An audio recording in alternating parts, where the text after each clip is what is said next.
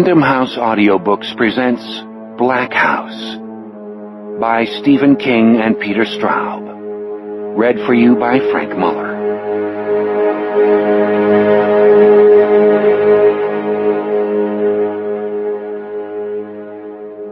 Part 1. Welcome to Coolie Country.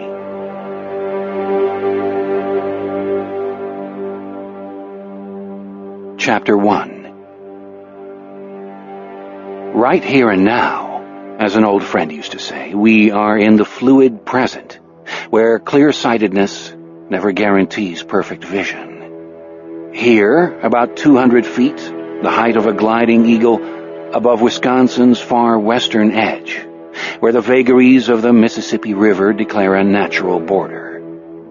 Now, an early Friday morning in mid-July, a few years into both a new century and a new millennium, their wayward courses so hidden that a blind man has a better chance of seeing what lies ahead than you or I. Right here and now, the hour is just past 6 a.m., and the sun stands low in the cloudless eastern sky, a fat, confident yellow-white ball advancing as ever for the first time toward the future, and leaving in its wake the steadily accumulating past, which darkens as it recedes, making blind men of us all. Below, the early sun touches the river's wide, soft ripples with molten highlights. Sunlight glints from the tracks of the Burlington Northern Santa Fe Railroad running between the riverbank and the backs of the shabby two-story houses along County Road 00, known as Nail House Row, the lowest point of the comfortable-looking little town extending uphill and eastward beneath us. At this moment, in the Coolie Country, life seems to be holding its breath. The motionless air around us carries such remarkable purity and sweetness that you might imagine a man could smell a radish pulled out of the ground a mile away. Moving toward the sun, we glide away from the river and over the shining tracks, the backyards and roofs of Nail House Row, then a line of Harley-Davidson motorcycles tilted on their kickstands. These unprepossessing little houses were built early in the century recently vanished for the metal pourers, mold makers, and crate men employed by the Peterson Nail Factory. On the grounds that working stiffs would be unlikely to complain about the flaws in their subsidized accommodations, they were constructed as cheaply as possible. Peterson Nail, which had suffered multiple hemorrhages during the 50s, finally bled to death in 1963. The waiting Harleys suggest that the factory hands have been replaced by a motorcycle gang. The uniformly ferocious appearance of the Harley's owners, wild-haired, bushy-bearded, swag-bellied men sporting earrings, black leather jackets, and less than the full complement of teeth, would seem to support this assumption. Like most assumptions, this one embodies an uneasy half-truth. The current residents of Nail House Row, whom suspicious locals dubbed the Thunder Five soon after they took over the houses along the river, cannot so easily be categorized. They have skilled jobs in the Kingsland Brewing Company, located just out of town to the south and 1 block east of the Mississippi. If we look to our right, we can see the world's largest 6-pack storage tanks, painted over with gigantic Kingsland old-time lager labels. The men who live on Nail House Row met one another on the Urbana-Champaign campus of the University of Illinois, where all but one were undergraduates majoring in English or philosophy. The exception was a resident in surgery at the UIUC University Hospital. They get an ironic pleasure from being called the Thunder Five. The name strikes them as sweetly cartoonish. What they call themselves is the Hegelian Scum. These gentlemen form an interesting crew, and we will make their acquaintance later on. For now, we have time only to note the hand-painted posters taped to the fronts of several houses, 2 lamp poles, and a couple of abandoned buildings. The posters say, "Fisherman, you better pray to your stinking God we don't catch you first. Remember Amy." From Nailhouse Row, Chase Street runs steeply uphill between listing buildings with worn, unpainted facades the color of fog. The old Nelson Hotel, where a few impoverished residents lie, sleeping, a blank-faced tavern, a tired shoe store displaying Red Wing work boots behind its filmy picture window, a few other dim buildings that bear no indication of their function and seem oddly dreamlike and vaporous. These structures have the air of failed resurrections, of having been rescued from the dark westward territory, although they were still dead. In a way, that is precisely what happened to them. An ochre horizontal stripe, 10 feet above the sidewalk on the facade of the Nelson Hotel, and 2 feet from the rising ground on the opposed ashen faces of the last two buildings, represents the high water mark left behind by the flood of 1965, when the Mississippi rolled over its banks, drowned the railroad tracks and Nailhouse Row, and mounted nearly to the top of Chase Street. Where Chase rises above the flood line and levels out, it widens and undergoes a transformation into the main street of French Landing, the town beneath us. The Agincourt Theater, the Taproom Bar and Grill, the First Farmers State Bank, the Samuel Stutz Photography Studio, which does a steady business in graduation photos, wedding pictures, and children's portraits, and shops, not the ghostly relics of shops, line its blunt sidewalks. Benton's Rexall Drugstore, Reliable Hardware, Saturday Night Video, Regal Clothing, Schmidt's All Sorts Emporium, stores selling electronic equipment, magazines and greeting cards, toys and athletic clothing featuring the logos of the Brewers, the Twins, the Packers, the Vikings, and the University of Wisconsin. After a few blocks, the name of the street changes to Lyle Road, and the buildings separate and shrink into one-story wooden structures fronted with signs advertising insurance offices and travel agencies. After that, the street becomes a highway that glides eastward past a 7-Eleven, the Reinhold T. Grauerhammer VFW Hall, a big farm implement dealership known locally as Goltz's, and into a landscape of flat, unbroken fields.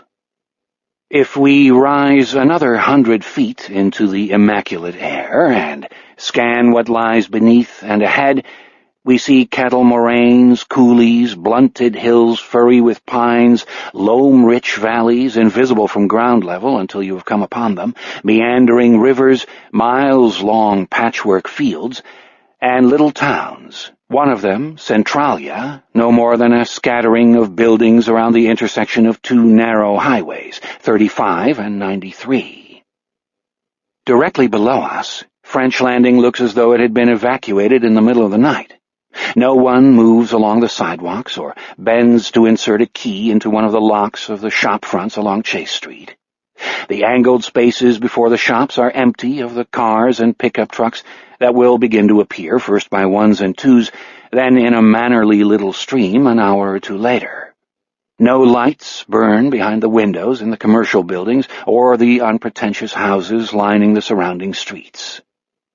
A block north of Chase, on Sumner Street, 4 matching red brick buildings of 2 stories each house, in west-east order, the French Landing Public Library, the offices of Patrick J. Scarda, M.D., the local general practitioner, and Bell & Holland, a 2-man law firm now run by Garland Bell and Julius Holland, the sons of its founders, the Hartfield & Son Funeral Home, now owned by a vast funereal empire centered in St. Louis, and the French Landing Post Office. Separated from these by a wide driveway into a good-sized parking lot at the rear, the building at the end of the block, where Sumner intersects with 3rd Street, is also of red brick and 2 stories high, but longer than its immediate neighbors. Unpainted iron bars block the rear second-floor windows, and 2 of the 4 vehicles in the parking lot are patrol cars with light bars across their tops and the letters FLPD on their sides. The presence of police cars and barred windows seem incongruous in this rural fastness. What sort of crime can happen here? Nothing serious, surely. Surely nothing worse than a little shoplifting, drunken driving, and an occasional bar fight. As if in testimony to the peacefulness and regularity of small-town life, a red van with the words La Riviere Herald on its side panels drifts slowly down 3rd Street, pausing at nearly all of the mailbox stands for its driver to insert copies of the day's newspaper wrapped in a blue plastic bag into gray metal cylinders bearing the same words. When the van turns onto Sumner, where the buildings have mail slots instead of boxes, the route man simply throws the wrapped papers at the front doors. Blue parcels thwack against the doors of the police station, the funeral home, and the office buildings. The post office does not get a paper. What do you know? Lights are burning behind the front downstairs windows of the police station. The door opens. A tall, dark-haired young man in a pale blue short-sleeved uniform shirt, a Sam Brown belt, and navy trousers steps outside. The wide belt and the gold badge on Bobby Dulac's chest gleam in the fresh sunlight, and everything he is wearing, including the 9mm pistol strapped to his hip, seems as newly made as Bobby Dulac himself. He watches the red van turn left onto 2nd Street and frowns at the rolled newspaper.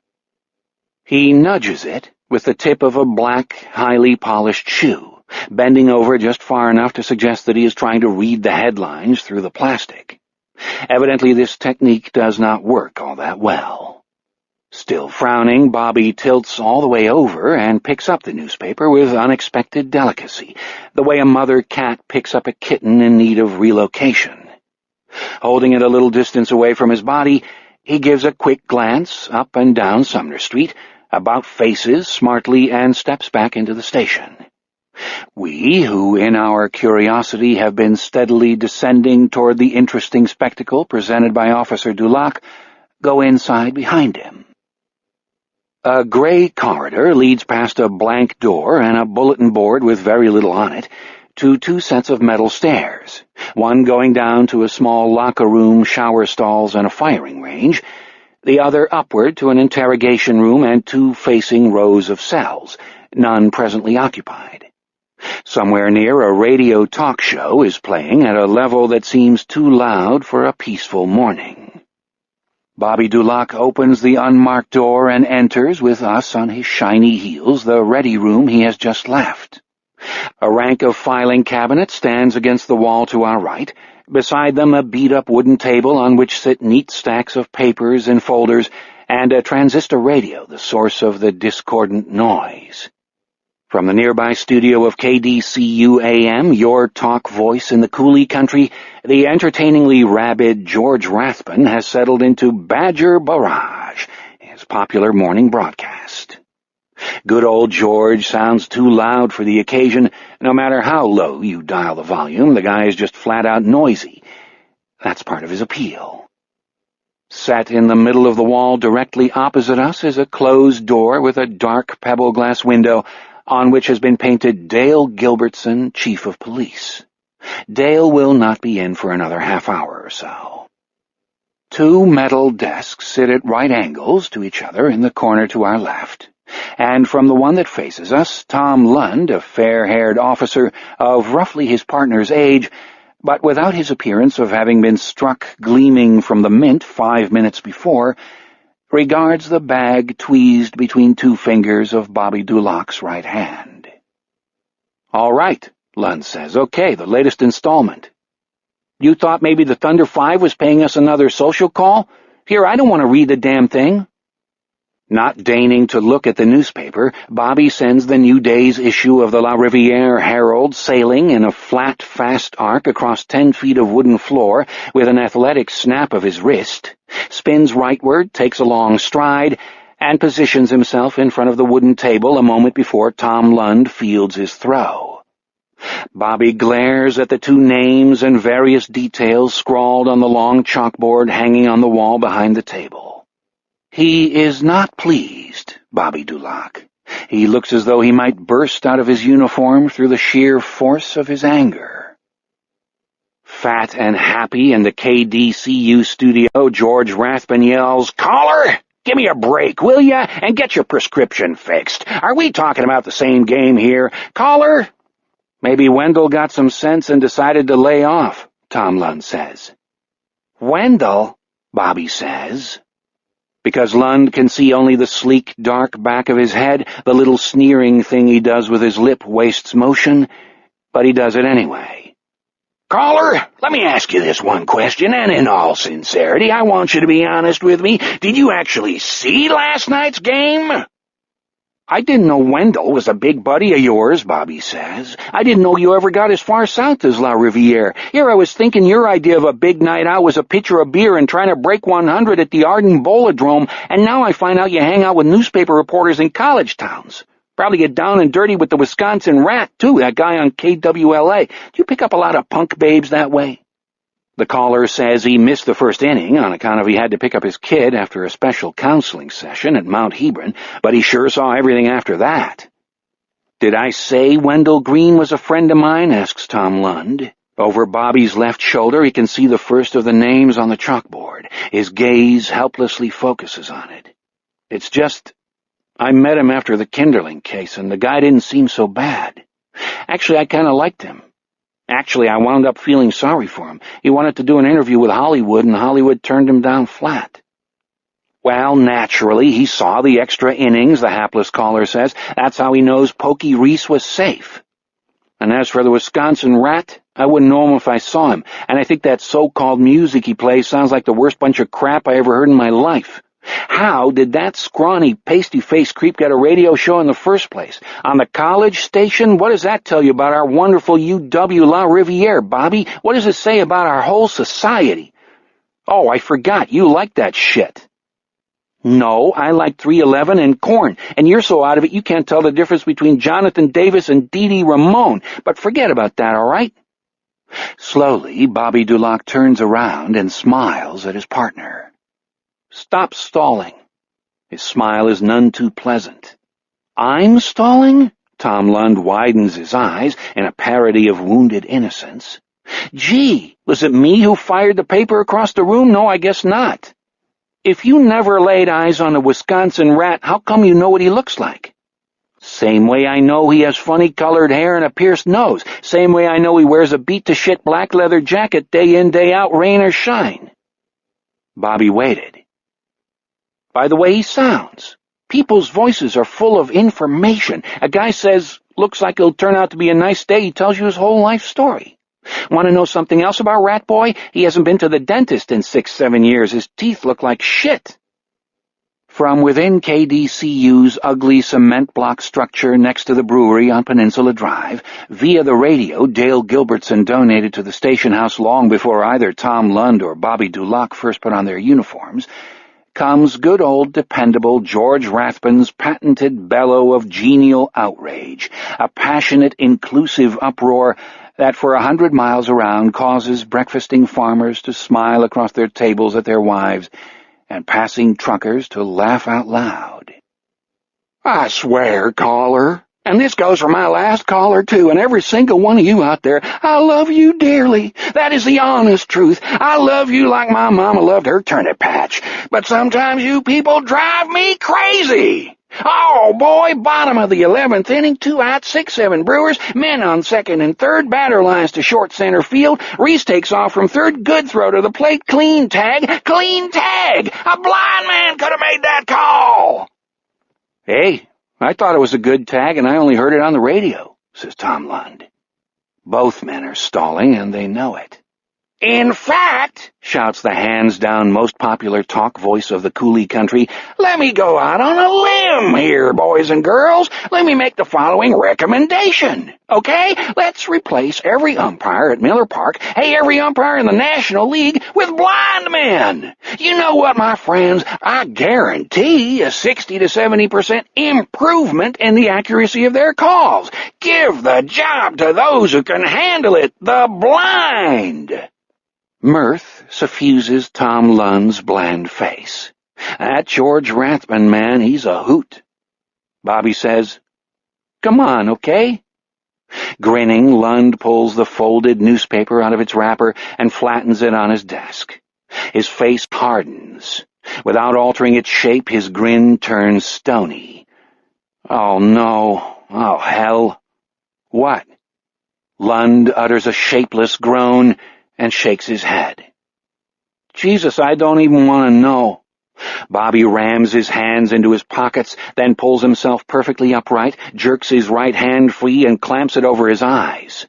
I'm a blind guy, all right? Make me an umpire. I don't want to be a cop anymore. Lund says nothing. It's a headline? Like a banner headline? How bad is it?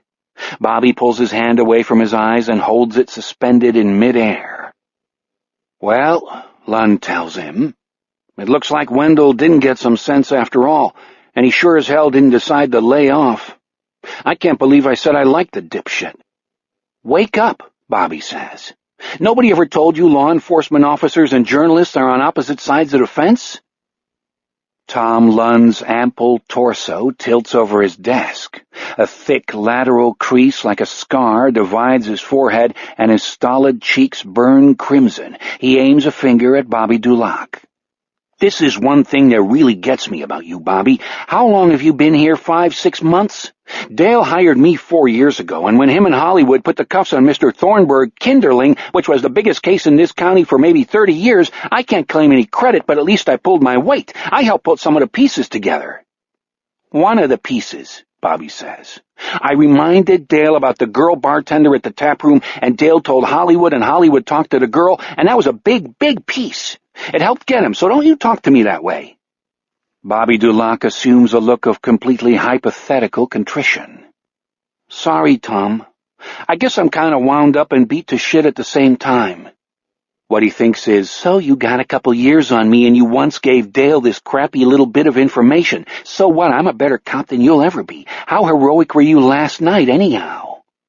At 11:15 the previous night, Armand Beezer St. Pierre and his fellow travelers in the Thunder 5 had roared up from Nailhouse Row to surge into the police station and demand of its 3 occupants, each of whom had worked an 18-hour shift, exact details of the progress they were making on the issue that most concerned them all.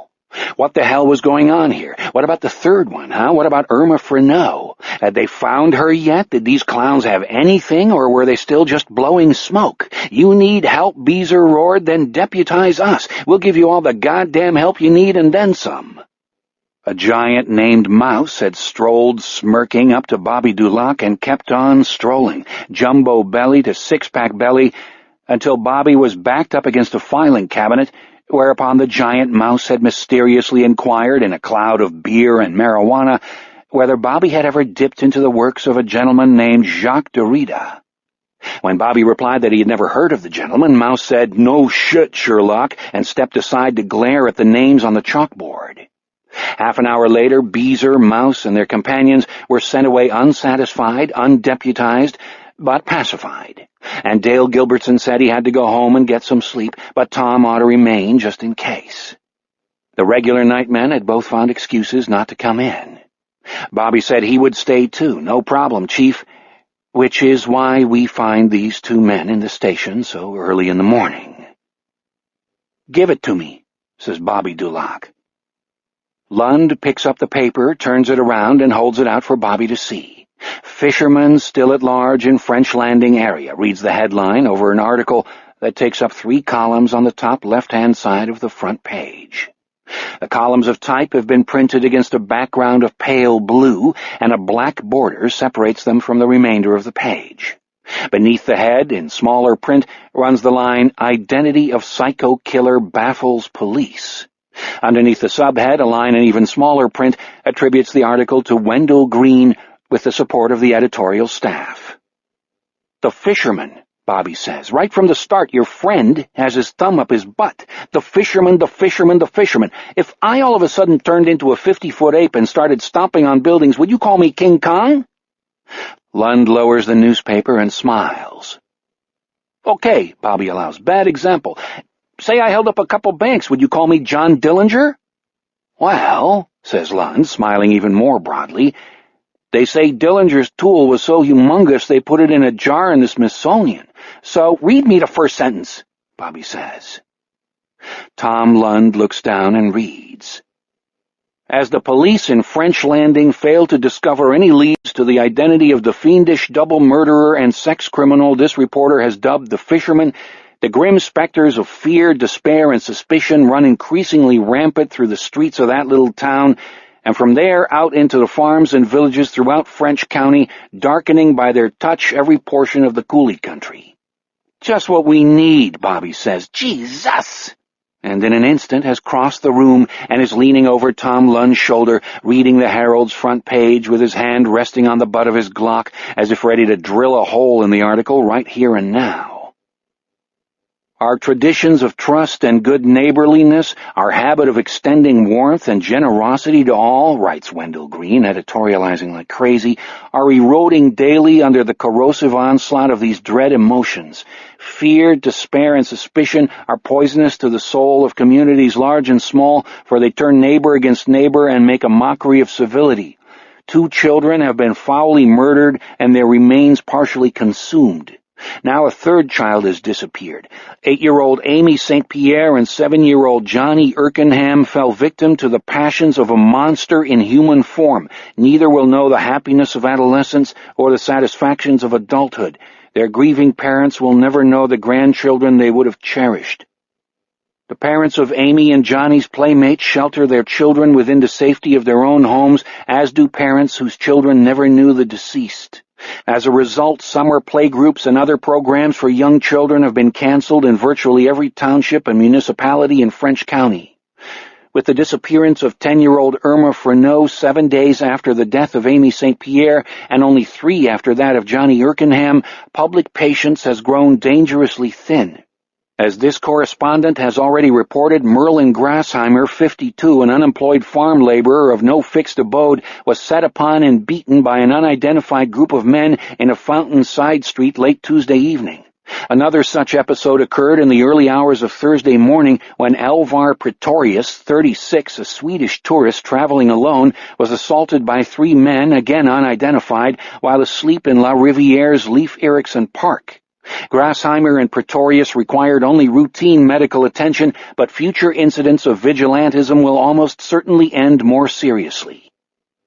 Tom Lund looks down at the next paragraph, which describes the Freneau girl's abrupt disappearance from a Chase Street sidewalk, and pushes himself away from his desk. Bobby Dulac reads silently for a time, then says, "You gotta hear this shit, Tom." This is how he winds up. "When will the fisherman strike again? For he will strike again, my friends, make no mistake.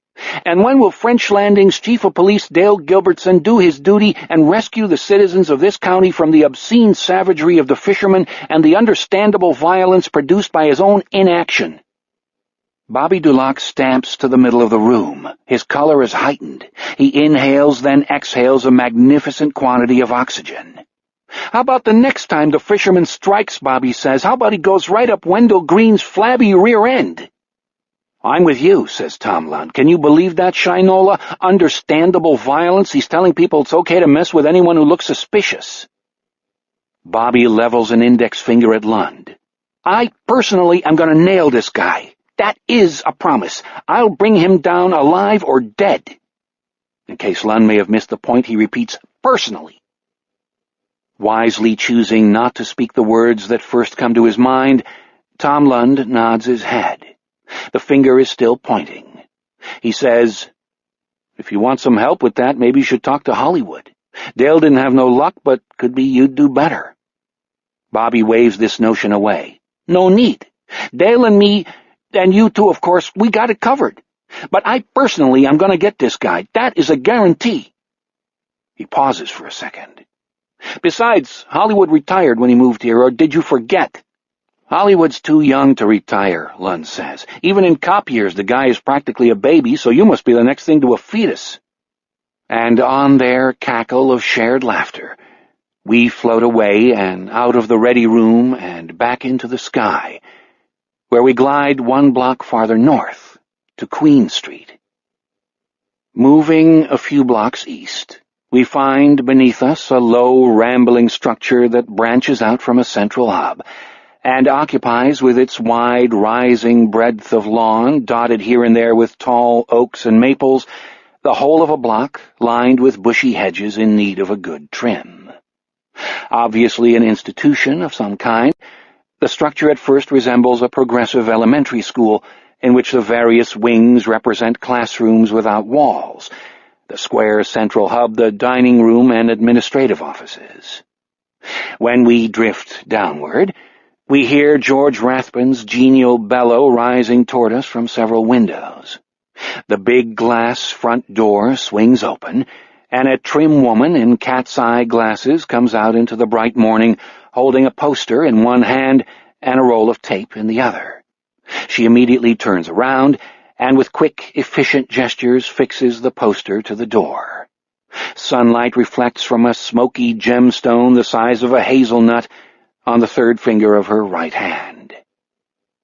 While she takes a moment to admire her work, we can peer over her crisp shoulder and see that the poster announces in a cheerful burst of hand-drawn balloons that today is Strawberry Fest.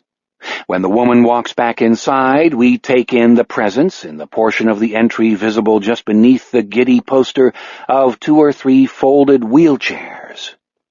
Beyond the wheelchairs, the woman, whose chestnut hair has been pinned back into an architectural whorl, strides on her high-heeled pumps through a pleasant lobby with blonde wooden chairs and matching tables strewn artfully with magazines, marches past a kind of unmanned guard post or reception desk before a handsome fieldstone wall, and vanishes with the trace of a skip through a burnished door marked William Maxton, Director.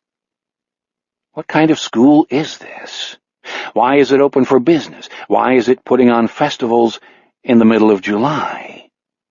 We could call it a graduate school, for those who reside here have graduated from every stage of their existences but the last, which they live out day after day under the careless stewardship of Mr. William Chipper Maxton, Director.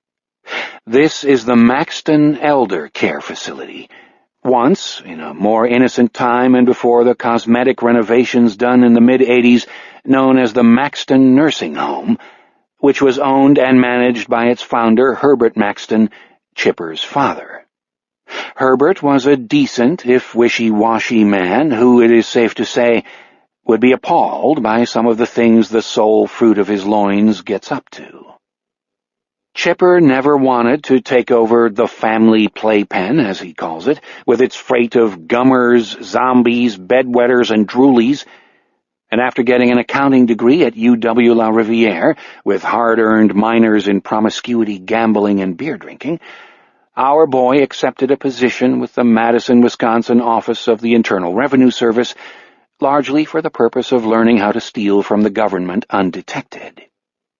5 years with the IRS taught him much that was useful, but when his subsequent career as a freelancer failed to match his ambitions, he yielded to his father's increasingly frail entreaties and threw in his lot with the undead and the droolies.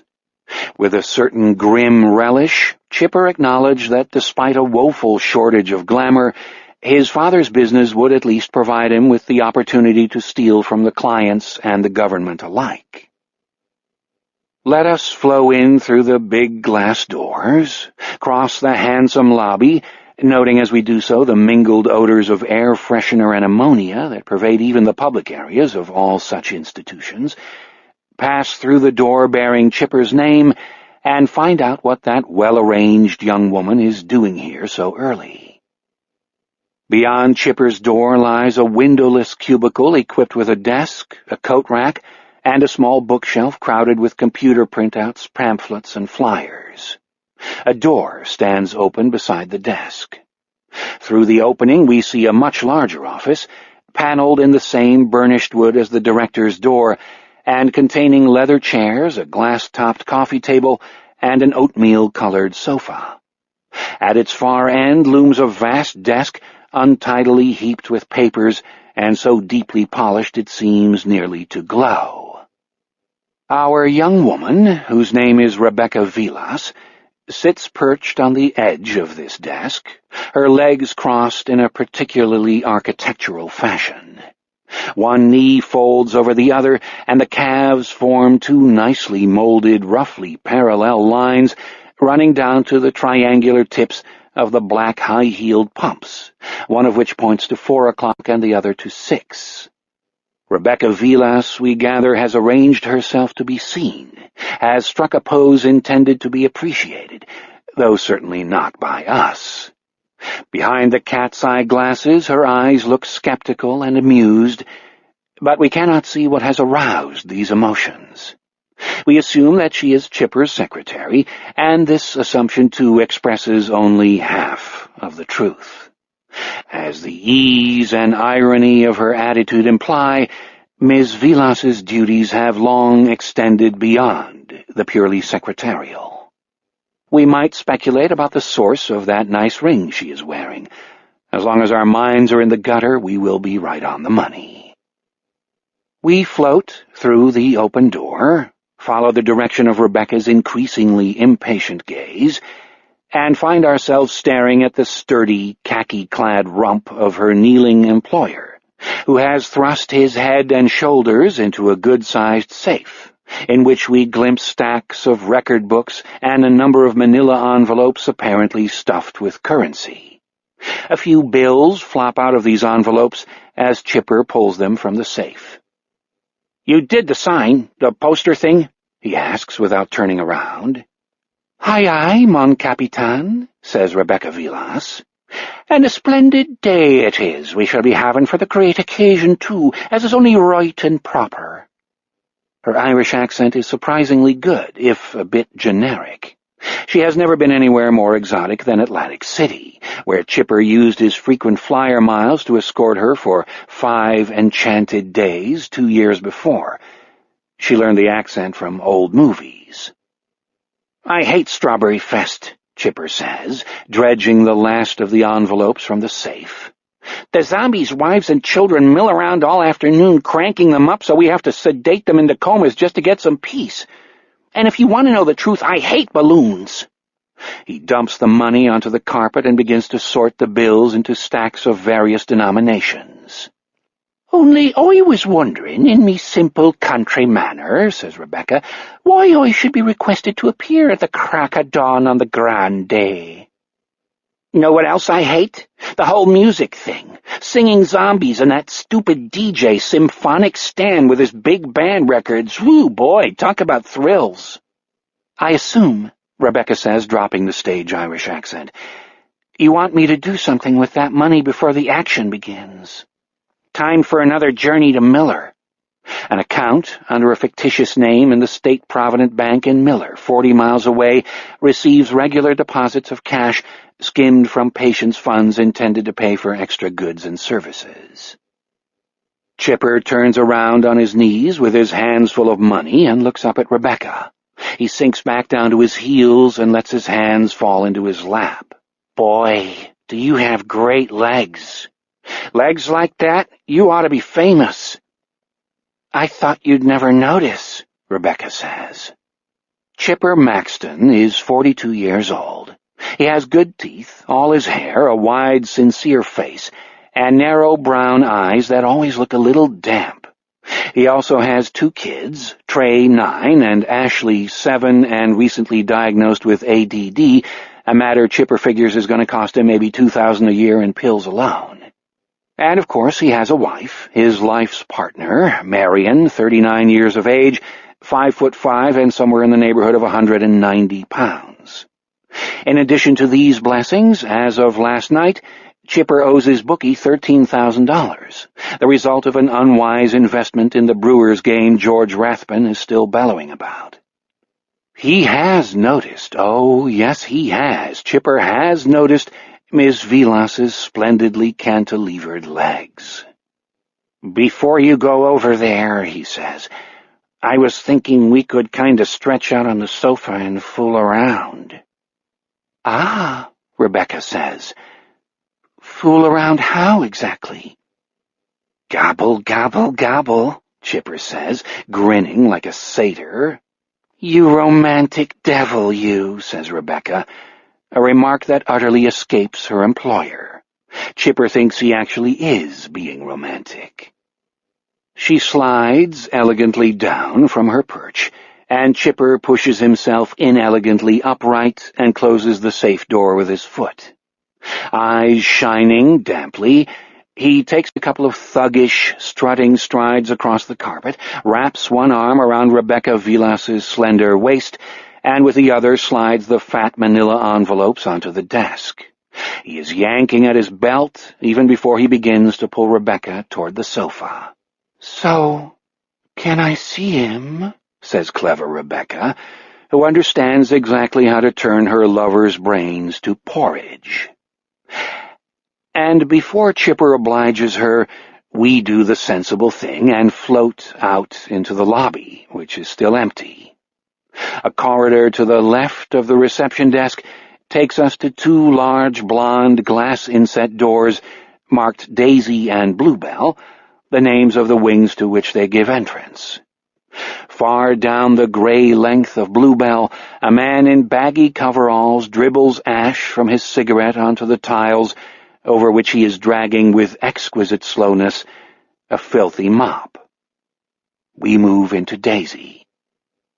The functional parts of Maxton's are a great deal less attractive than the public areas. Numbered doors line both sides of the corridor. Hand-lettered cards in plastic holders beneath the numerals give the names of the residents. 4 doors along, a desk at which a burly male attendant in an unclean white uniform sits dozing upright, faces the entrances to the men's and women's bathrooms. At Maxton's, only the most expensive rooms, those on the other side of the lobby, in Asphodel, provide anything but a sink. Dirty mop swirls harden and dry all up and down the tiled floor, which stretches out before us to improbable length.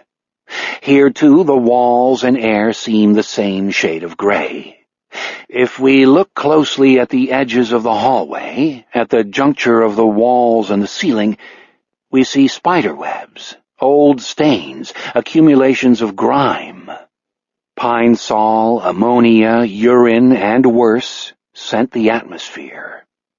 As an elderly lady in Bluebell Wing likes to say, that when you live with a bunch of people who are old and incontinent, you never get far from the smell of caca.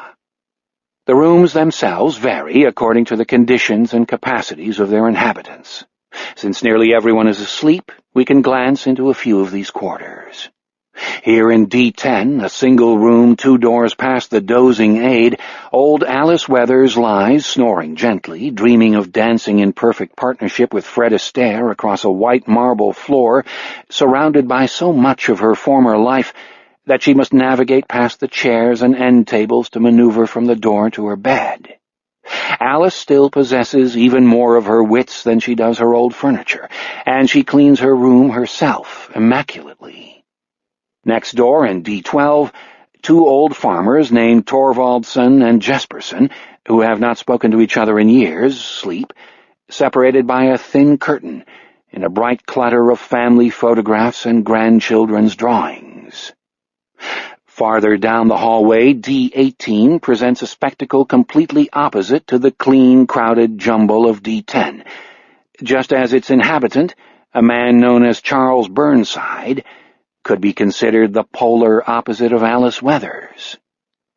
In D18 there are no end tables, hutches, overstuffed chairs, gilded mirrors, lamps, woven rugs, or velvet curtains. This barren room contains only a metal bed, a plastic chair, and a chest of drawers. No photographs of children and grandchildren stand atop the chest, and no crayon drawings of blocky houses and stick figures decorate the walls. Mr. Burnside has no interest in housekeeping, and a thin layer of dust covers the floor, the windowsill, and the chest's bare top. D18 is bereft of history, empty of personality. It seems as brutal and soulless as a prison cell. A powerful smell of excrement contaminates the air. For all the entertainment offered by Chipper Maxton and all the charm of Alice Weathers, it is Charles Burnside, Bernie, we have most come to see. Chapter 2. Chipper's background we know. Alice arrived at Maxton's from a big house on Gale Street, the old part of Gale Street, where she outlived 2 husbands, raised 5 sons, and taught piano to 4 generations of French landing children, none of whom ever became professional pianists, but who all remember her fondly and think of her with affection. Alice came to this place, as most people do, in a car driven by one of her children, and with a mixture of reluctance and surrender. She had become too old to live alone in the big house in the old section of Gale Street. She had 2 grown married sons who were kind enough, but she could not tolerate adding to their cares. Alice Weathers had spent her entire life in French Landing, and she had no desire to live anywhere else. In a way, she had always known that she would end her days in Maxton's, which, though not at all luxurious, was agreeable enough. On the day her son Martin had driven her over to inspect the place, she had realized that she knew at least half the people there. Unlike Alice, Charles Burnside, the tall, skinny old man lying covered by a sheet before us in his metal bed, is not in full possession of his wits, nor is he dreaming of Fred Astaire. The veiny expanse of his bald, narrow head curves down to eyebrows like tangles of gray wire, beneath which, on either side of the fleshy hook of his nose, 2 narrow eyes shine at his north-facing window and the expanse of woods beyond Maxton's. Alone of all the residents of Daisy Wing, Bernie is not asleep. His eyes gleam, and his lips are wormed into a bizarre smile. But these details mean nothing, for Charles Burnside's mind may be as empty as his room. Bernie has suffered from Alzheimer's disease for many years, and what looks like an aggressive form of pleasure could be no more than physical satisfaction of a very basic kind. If we had failed to guess that he was the origin of the stench in this room, the stains rising into the sheet that covers him make it clear. He has just evacuated massively into his bed, and the very least we can say about his response to the situation is that he does not mind a bit. No, sir. Shame is not a part of this picture. But if, unlike delightful Alice, Bernie no longer has a firm grasp on all of his marbles, neither is he a typical Alzheimer's patient. He might spend a day or 2 mumbling into his oatmeal like the rest of Chipper's zombies, then revitalize himself and join the living again. When not undead, he usually manages to get down the hall to the bathroom as necessary, and he spends hours either sneaking off on his own or patrolling the grounds, being unpleasant, in fact offensive, to all and sundry. Restored from zombiehood, he is sly, secretive, rude, caustic, stubborn, foul-tongued, mean-spirited, and resentful. In other words, in the world according to Chipper, a blood brother to the other old men who reside at Maxton's. Some of the nurses, aides, and attendants doubt that Bernie really does have Alzheimer's. They think he is faking it, opting out, lying low, deliberately making them work harder while he rests up and gathers his strength for yet another episode of unpleasantness. We can hardly blame them for their suspicion. If Bernie has not been misdiagnosed, he is probably the only advanced Alzheimer's patient in the world to experience prolonged spells of remission. In 1996, his 78th year, the man known as Charles Burnside arrived at Maxton's in an ambulance from La Riviere General Hospital, not in a vehicle driven by a helpful relative. He had appeared in the emergency room one morning carrying 2 heavy suitcases filled with dirty clothing and loudly demanding medical attention. His demands were not coherent, but they were clear. He claimed to have walked a considerable distance to reach the hospital, and he wanted the hospital to take care of him. The distance varied from telling to telling, 10 miles, 15 miles, 25. He either had or had not spent some nights sleeping in fields or by the side of the road. His general condition and the way he smelled suggested that he had been wandering the countryside and sleeping rough for perhaps a week. If he had once had a wallet, he had lost it on his journey. La Riviere General cleaned him up, fed him, gave him a bed, and tried to extract a history. Most of his statements trailed off into disjointed babble, but in the absence of any documents, at least these facts seemed reliable. Burnside had been a carpenter, framer, and plasterer in the area for many years, working for himself and general contractors. An aunt who lived in the town of Blair had given him a room. He had walked the 18 miles from Blair to La Riviere, then? No, he had started his walk somewhere else. He could not remember where, but it was 10 miles away. No, 25 miles away, some town, and the people in that town were no good jackass asswipes. What was the name of his aunt? Althea Burnside. What were her address and telephone number? No idea, couldn't remember. Did his cousin have a job of any kind? Yes, she was a full-time jackass asswipe. But she had permitted him to live in her house? Who? Permitted what? Charles Burnside needed no one's permission. He did what he damn well wanted. Had his aunt ordered him out of her house? Who are you talking about, you jackass asshole? The admitting MD entered an initial diagnosis of Alzheimer's disease, pending the results of various tests, and the social worker got on the telephone and requested the address and telephone number of an Althea Burnside currently residing in Blair. The telephone company reported no listing for a person of that name in Blair, nor was she listed in Ettrick, Cochrane, Fountain City, Sparta, Onalaska, Arden, La Riviere, or any other of the towns and cities within a 50-mile radius. Widening her net, the social worker consulted the records office and the departments of Social Security, motor vehicle license, and taxation for information about Althea and Charles Burnside. Of the two Altheas that popped up out of the system, one owned a diner in Butternut, far to the north of the state, and the other was a black woman who worked in a Milwaukee daycare center. Neither had any connection to the man in La Riviere General. The Charles Burnsides located by the record search were not the social worker's Charles Burnside. Althea seemed not to exist.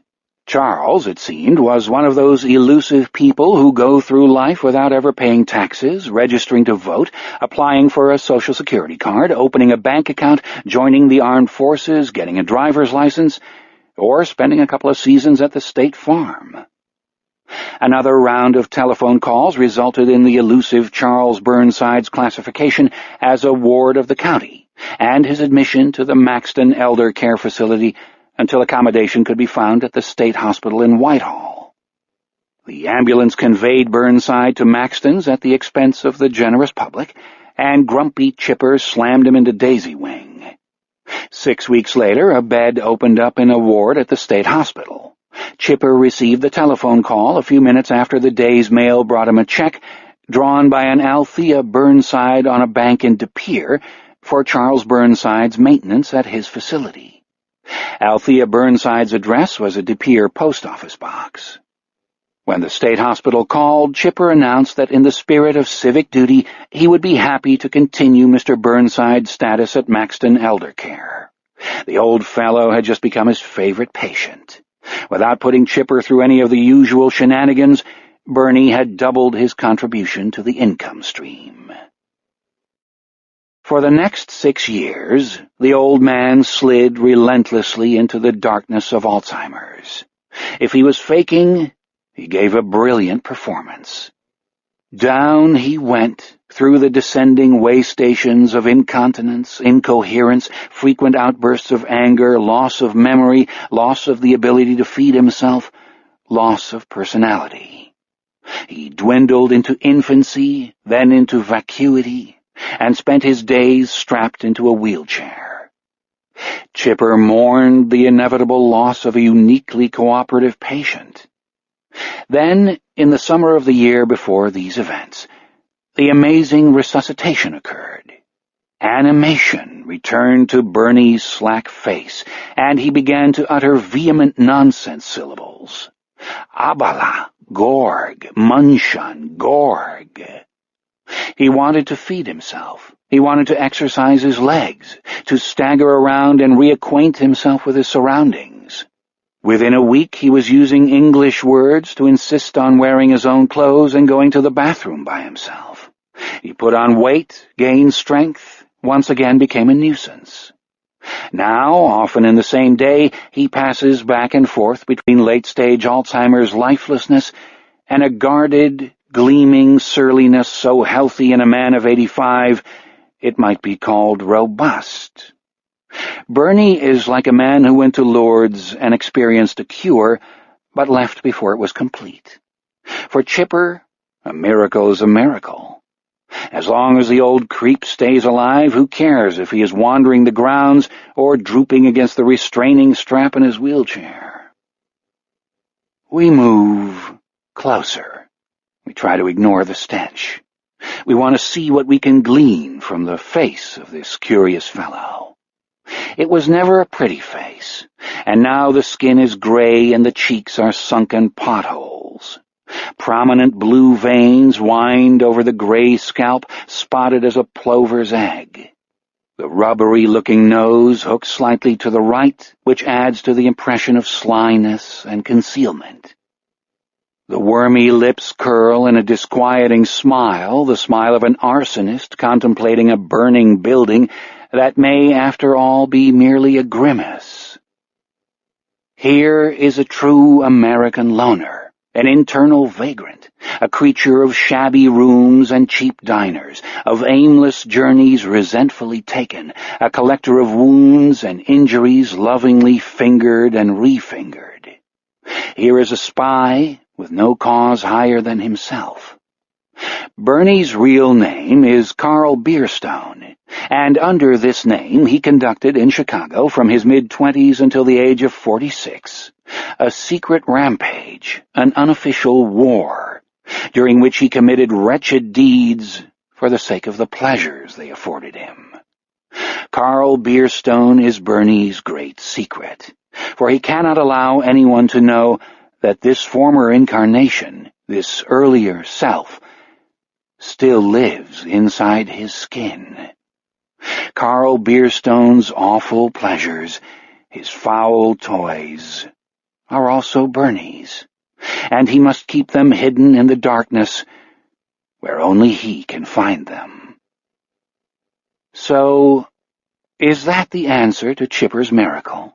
That Carl Bierstone found a way to creep out through a seam in Bernie's zombiedom and assume control of the foundering ship.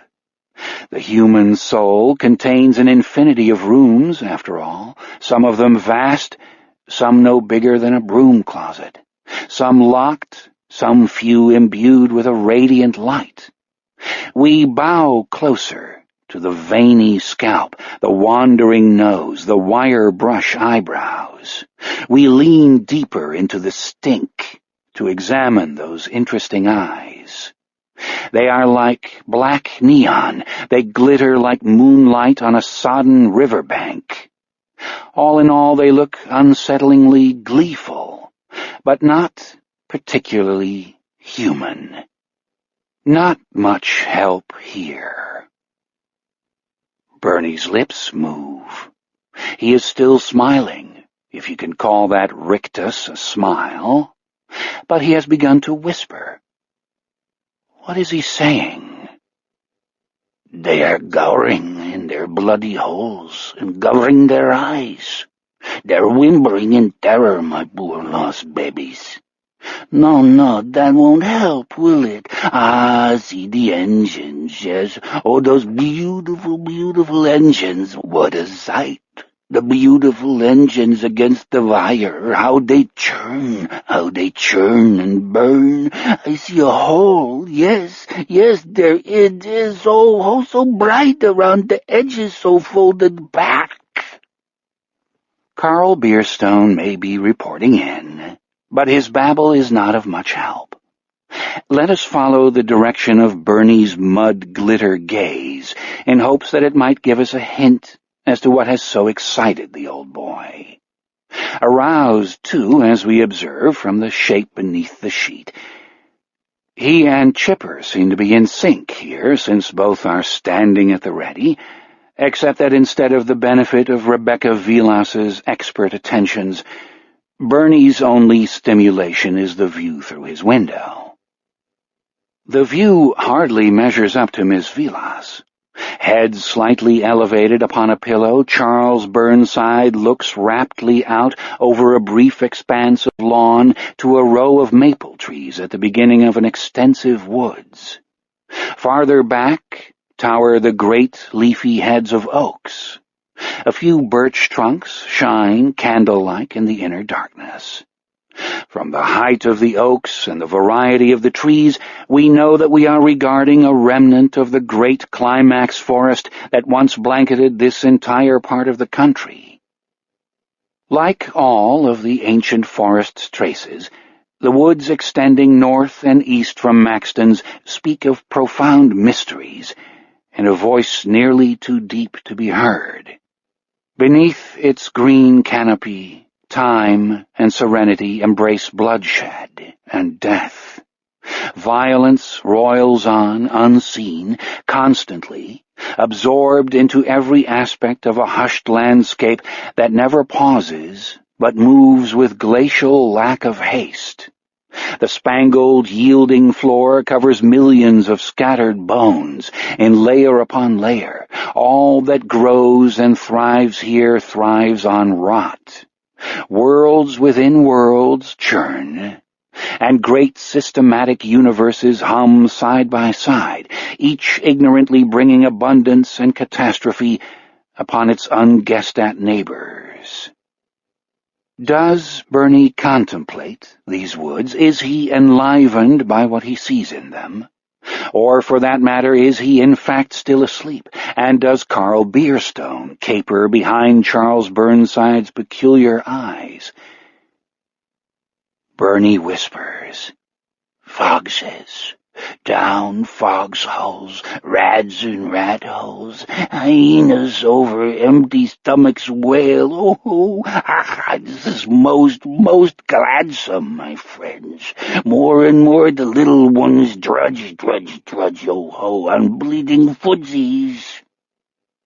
Let's blow this pop stand, okay? Let's sail away from old Bernie's ugly mouth. Enough is enough. Let us seek the fresh air and fly north over the woods. Foxes down foxholes and rats in rat holes may be wailing, true, that's how it works. But we are not about to find any starving hyenas in western Wisconsin. Hyenas are always hungry anyhow. No one feels sorry for them either. You'd have to be a real bleeding heart to pity a creature that does nothing but skulk around the periphery of other species until the moment when, grinning and chuckling, it can plunder their leftovers. Out we go, right through the roof. East of Maxton's, the woods carpet the ground for something like a mile or two, before a narrow dirt road curves in from Highway 35 like a careless parting in a thick head of hair. The woods continue for another 100 yards or so, then yield to a 30-year-old housing development consisting of 2 streets. Basketball hoops, backyard swing sets, tricycles, bicycles, and vehicles by Fisher-Price clutter the driveways of the modest houses on Schubert and Gale. The children who will make use of them lie abed, dreaming of cotton candy, puppy dogs, home runs, excursions to distant territories, and other delightful infinitudes. Also asleep are their anxious parents, doomed to become even more so after reading Wendell Green's contribution to the front page of the day's Herald. Something catches our eye. That narrow dirt road curving into the woods from Highway 35 straightaway. More a lane than an actual road, its air of privacy seems at odds with its apparent uselessness. The lane loops off into the woods, and 3/4 of a mile later comes to an end. What is its point? What is it for?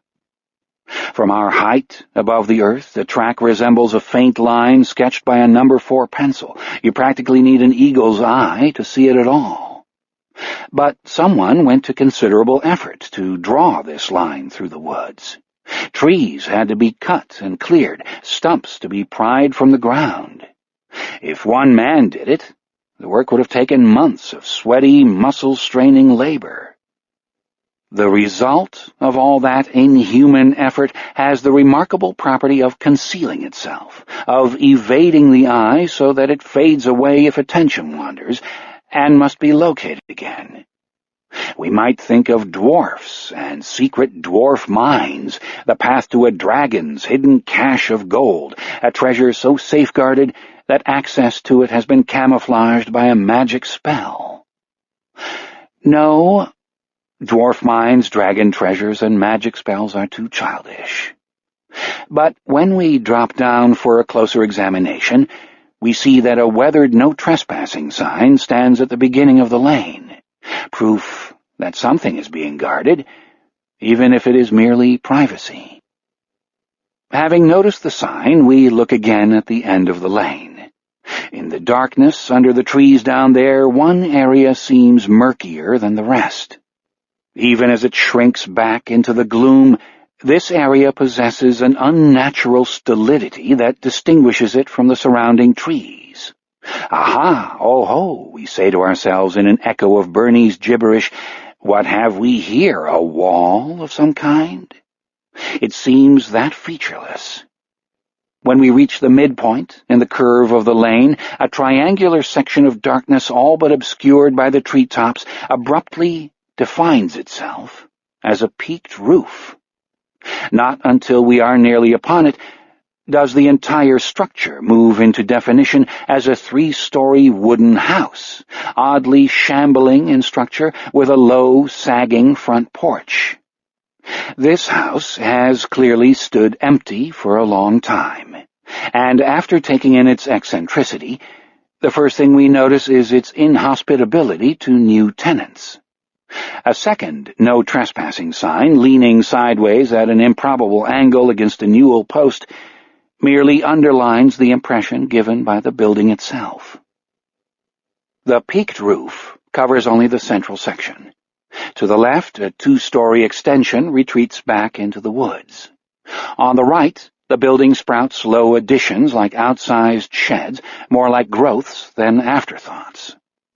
In both senses of the word, the building looks unbalanced. An off-kilter mind conceived it, then relentlessly brought it into off-center being. The intractable result deflects inquiry and resists interpretation. An odd, monolithic invulnerability emanates from the bricks and boards, despite the damage done by time and weather. Obviously built in search of seclusion, if not isolation, the house seems still to demand them. Oddest of all, from our vantage point, the house appears to have been painted a uniform black. Not only the boards, but every inch of the exterior, the porch, the trim, the rain gutters, even the windows. Black, from top to bottom. And that cannot be possible. In this guileless, good-hearted corner of the world, not even the most crazily misanthropic builder would turn his house into its own shadow. We float down to just above ground level, and move nearer along the narrow lane. When we come close enough for reliable judgment, which is uncomfortably close, we find that misanthropy can go further than we had supposed. The house is not black now, but it used to be. What it has faded into makes us feel that we might have been too critical about the original color. The house has become the leaden gray-black of thunderheads and dismal seas and the hulls of wrecked ships. Black would be preferable to this utter lifelessness. We may be certain that very few of the adults who live in the nearby development, or any adults in French Landing or the surrounding towns, have defied the admonition on 35 and ventured up the narrow lane. Almost none so much as notice the sign anymore. None of them know of the existence of the Black House. We can be just as certain, however, that a number of their children have explored the lane, and that some of those children wandered far enough to come upon the house. They would have seen it in a way their parents could not, and what they saw would have sent them racing back toward the highway.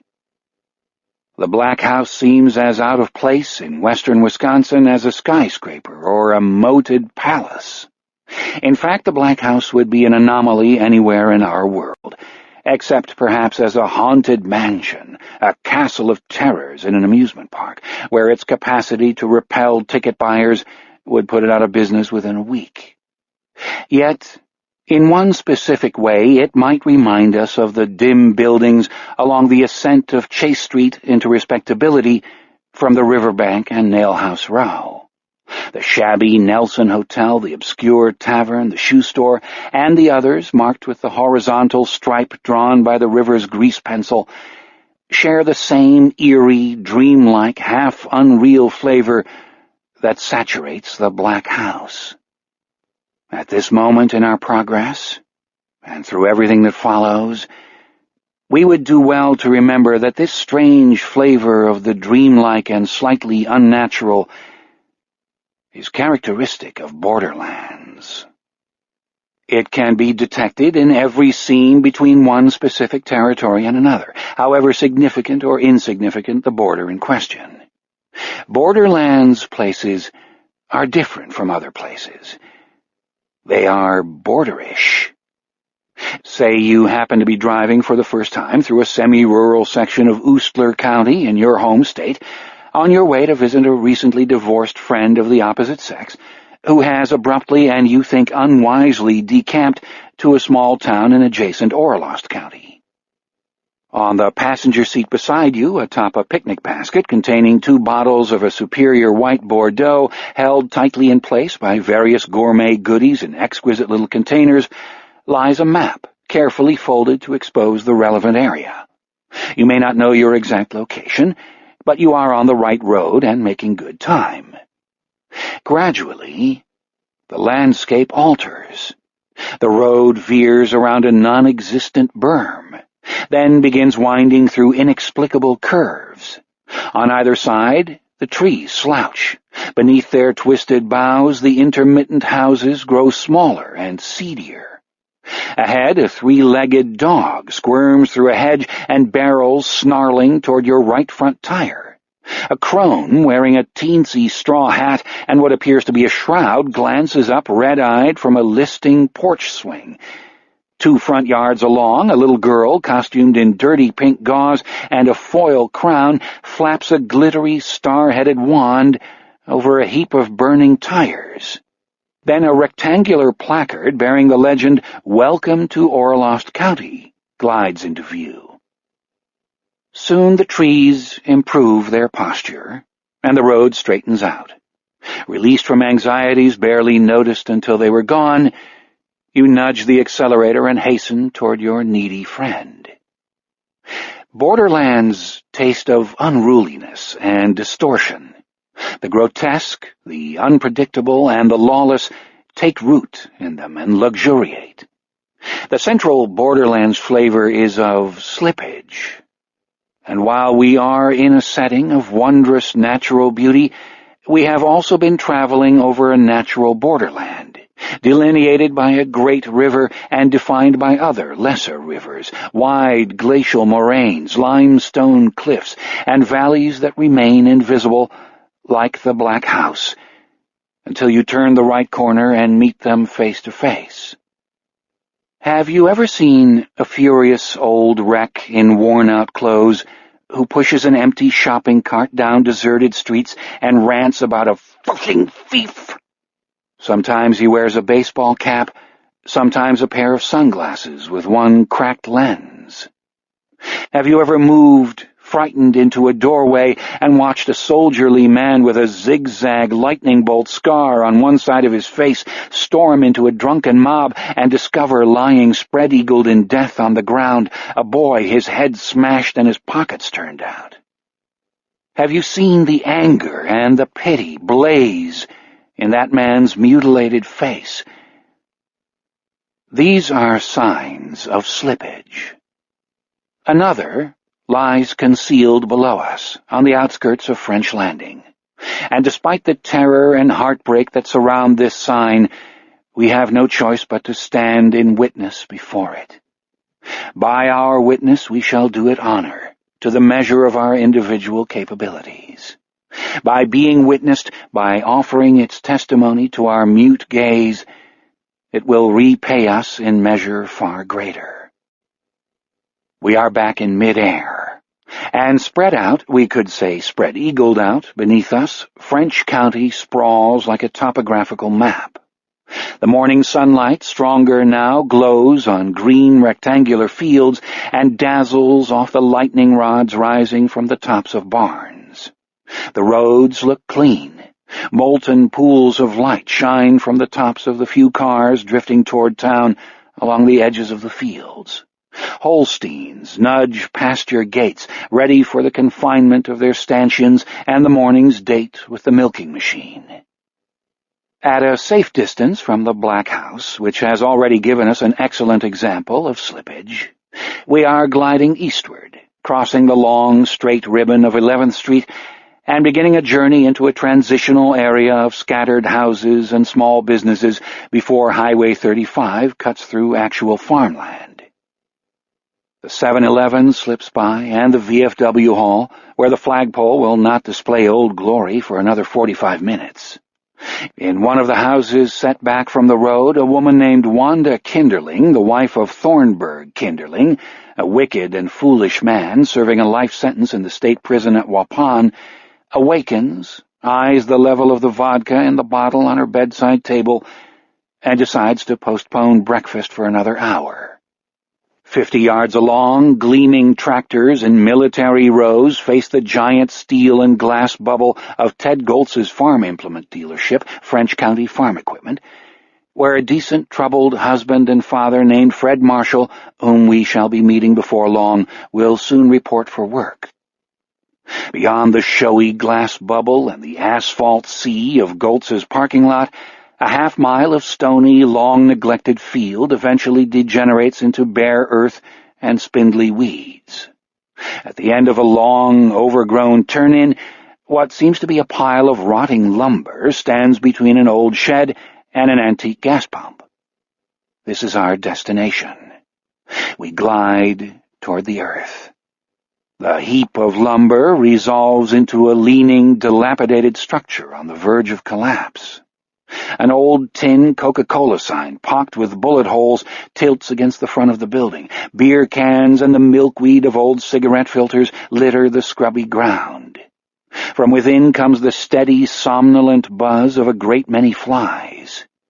We wish to retreat into the cleansing air and depart. The Black House was pretty bad. In fact, it was terrible. But this is going to be worse. One secondary definition of slippage is the feeling that things in general have just gotten, or very shortly will get, worse. The ruined boxcar-shaped shack before us used to house a comically ill-run and unsanitary establishment called Ed's Eats and Dogs. From behind an eternally messy counter, a chortling 350-pound mass of blubber named Ed Gilbertson once served up greasy, overdone hamburgers, bologna and mayonnaise sandwiches ornamented with black thumbprints, and oozing ice cream cones to a small, undiscriminating clientele, mostly local children who arrived on bicycles. Now long deceased, Ed was one of the numerous uncles of French Landing's chief of police Dale Gilbertson, and a good-hearted slob and dimwit of great local renown. His cook's apron was of an indescribable filthiness. The state of his hands and fingernails would have brought any visiting health inspector to the verge of nausea. His utensils might as well have been cleaned by cats. Immediately behind the counter, tubs of melting ice cream cooked in the heat from the crusted griddle. Overhead, limp fly-paper ribbons hung invisible within the fur of 1,000 fly corpses. The unlovely truth is that for decades, Ed's Eats permitted generation upon generation of microbes and germs to multiply unchecked, swarming from floor, counter, and griddle, not hesitating to colonize Ed himself, to spatula, fork, and the unwashed ice cream scoop, thence into the horrible food, finally into the mouths and guts of the kids who ate that stuff, plus those of the occasional mother. Remarkably, no one ever died from eating at Ed's. and after a long-overdue heart attack felled its proprietor one day when he mounted a stool for the purpose of finally tacking up a dozen new strips of flypaper, nobody had the heart to raise his little shack and clear away the rubble. For 25 years, under the shelter of darkness, its rotting shell has welcomed romantic teenage couples, as well as gatherings of boys and girls in need of a secluded place to investigate for the first time in recorded history, or so it seemed to them, the liberation of drunkenness. The rapt buzzing of the flies tells us that whatever we might be about to witness within this ruin will be neither a pair of spent young lovers nor a few silly passed-out kids. That soft, greedy uproar, inaudible from the road, declares the presence of ultimate things. We could say that it represents a kind of portal. We enter. Mild sunlight filtering in through gaps in the eastern wall and the battered roof paints luminous streaks across the gritty floor. Feathers, dust, eddy and stir over animal tracks and the dim impressions left by many long-gone shoes. Threadbare army surplus blankets speckled with mold lie crumpled against the wall to our left. A few feet away, discarded beer cans and flattened cigarette ends surround a kerosene-burning hurricane lamp with a cracked glass housing. The sunlight lays warm stripes over crisp footprints, advancing in a wide curve around the remains of Ed's appalling counter and into the vacancy formerly occupied by the stove, a sink, and a rank of storage shelves. There, in what once was Ed's sacred domain, the footprints vanish. Some ferocious activity has scattered the dust and grit, and something that is not an old army blanket, though we wish it were, lies disarrayed against the rear wall, half in, half out of a dark, irregular pool of tacky liquid. Delirious flies hover and settle upon the dark pool. In the far corner, a rust-colored mongrel with quill-like hair gets its teeth into the knuckle of meat and bone, protruding from the white object held between its front paws. The white object is a running shoe, a sneaker, a New Balance sneaker, to be exact. To be more exact, a child's New Balance sneaker, size 5. We want to invoke our capacity for flight and get the hell out of here. We want to float through the unresisting roof, to regain the harmless air, but we cannot. We must bear witness. An ugly dog is chewing on a child's severed foot, while making every effort to extract the foot from the white New Balance sneaker. The mongrel's scrawny back arches down and extends, the quilled shoulders and narrow head drop, the bony front legs rigidly clamp the prize, tug, tug, tug, but the sneaker's laces are tied. Too bad for the mutt.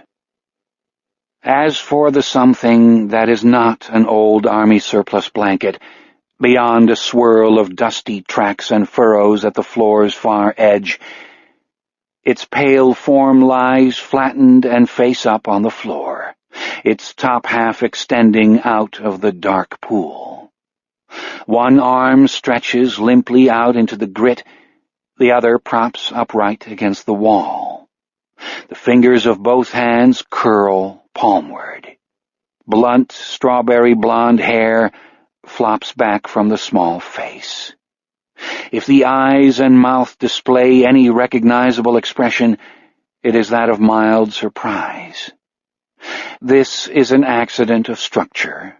It means nothing, for the configuration of this child's face caused her to look faintly surprised even while she was asleep. Bruises, like ink stains and eraser smudges, lie upon her cheekbones, her temple, her neck. A white T-shirt, bearing the logo of the Milwaukee Brewers and smeared with dirt and dried blood, covers her torso from neck to navel. The lower half of her body, pale as smoke except where drizzled with blood, lengthens into the dark pool where the ecstatic flies hover and settle.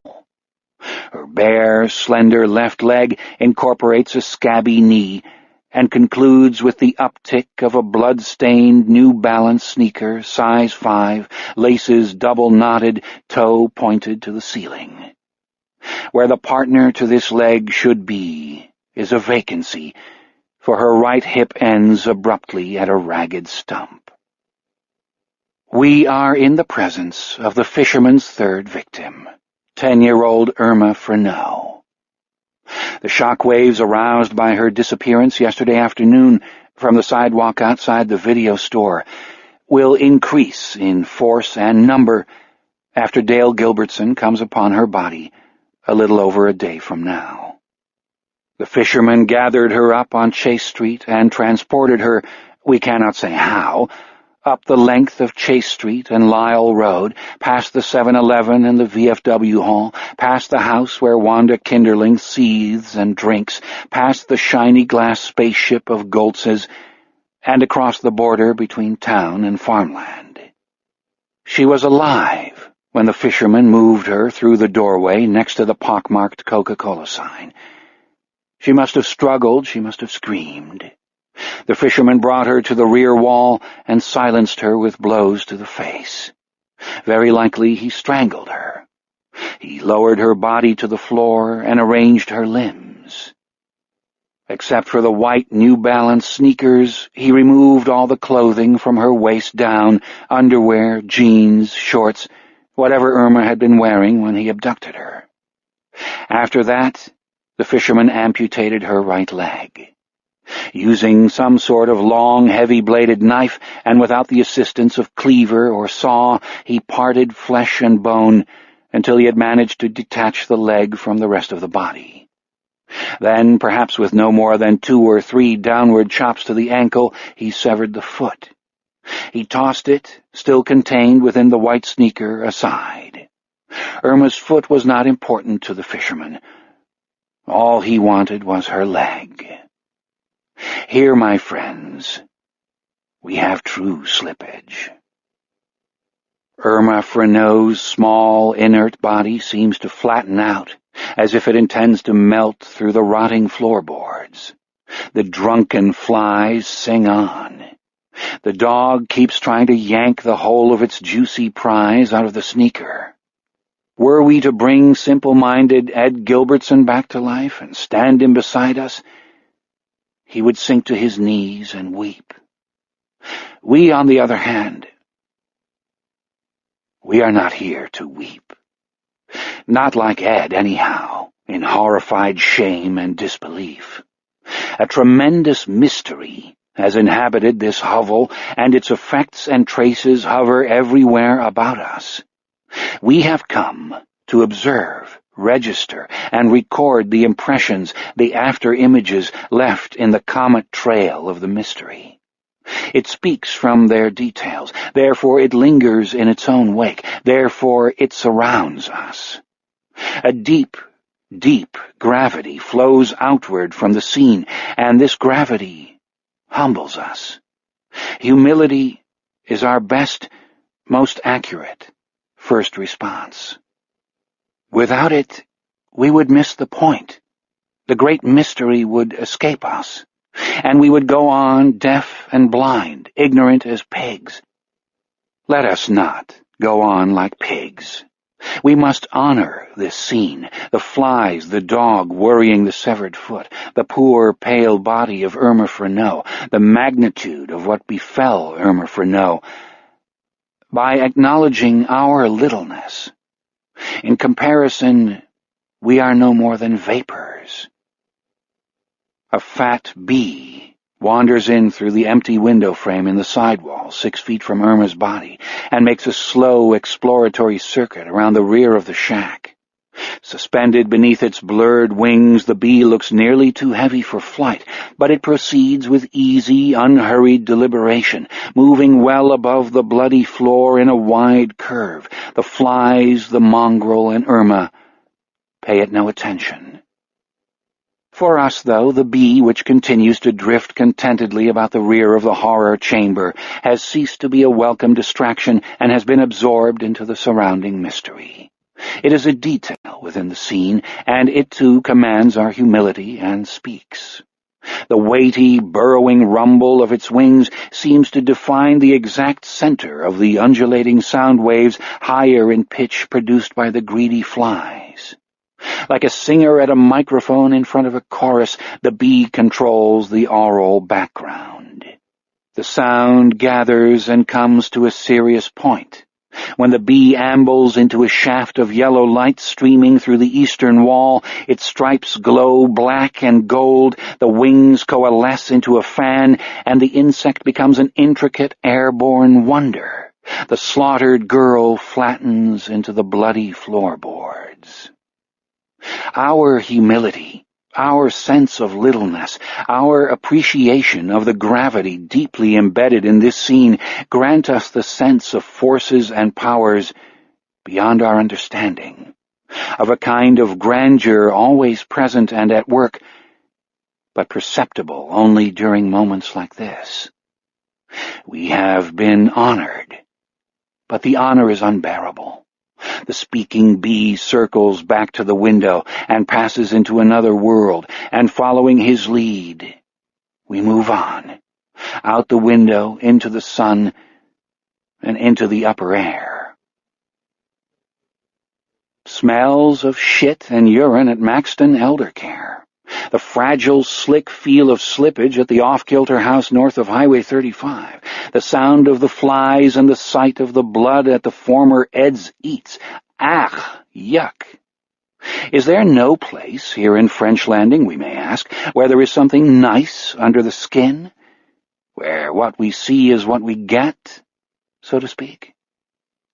The short answer, no. French Landing should be marked with big road signs at every point of ingress. Warning, slippage in progress. Pass at your own risk. The magic at work here is fisher magic. It has rendered nice, at least temporarily, obsolete. But we can go someplace nicer, and if we can, we probably should, because we need a break. We may not be able to escape slippage, but we can at least visit where no one shits the bed or bleeds on the floor. At least not yet. So the bee goes its way and we go ours. Ours takes us southwest, over more woods exhaling their fragrance of life and oxygen. There is no air like this air, at least not in this world. And then back to the works of man again. This section of town is called Libertyville, so named by the French Landing Town Council in 1976. You won't believe this, but big-bellied Ed Gilbertson, the hot dog king himself, was a member of that bicentennial band of town fathers. Those were strange days, pretty mama, strange days indeed. Not as strange as these, however. In French Landing, these are the Fisher days, the slippery slippage days. The streets of Libertyville have names that adults find colorful and children find painful. Some of the latter have been known to call this area of town Faggotyville. Let us descend now down through the sweet morning air. It's warming up already. This will be a strawberry fest kind of day for sure. We cruise silently over Camelot Street, past the intersection of Camelot and Avalon, and travel on down Avalon to Maid Marian Way. From Maid Marian we progress to, is it any surprise, Robin Hood Lane. Here, at number 16, a sweet little Cape Cod honey of a home that looks just right for the decent, hard-working family on its way up, we find a kitchen window open.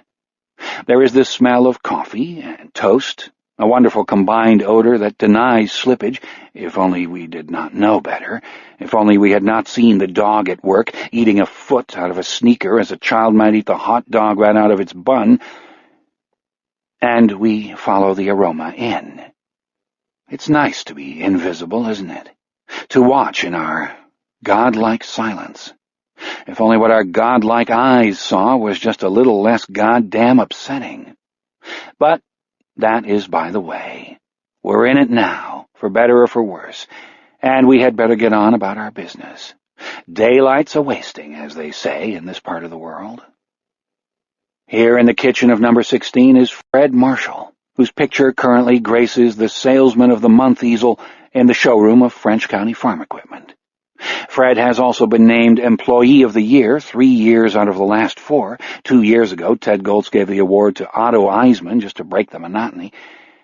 And when he is on the job, no one radiates more charm, personality, or all-around niceness. You wanted nice? Ladies and gentlemen, presenting Fred Marshall. Only now his confident smile is not in evidence, and his hair, always carefully combed on the job, hasn't yet seen the brush. He's wearing Nike shorts and a tee with cut-off sleeves instead of his usual pressed khakis and sports shirt. On the counter is the Marshall copy of the La Riviere Herald, open to an inside page. Fred has his share of problems just lately, or rather his wife Judy has problems, and what's hers is his, so said the minister when he joined them in holy wedlock. And what he's reading isn't making him feel any better. Far from it. It's a sidebar to the lead story on the front page, and of course the author is everyone's favorite muckraker, Wendell Fisherman Still-at-Large Green. The sidebar is your basic recap of the first 2 murders. Gruesome and gruesomer is how Fred thinks of them.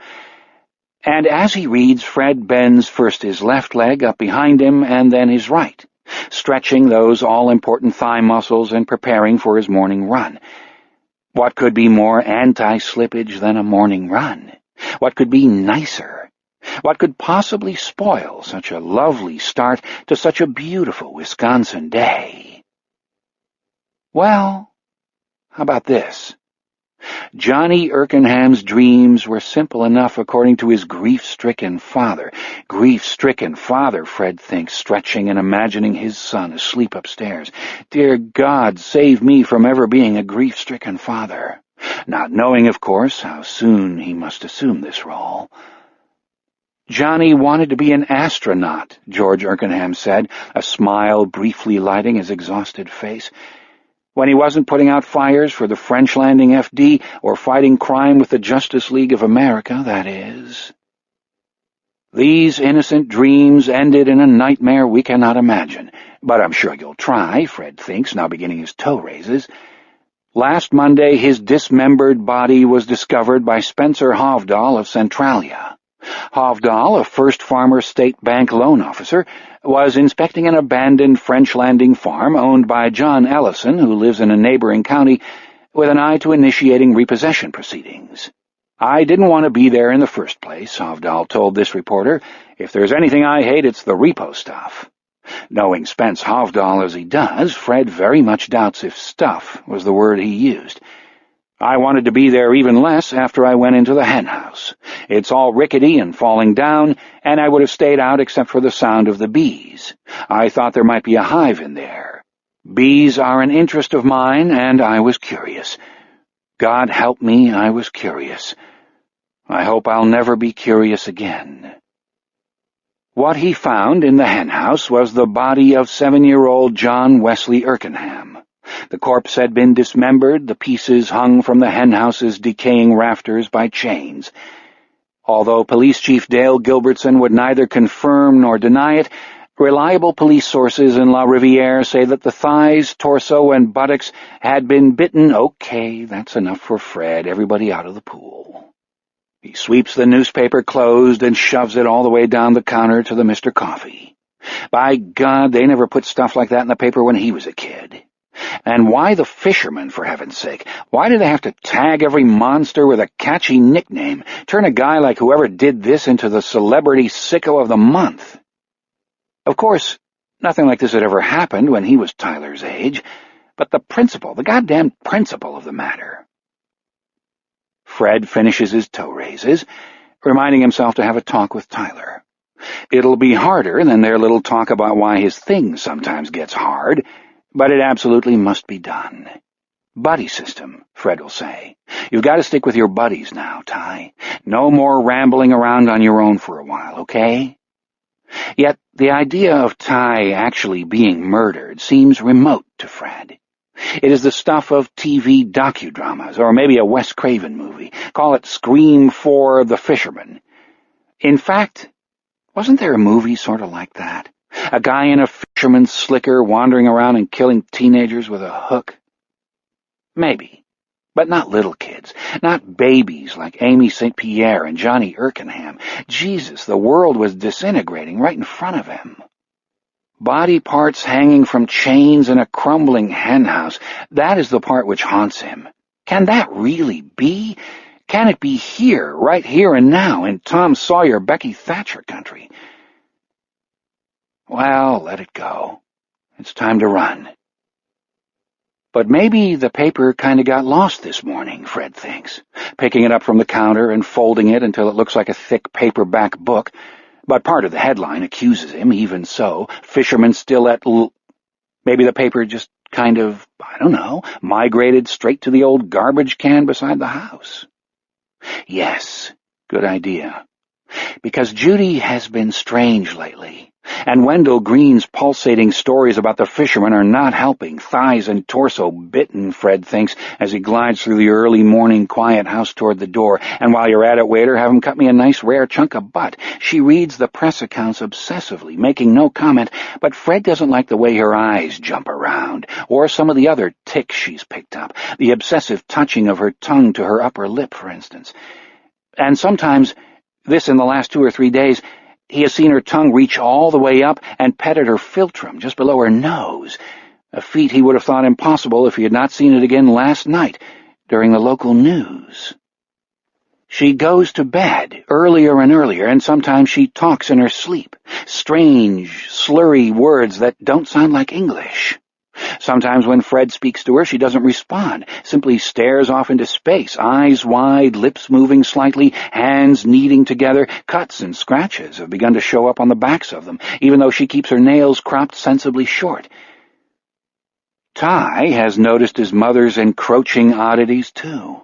On Saturday, while father and son were having lunch together, Judy was upstairs taking one of her long naps, another new wrinkle. The boy suddenly asked, right out of a blue, clear sky, "What's wrong with Mom?" Ty, "Nothing's wrong with—" "There is! Tommy Erbter says she's a Coke short of a Happy Meal these days." And had he almost reached across the tomato soup and toasted cheese sandwiches and clouded his son, his only child? Good old Ty, who was nothing but concerned? God help him, he had. Outside the door, at the head of the concrete path leading down to the street, Fred begins to jog slowly in place, taking deep breath after deep breath, depositing the oxygen he will soon withdraw. It is usually the best part of his day, assuming he and Judy don't make love, that is, and lately there has been precious little of that. He likes the feeling, the knowledge, that his path might be the beginning of the road to anywhere, that he could start out here in the Libertyville section of French Landing and wind up in New York, San Francisco, Bombay, the mountain passes of Nepal. Every step outside one's own door invites the world, perhaps even the universe, and this is something Fred Marshall intuitively understands. He sells John Deere tractors and case cultivators, yes, all right already, but he is not devoid of imagination. When he and Judy were students at UW-Madison, their first dates were at the coffee house just off campus, an espresso jazz and poetry haven called the Chocolate Watch Band. It would not be entirely unfair to say that they had fallen in love to the sound of angry drunks declaiming the works of Allen Ginsberg and Gary Snyder into the Chocolate Watch Band's cheap but exquisitely loud sound system. Fred draws one more deep breath and begins to run. Down Robin Hood Lane to Maid Marian Way, where he gives Deke Purvis a wave. Deke, in his robe and slippers, is just picking Wendell Green's daily dose of doom up off his own stoop. Then he wheels into Avalon Street, picking it up a little now, showing his heels to the morning. He cannot outrun his worries, however. Judy, Judy, Judy, he thinks, in the voice of Cary Grant, a little joke that has long since worn thin with the love of his life. There is the gibberish when she sleeps. There's the way her eyes dart hither and yon. And let's not forget the time just 3 days ago when he followed her into the kitchen and she wasn't there. She had turned out to be behind him, coming down the stairs. And how she had done that seems less important to him than why she had done it. Gone sneaking up the back stairs and then come tromping down the front ones, because that is what she must have done. It's the only solution he can think of. There's the constant tapping and petting she does with her tongue. Fred knows what it all adds up to. Judy has been acting like a woman in terror. This has been going on since before the murder of Amy St. Pierre, so it can't be the fisherman, or not entirely the fisherman. And there is a larger issue. Before the last couple of weeks, Fred would have told you that his wife doesn't have a fearful bone in her body. She might be just 5'2". Why, you're no bigger than a minute, was his grandmother's comment when she first met Fred's intended. But Judy has the heart of a lion, of a Viking warrior. This isn't bullshit or hype or poetic license. It is the simple truth as Fred sees it, and it is the contrast between what he has always known and what he sees now that scares him the most. From Avalon, he races onto Camelot, crossing the intersection without looking for traffic, going much faster than usual, almost sprinting instead of jogging. He is remembering something that happened about a month after they started going out. It was the chocolate watch band they had gone to, as usual, only this time during the afternoon, to listen to a jazz quartet that had actually been pretty good. Not that they had listened very much, as Fred now recalls it. Mostly he had talked to Judy about how little he liked being in the College of Agricultural and Life Sciences, MooU, the letters and science snooties called it, and how little he liked the unspoken family assumption that when he graduated he would come on back home and help Phil run the family farm in French Landing. The idea of spending his life in harness with Phil gave Fred a severe case of the glooms. "What do you want, then?" Judy had asked. Holding his hand on the table, a candle burning inside a jelly glass, the combo on stage working a sweet little number called "I'll Be There for You." "I don't know," he'd said, "but I tell you what, Jude, I should be in business admin, not MooU. I'm a hell of a lot better at selling than at planting." "Then why don't you switch?" "Because my family thinks your family isn't going to have to live your life, Fred. You are." Talk is cheap, he remembers thinking, but then something had happened on the way back to campus. Something so amazing and out of his understanding of how life was supposed to work that it fills him with wonder even now, some 13 years later. Still talking about his future and their future together. "I could be a farm wife," Judy had said, "but only if my husband really wants to be a farmer." Deep into that, letting their feet carry them along without much interest in exactly where they were. And then, at the intersection of State Street and Gorham, a scream of brakes and a hearty metallic bang had interrupted the conversation. Fred and Judy had looked around and seen a Dodge pickup that had just tangled bumpers with an elderly Ford station wagon. Getting out of the wagon, which had pretty clearly run the stop sign at the end of Gorham Street, was a middle-aged man in a middle-aged brown suit. He looked scared as well as shaken up, and Fred thought there was good reason for that. The man advancing toward him from the pickup truck was young, heavy-set. Fred particularly remembered the belly bulging over the waist of his jeans, and carrying a tire iron. "You goddamn careless asshole," young and heavy-set cried. "Look what you done to my truck. This is my dad's truck, you goddamn asshole." Middle-aged suit backing up, eyes wide, hands raised, Fred watching fascinated from in front of Rickman's Hardware, thinking, "Oh no, mister, bad idea. You don't back away from a guy like this. You go toward him, even as mad as he is. You're provoking him. Can't you see that you're provoking him?" So fascinated he didn't realize that Judy's hand was no longer in his, listening with a kind of sick foreknowledge as Mr. Middle-Aged Suit, still backing up, blathered about how he was sorry, entirely his fault, wasn't looking, wasn't thinking, insurance papers, State Farm, draw a diagram, get a policeman to take statements. And all the time, young and heavyset was advancing, thwacking the end of the tire iron into the palm of his hand, not listening. This wasn't about insurance or compensation. This was about how Mr. Middle-Aged Suit had scared the shit out of him while he was just driving along and minding his own business and listening to Johnny Paycheck sing "Take This Job and Shove It." Young and heavyset intended to take a little payback paycheck of his own for getting the shit scared out of him and all jounced around behind the wheel. Had to take a little because the other man's smell was inciting him, that piss-yellow smell of fear and innate defenselessness. It was a case of rabbit and farmyard dog, and all at once the rabbit was clean out of backing room. Mr. Middle-Aged Suit was pressed against the side of his station wagon, and in a moment the tire iron was going to start swinging and the blood was going to start flying. Except there was no blood and not a single swing, because all at once Judy DeLois was there, no bigger than a minute, but standing between them, looking fearlessly up into young and Heavyset's burning face. Fred blinked, wondering how in the name of God she'd gotten there so damn fast. Much later he would feel the same way when he followed her into the kitchen, only to hear the steady thump of her feet descending the front stairs. And then Judy slapped young and Heavyset's arm. Whack! Right on the meaty bicep she slapped him, leaving a white palm print on the sunburned, freckled flesh below the sleeve of the guy's torn blue t-shirt. Fred saw it, but couldn't believe it.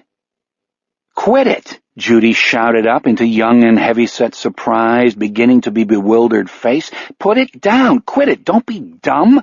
You want to go to jail over $700 worth of body work? Put it down! Get it together, big boy! Put that thing down!" There had been 1 second when Fred was quite sure young and Heavyset was going to bring the tire iron down anyway, and right on his pretty little girlfriend's head. But Judy never flinched. Her eyes never left the eyes of the young man with the tire iron, who towered at least a foot over her and must have outweighed her by a couple of 100 pounds.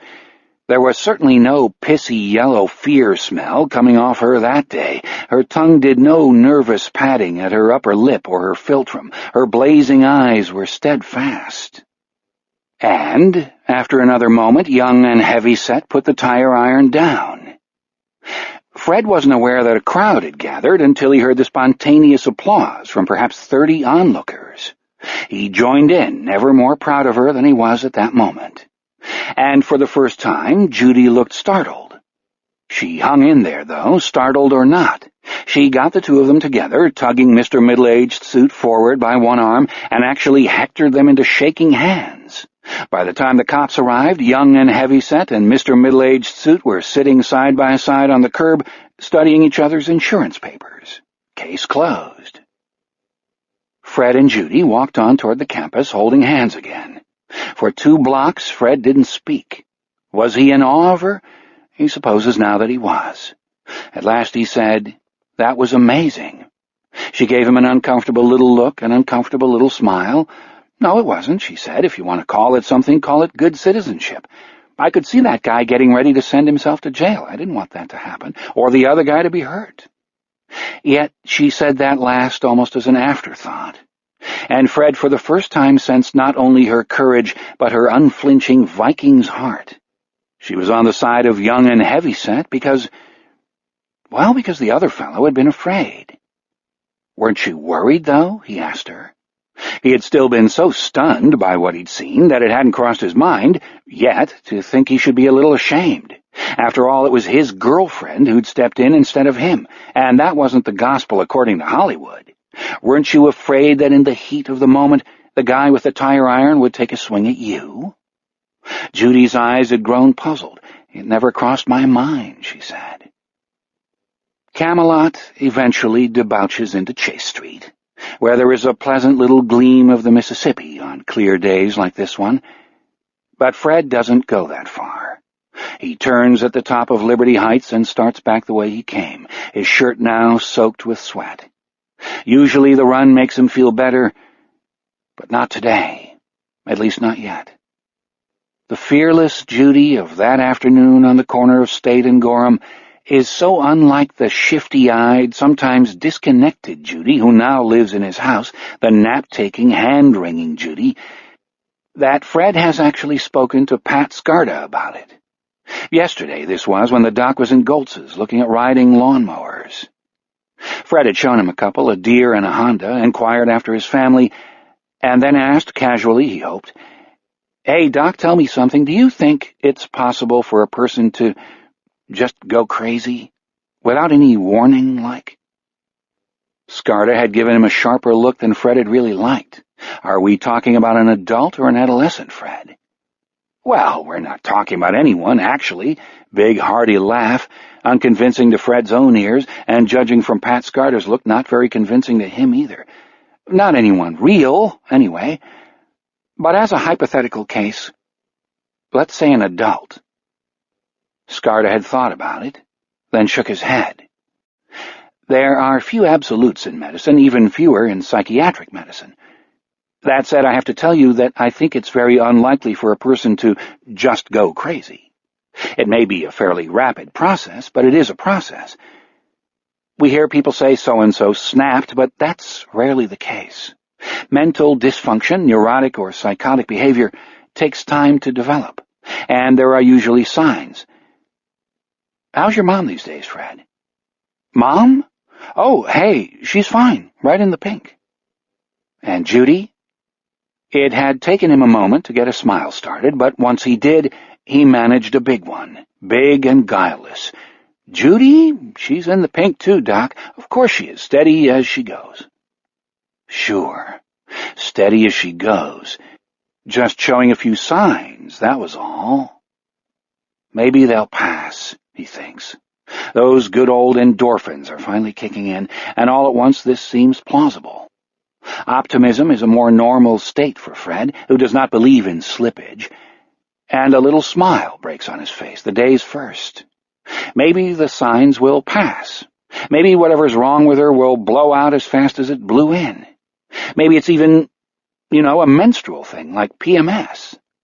God, if that was all it was, what a relief. In the meantime, there's Ty to think about. He has to have a talk with Tyler about the buddy system because, while Fred doesn't believe what Wendell Green is apparently trying to insinuate, that the ghost of a fabulous turn-of-the-century cannibal and all-around booger man named Albert Fish has for some reason turned up here in Cooley country, someone is certainly out there, and this someone has murdered 2 little children and done unspeakable, at least unless you're Wendell Green, it seems, things to the bodies. Thighs, torso, and buttocks bitten, Fred thinks, and runs faster, although now he's getting a stitch in his side. Yet, this bears repeating. He does not believe that these horrors can actually touch his son, nor does he see how they can have caused Judy's condition, since her oddities started while Amy St. Pierre was still alive, Johnny Erkenham too, both of them presumably playing happily in their respective backyards. Maybe this, maybe that, but enough of Fred and his worries, all right? Let us rise from the environs of his troubled head and precede him back to number 16 Robin Hood Lane. Let's go directly to the source of his troubles. The upstairs window of the connubial bedroom is open, and the screen is certainly no problem. We strain ourselves right through, entering with the breeze and the first sounds of the awakening day. The sounds of French Landing awakening do not awaken Judy Marshall. Nope. She has been starry-eyed since 3, conning the shadows for she doesn't know what, fleeing dreams too horrible to remember. Yet she does remember some things, little as she wants to. Saw the eye again, she remarks to the empty room. Her tongue comes out, and with no Fred around to watch her, she knows he's watching. She is beset, but not stupid. It does not just pat at her philtrum, but slathers it in a great big wipe, like a dog licking its chops after a bowl of scraps. It's a red eye. His eye. Eye of the king. She looks up at the shadows of the trees outside. They dance on the ceiling, making shapes and faces, shapes and faces. Eye of the king, she repeats. And now it starts with the hands, kneading and twisting and squeezing and digging. Abala. Foxes down foxholes, Abaladoon, the Crimson King, rats in their rat holes, Abala Munchun, the king is in his tower eating bread and honey, the breakers in the basement making all the money. She shakes her head from side to side. Oh, these voices, out of the darkness they come, and sometimes she awakens with a vision burning behind her eyes, a vision of a vast slaty tower standing in a field of roses, a field of blood. Then the talking begins, the speaking in tongues, testification, words she can't understand, let alone control, a mixed stream of English and gibberish. "Trudge, trudge, trudge," she says. "The little ones are trudging on their bleeding footsies. Oh, for Christ's sake, won't this ever stop?"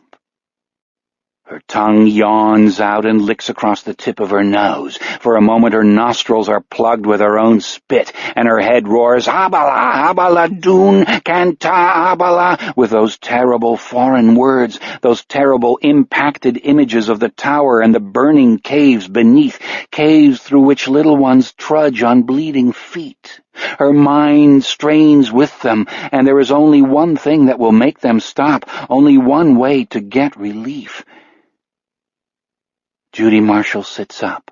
On the table beside her there is a lamp, a copy of the latest John Grisham novel, a little pad of paper, a birthday present from Ty, each sheet headed, "Here's another great idea I had," and a ballpoint pen with La Riviere Sheraton printed on the side.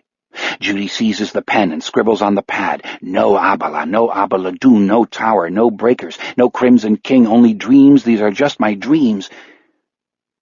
It is enough. But pens are also roads to anywhere. And before she can divorce the tip of this one from the birthday pad, it writes one more line. "The black house is the doorway to Abala, the entrance to hell. Sheol, Munshun, all these worlds and spirits. No more. Good merciful God, no more. And the worst thing, what if it all begins to make sense?" She throws the pen back on the table, where it rolls to the base of the lamp and lies still. Then she tears the page from the pad, crumples it, and sticks it in her mouth. She chews furiously, not tearing it, but at least mashing it sodden, then swallows. There is an awful moment when it sticks in her throat, but then it goes down. Words and worlds recede, and Judy falls back against the pillows exhausted. Her face is pale and sweaty, her eyes huge with unshed tears, but the moving shadows on the ceiling no longer look like faces to her, the faces of trudging children, of rats in their rat holes, foxes in foxholes, Eye of the King, Abala, Abaladoon. Now they are just the shadows of the trees again. She is Judy DeLois Marshall, wife of Fred, mother of Ty. This is Libertyville, this is French Landing, this is French County, this is Wisconsin, this is America, this is the Northern Hemisphere, this is the world, and there is no other world than this. Let it be so. Ah, let it be so. Her eyes close, and as she finally slips back to sleep, we slip across the room to the door. But just before we get there, Judy Marshall says one other thing, says it as she crosses over the border and into sleep. "Burnside is not your name. Where is your hole?" The bedroom door is closed, and so we use the keyhole, passing through it like a sigh. Down the hall we go, past pictures of Judy's family and Fred's, including one photo of the Marshall family farm, where Fred and Judy spent a horrible but blessedly short period not long after their marriage. Want some good advice? Don't talk to Judy Marshall about Fred's brother Phil. Just don't get her started, as George Rathbun would undoubtedly say. No keyhole in the door at the end of the hall, and so we slide underneath like a telegram, and into a room we immediately know is a boy's room. We can tell from the mingled smells of dirty athletic socks and neat's foot oil. It's small, this room, but it seems bigger than Fred's and Judy's down the hall, very likely because the odor of anxiety is missing. On the walls are pictures of Shaquille O'Neal, Jeremy Burnett's last year's Milwaukee Bucks team, and Tyler Marshall's idol, Mark McGuire. McGuire plays for the Cards, and the Cards are the enemy, but hell, it's not as if the Milwaukee Brewers are actually competition for anything. The Brew Crew were doormats in the American League, and they are likewise doormats in the National. And McGuire, well, he's a hero, isn't he? He's strong, he's modest, and he can hit the baseball a country mile. Even Tyler's dad, who roots strictly for Wisconsin teams, thinks McGuire is something special. The greatest hitter in the history of the game, he called him after the 70 home run season, and Tyler, although little more than an infant in that fabled year, has never forgotten this. Also, on the wall of this little boy, who will soon be the fisherman's fourth victim, yes, there has already been a third, as we have seen, holding pride of place directly over his bed, is a travel poster showing a great dark castle at the end of a long and misty meadow. At the bottom of the poster, which he has scotch taped to the wall, his mom absolutely forbids pushpins, it says, "Come back to the old sod," in big green letters. Ty is considering taking the poster down long enough to cut this part off. He doesn't like the poster because he has any interest in Ireland. To him, the picture whispers of somewhere else, somewhere entirely else. It is like a photograph of some splendid mythical kingdom where there might be unicorns in the forests and dragons in the caves. Never mind Ireland, never mind Harry Potter either. Hogwarts is fine enough for summer afternoons, but this is a castle in the kingdom of entirely else. It's the first thing Tyler Marshall sees in the morning, the last thing he sees at night, and that's just the way he likes it. He lies, curled on his side in his underwear shorts, a human comma with tousled dark blonde hair and a thumb that is close to his mouth, really just an inch or so away from being sucked. He is dreaming. We can see his eyeballs moving back and forth behind his closed lids. His lips move. He's whispering something. Abala? Is he whispering his mother's word? Surely not, but we lean closer to listen, but before we can hear anything, a circuit in Tyler's jazzy red clock radio goes hot, and all at once the voice of George Rathbun fills the room, calling Tyler hence from whatever dreams have been playing themselves out under that tousled thatch. "Fans, you gotta listen to me now. How many times have I told you this? If you don't know Henry Brothers Furniture of French Landing and Centralia, then you don't know furniture. That's right. I'm talking Henry Brothers, home of the colonial blowout. Living room sets, dining room sets, bedroom sets, famous names you know and trust like Lazy Boy, Bretton Woods, and Moosehead. Even a blind man can see that Henry Brothers means quality." Ty Marshall is laughing even before he's got both eyes fully open. He loves George Rathbun. George is absolutely fly. And now, without even changing gears from the commercial, "You guys are all ready for the Brewer Bash, ain't you? Sent me those postcards with your name, address, and El Telefono on them? Hope so, because the contest closed at midnight. If you missed out, so sully chully."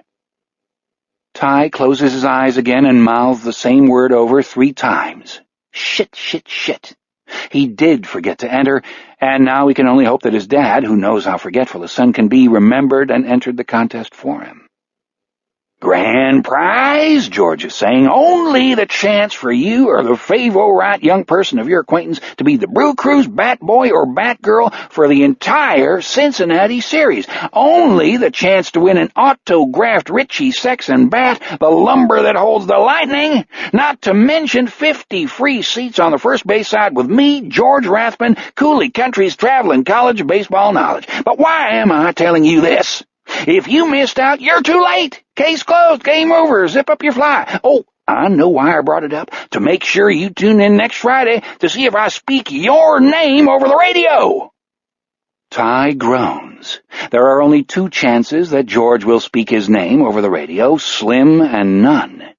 Not that he cared so much about being a bat boy dressed in a baggy brewer's uni and running around in front of all those people at Miller Park.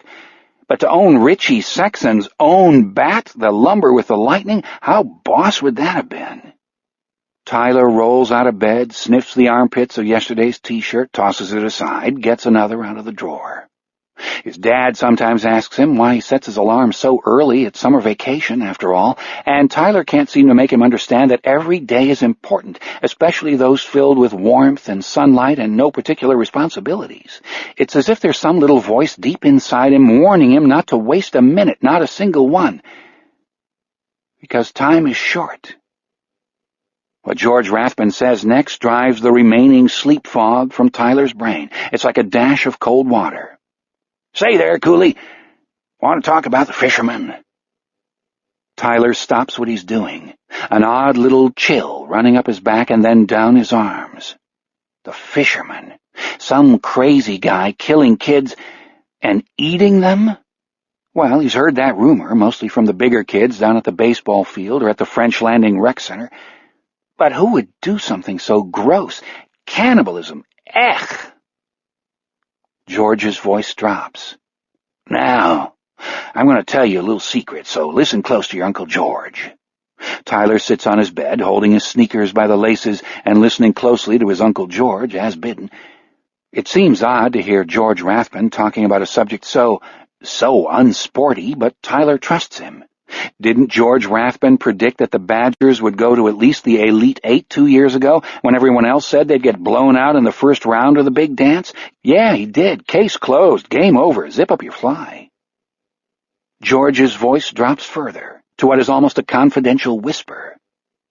The original fisherman, boys and girls, Albert Fish, has been dead and gone for 67 years, and as far as I know, he never got much west of New Jersey. Furthermore, he was probably a damn Yankee fan. So cool it, Coolie Country. Just calm down. Tyler relaxes, smiling, and starts putting on his sneakers. Calm down, you got that right. The day is new, and yeah, okay, his mom's been a little on the tinky-winky side lately, but she'll pull out of it. Let us leave on this optimistic note. Make like an amoeba and split, as the redoubtable George Rathbun might say. And speaking of George, that ubiquitous voice of the Coolie Country morning, should we not seek him out? Not a bad idea. Let us do so immediately. Chapter 3. Out Tyler's window we go, away from Libertyville, flying southwest on a diagonal, not lingering now but really flapping those old wings, flying with a purpose.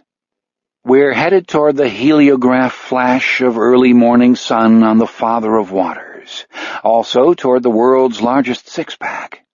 Between it and County Road 00, we can call it Nailhouse Row if you want, we're practically honorary citizens of French Landing now, is a radio tower.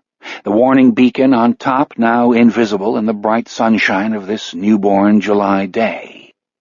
We smell grass and trees and warming earth, and as we draw closer to the tower we also smell the yeasty, fecund aroma of beer. Next to the radio tower in the industrial park on the east side of Peninsula Drive is a little cinder block building with a parking lot just big enough for half a dozen cars and the Coolie patrol van, an aging Ford Econoline painted candy apple pink. As the day winds down and afternoon wears into evening, the cylindrical shadows of the six-pack will fall first over the sign on the balding lawn facing the drive, then the building, then the parking lot. KDCU-AM, this sign reads, your talk voice in Coolie Country. Spray-painted across it in a pink that almost matches the patrol van is a fervent declaration. Troy loves Mary Ann, yes. Later on, Howie Soul, the U-Crew engineer, will clean this off, probably during the Rush Limbaugh show, which is satellite-fed and totally automated, but for now it stays, telling us all we need to know about small-town love in Middle America. Looks like we found something nice after all. Coming out of the station's side door as we arrive is a slender man dressed in pleated khaki dockers, a tieless white shirt of Egyptian cotton buttoned all the way to the neck, and maroon braces. They are as slim as he is, those braces, and far too cool to be called suspenders. Suspenders are vulgar things worn by such creatures as Chipper Maxton and Sonny Hartfield down at the funeral home. This silver-haired fellow is also wearing a very sharp straw fedora, antique but beautifully kept. The maroon hatband matches his braces. Aviator-style sunglasses cover his eyes. He takes a position on the grass to the left of the door, beneath a battered speaker that is amping KDCU's current broadcast, the local news.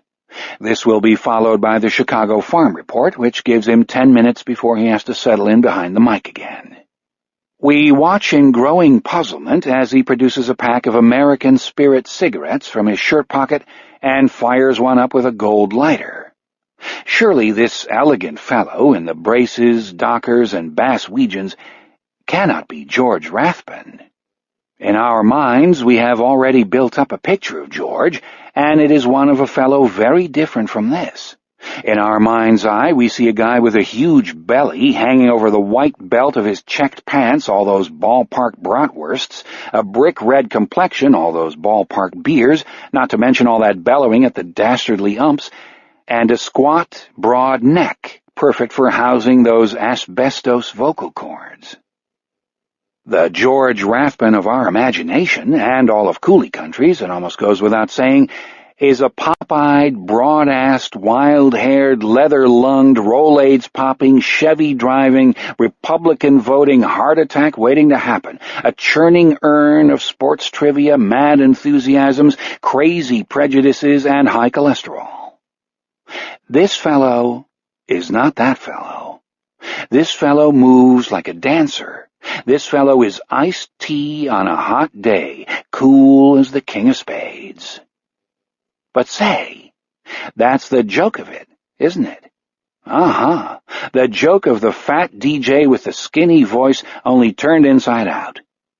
In a very real sense, George Rathbun does not exist at all. He is a hobby in action, a fiction in the flesh, and only one of the slim man's multiple personalities. The people at KDCU know his real name and think they're in on the joke, the punchline, of course, being George's trademark line, the even a blind man thing, but they don't know the half of it. Nor is this a metaphorical statement. They know exactly 1/3 of it, because the man in the dockers and the straw fedora is actually 4 people. In any case, George Rathbun has been the saving of KDCU, the last surviving AM station in a predatory FM market. For 5 mornings a week, week in and week out, he has been a drive-time bonanza. The U-Crew, as they call themselves, love him just about to death. Above him, the loudspeaker cackles on.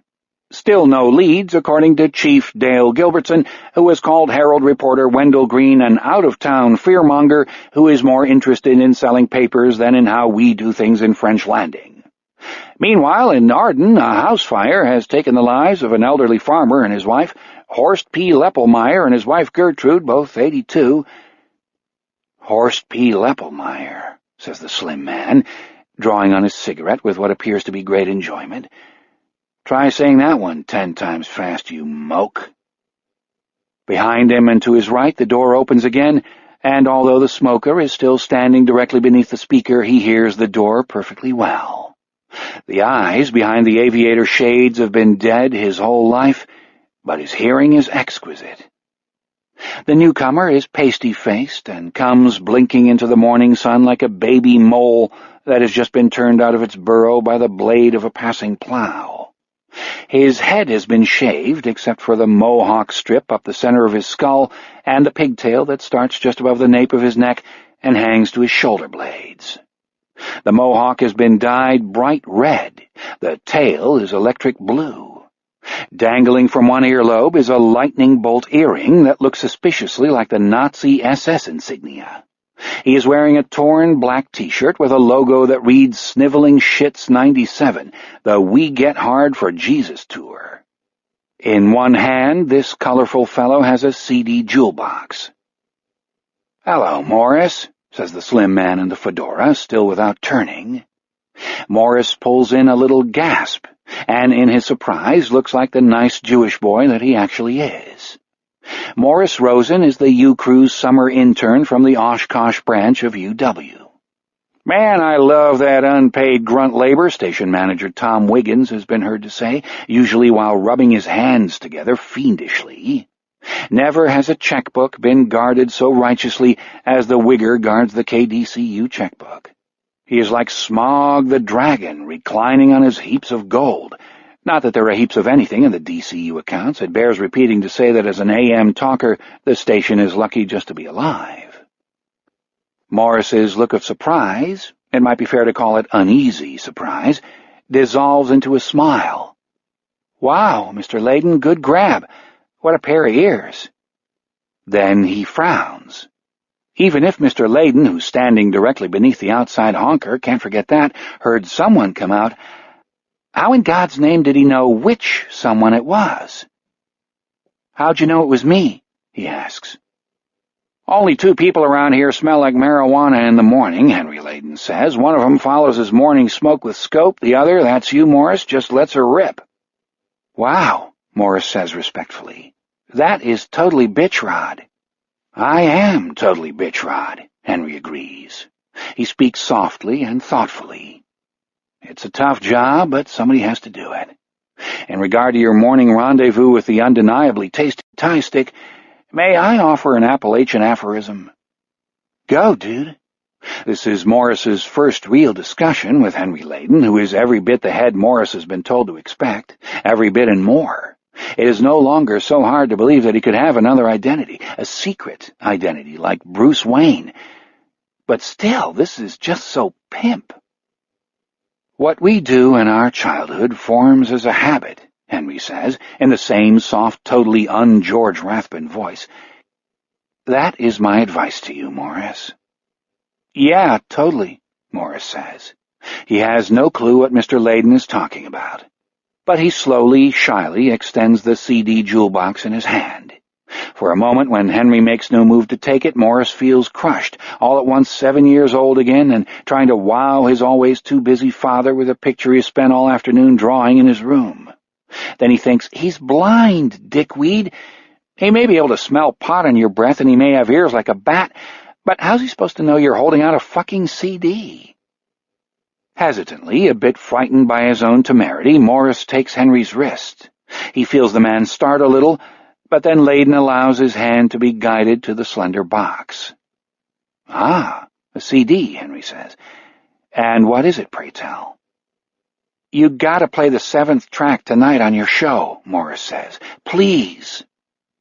For the first time, Henry looks alarmed. He takes a drag on his cigarette, then drops it, without even looking, of course, into the sand-filled plastic bucket by the door.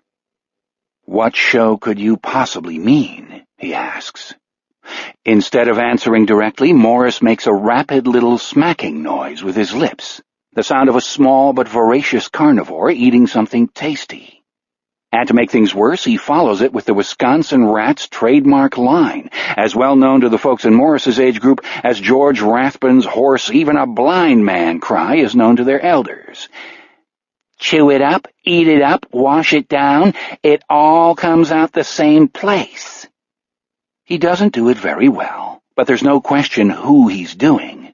The one and only Wisconsin Rat, whose evening drive time program on KWLA-FM is famous in Coulee country, except the word we probably want is infamous. KWLA is the tiny college FM station in La Riviere, hardly more than a smudge on the wallpaper of Wisconsin radio, but the Rat's audience is huge. And if anyone found out that the comfortable brew crew rooting Republican voting AM broadcasting George Rathbun was also the Rat, who had once narrated a gleeful on-air evacuation of his bowels onto a Backstreet Boys CD, there could be trouble. Quite serious, possibly, resounding well beyond the tight-knit little radio community. What, in God's name, would ever make you think that I'm the Wisconsin Rat, Morris? Henry asks. I barely know who you're talking about. Who put such a weird idea in your head? An informed source, Morris says craftily. He won't give Howie's soul up, not even if they pull out his fingernails with red-hot tongs. Besides, Howie only found out by accident, went into the station crapper one day after Henry left and discovered that Henry's wallet had fallen out of his back pocket while he was sitting on the throne. You'd have thought a fellow whose other senses were so obviously tight-wired would have sensed the absence, but probably Henry's mind had been on other things. He was obviously a heavy dude who undoubtedly spent his days getting through some heavy thoughts. In any case, there was a KWLA ID card in Henry's wallet, which Howie had thumbed through in the spirit of friendly curiosity, as he put it, and on the line marked name, someone had stamped a little ink pad drawing of a rat. Case closed, game over, zip up your fly. I have never in my life so much as stepped through the door of KWLA, Henry says, and this is the absolute truth. He makes the Wisconsin rat tapes, among others, in his studio at home, then sends them into the station from the downtown mailboxes, etc., where he rents under the name of Joe Strummer. The card with the rat stamped on it was more in the nature of an invitation from the KWLA staff than anything else, one he's never taken up, but he kept the card. Have you become anyone else's informed source, Morris? Huh? Have you told anyone that you think I'm the Wisconsin rat? No, of course not. Which, as we all know, is what people always say. Luckily for Henry, in this case, it happens to be true. So far, at least, but the day is still young. And you won't, will you? Because rumors have a way of taking root, just like certain bad habits. Henry mimes puffing, pulling in smoke. I know how to keep my mouth shut, Morris declares, with perhaps misplaced pride. I hope so, because if you bruited this about, I'd have to kill you. Brooded, Morris thinks. Oh, man, this guy is complete. Kill me, yeah, Morris says, laughing. And eat you, Henry says. He is not laughing, not even smiling. Yeah, right. Morris laughs again, but this time the laugh sounds strangely forced to his own ears. Like your Hannibal Lecter. No, like I'm the fisherman, Henry says. He slowly turns his aviator sunglasses toward Morris. The sun reflects off them for a moment, turning them into rufous eyes of fire. Morris takes a step back without even realizing that he has done so. Albert Fish liked to start with the ass. Did you know that? Yes, indeed. He claimed that a good piece of young ass was as sweet as a veal cutlet. His exact words, written in a letter to the mother of one of his victims. Far out, Morris says. His voice sounds faint to his own ears, the voice of a plump little pig denying entrance to the big bad wolf. But I'm not exactly, worried that you're the fisherman. No?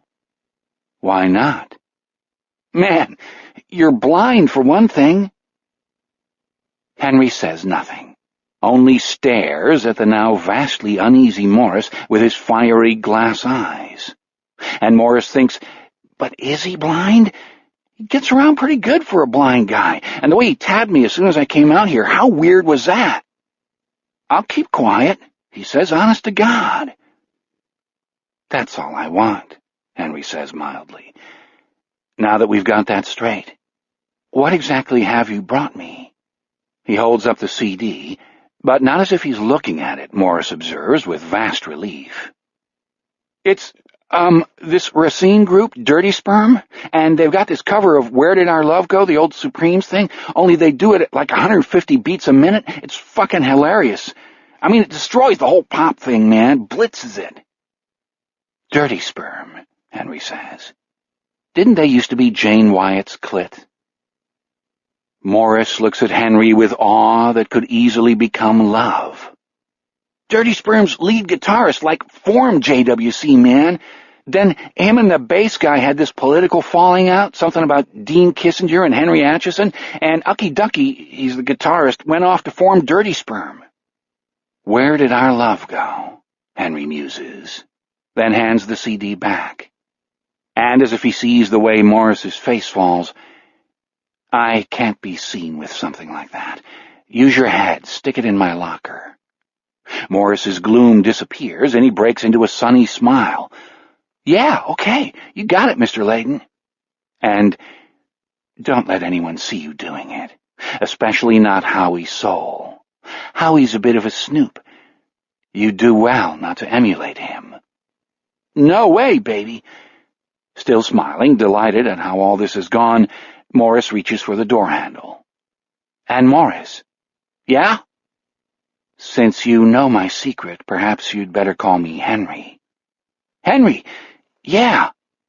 Is this the best morning of the summer for Morris Rosen? You better believe it. And something else? Yeah? Henry? Morris dares imagine a day when they will progress to Hank and Maury. Keep your mouth shut about the rat. I already told you yes, and I believe you. But temptation comes creeping, Morris. Temptation comes creeping like a thief in the night, or like a killer in search of prey. If you give in to temptation, I'll know. I'll smell it on your skin like bad cologne. Do you believe me? Yeah? And he does. Later, when he has time to kick back and reflect, Morris will think what a ridiculous idea that is. But yes, at the time, he believes it. Believes him. It's like being hypnotized. Very good. Now off you go. I want Ace Hardware, Zaglat Chevy, and Mr. Tasty Ribs all queued up for the first sag. Gotcha. Also last night's game. Whitman striking out the side in the 8th, that was pimp. Totally like Unbrewers. No, I think we want the Mark Loretta home run in the 5th. Loretta doesn't hit many, and the fans like him. I can't think why. Even a blind man can see he has no range, especially from deep in the hole. Go on, son, put the CD in my locker, and if I see the rat, I'll give it to him. I'm sure he'll give it a spin. The track 7. 7 rhymes with heaven. I won't forget, and neither will he. Go on now. Morris gives him a final, grateful look and goes back inside. Henry Layden, alias George Rathbun, alias the Wisconsin Rat, also alias Henry Shake, we'll get to that one, but not now, the hour draweth late, lights another cigarette and drags deep. He won't have time to finish it. The farm report is already in full flight, hog bellies up, wheat futures down, and the corn as high as an elephant's eye. But he needs a couple of drags just now to steady himself. A long, long day stretches out ahead of him, ending with the Strawberry Fest Hop at Maxton Elder Care, that house of antiquarian horrors. God save him from the clutches of William Chipper Maxton, he has often thought. Given a choice between ending his days at MEC and burning his face off with a blowtorch, he would reach for the blowtorch every time. Later, if he's not totally exhausted, perhaps his friend from up the road will come over and they can begin the long-promised reading of Bleak House. That would be a treat. How long, he wonders, can Morris Rosen hold on to his momentous secret? Well, Henry supposes he will find that out. He likes the rat too much to give him up unless he absolutely has to. That much is an undeniable fact. Dean Kissinger, he murmurs. Henry Atchison. Ucky ducky, God save us. He takes another drag on his cigarette, then drops it into the bucket of sand. It is time to go back inside, time to replay last night's Mark Loretta home run, time to start taking more calls from the Coulee Country's dedicated sports fans. And time for us to be off. 7 o'clock has rung from the Lutheran church steeple. In French Landing, things are getting into high gear. No one lies abed long in this part of the world, and we must speed along to the end of our tour. Things are going to start happening soon, and they may happen fast. Still, we have done well, and we have only one more stop to make before arriving at our final destination. We rise on the warm summer updrafts and hover for a moment by the KDCU tower. We are close enough to hear the tick-tick-tick of the beacon and the low, rather sinister hum of electricity, looking north and taking our bearings. 8 miles upriver is the town of Great Bluff, named for the limestone outcropping that rises there. The outcropping is reputed to be haunted, because in 1888 a chief of the Fox Indian tribe, Far Eyes was his name, assembled all his warriors, shamans, squaws, and children, and told them to leap to their deaths, thereby escaping some hideous fate he had glimpsed in his dreams. Far Eyes' followers, like Jim Jones's, did as they were bidden. We won't go that far upriver, however. We have enough ghosts to deal with right here in French Landing. Let us, instead, fly over Nailhouse Row once more. The Harleys are gone. Beezer St. Pierre has led the Thunder Five off to their day's work at the brewery. Over Queen Street and Maxton Elder Care, Bernie's down there, still looking out his window, to Bluff Street. This is almost the countryside again. Even now, in the 21st century, the towns in Coulee Country give up quickly to the woods and the fields. Herman Street is a left turn from Bluff Street, in an area that is not quite town and not quite city. Here, in a sturdy brick house sitting at the end of a half-mile meadow as yet undiscovered by the developers, even here there are a few developers, unknowing agents of slippage, lives Dale Gilbertson with his wife Sarah and his 6-year-old son David.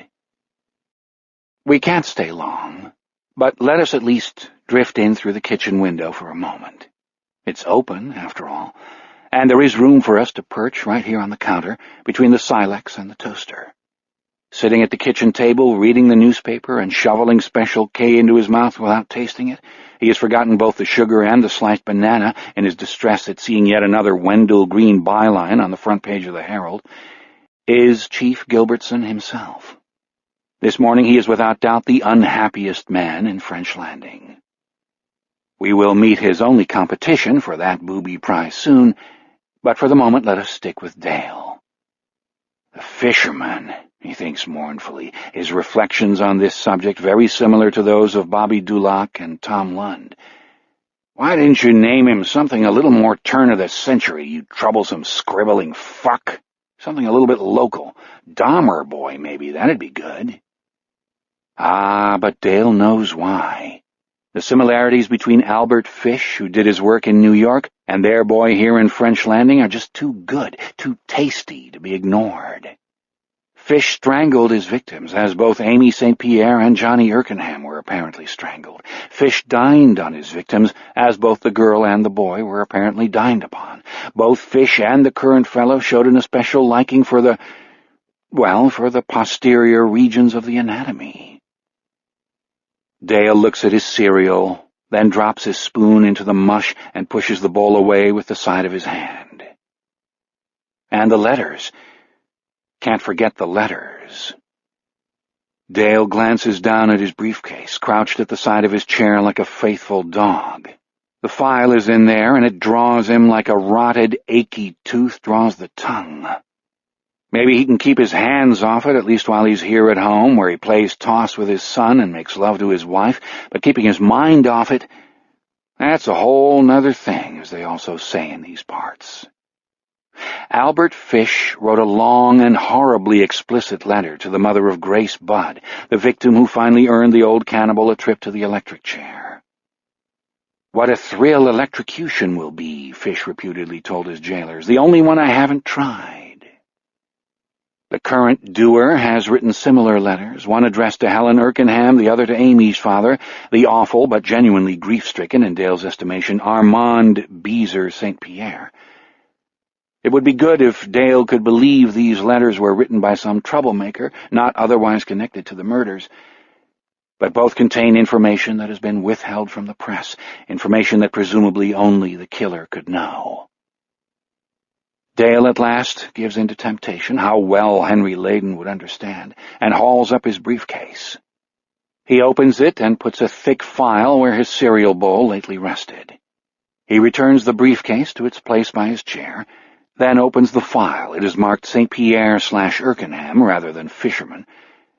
He leaves past heartbreaking school photos of 2 smiling, gap-toothed children, past state medical examiner reports too horrible to read, and crime scene photos too horrible to look at. Ah, but he must look at them. Again and again he must look at them. The blood-slicked chains, the flies, the open eyes. There are also various transcripts, the longest being the interview with Spencer Hovdahl, who found the Erkenham boy and who was, very briefly, considered a suspect. Next comes Xerox copies of 3 letters. One had been sent to George and Helen Erkenham, addressed to Helen alone, if it made any difference. One went to Armand Beezer St. Pierre, addressed just that way, too, nickname and all. The third had been sent to the mother of Grace Budd of New York City, following the murder of her daughter in the late spring of 1928. Dale lays the 3 of them out, side by side. Grace sat in my lap and kissed me. I made up my mind to eat her. So Fish had written to Mrs. Budd. Amy sat in my lap and hugged me. I made up my mind to eat her. So had Beezer St. Pierre's correspondent written, and was it any wonder the man had threatened to burn the French Landing police station to the ground? Dale doesn't like the son of a bitch, but has to admit he might feel the same way in Beezer's shoes. I went upstairs and stripped all my clothes off. I knew if I did not, I would get her blood on them. Fish to Mrs. Budd. I went around back of the hen house and stripped all my clothes off. Knew if I did not, I would get his blood on them. Anonymous to Helen Erkenham. And here was a question. How could a mother receive a letter like that and retain her sanity?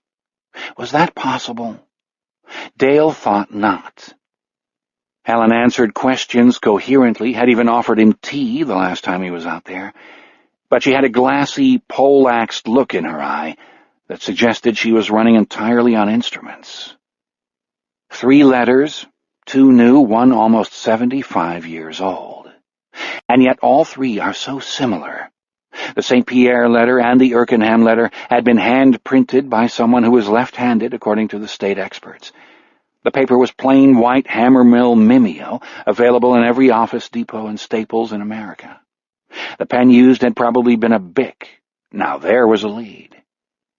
Fish to Mrs. Budd back in 28. I did not fuck her, though I could have had I wished. She died a virgin. Anonymous to Beezer St. Pierre. I did not fuck her, though I could have had I wished. She died a virgin. Anonymous to Helen Erkenham. This may comfort you. I did not fuck him, though I could have had I wished. He died a virgin. Dale's out of his depth here, and knows it, but he hopes he isn't a complete fool. This doer, although he did not sign his letters with the old cannibal's name, clearly wanted the connection to be made. He had done everything but leave a few dead trout at the dumping sites. Sighing bitterly, Dale puts the letters back into the file back into the briefcase. Dale, honey? Sarah's sleepy voice from the head of the stairs. Dale gives the guilty jump of a man who has almost been caught doing something nasty and latches his briefcase. I'm in the kitchen, he calls back. No need to worry about waking Davy. He sleeps like the dead until at least 7:30 every morning. Going in late? Uh-huh.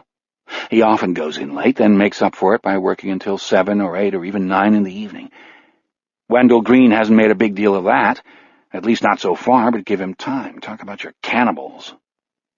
Give the flowers a drink before you go, would you? It's been so dry. You bet. Watering Sarah's flowers is a chore Dale likes.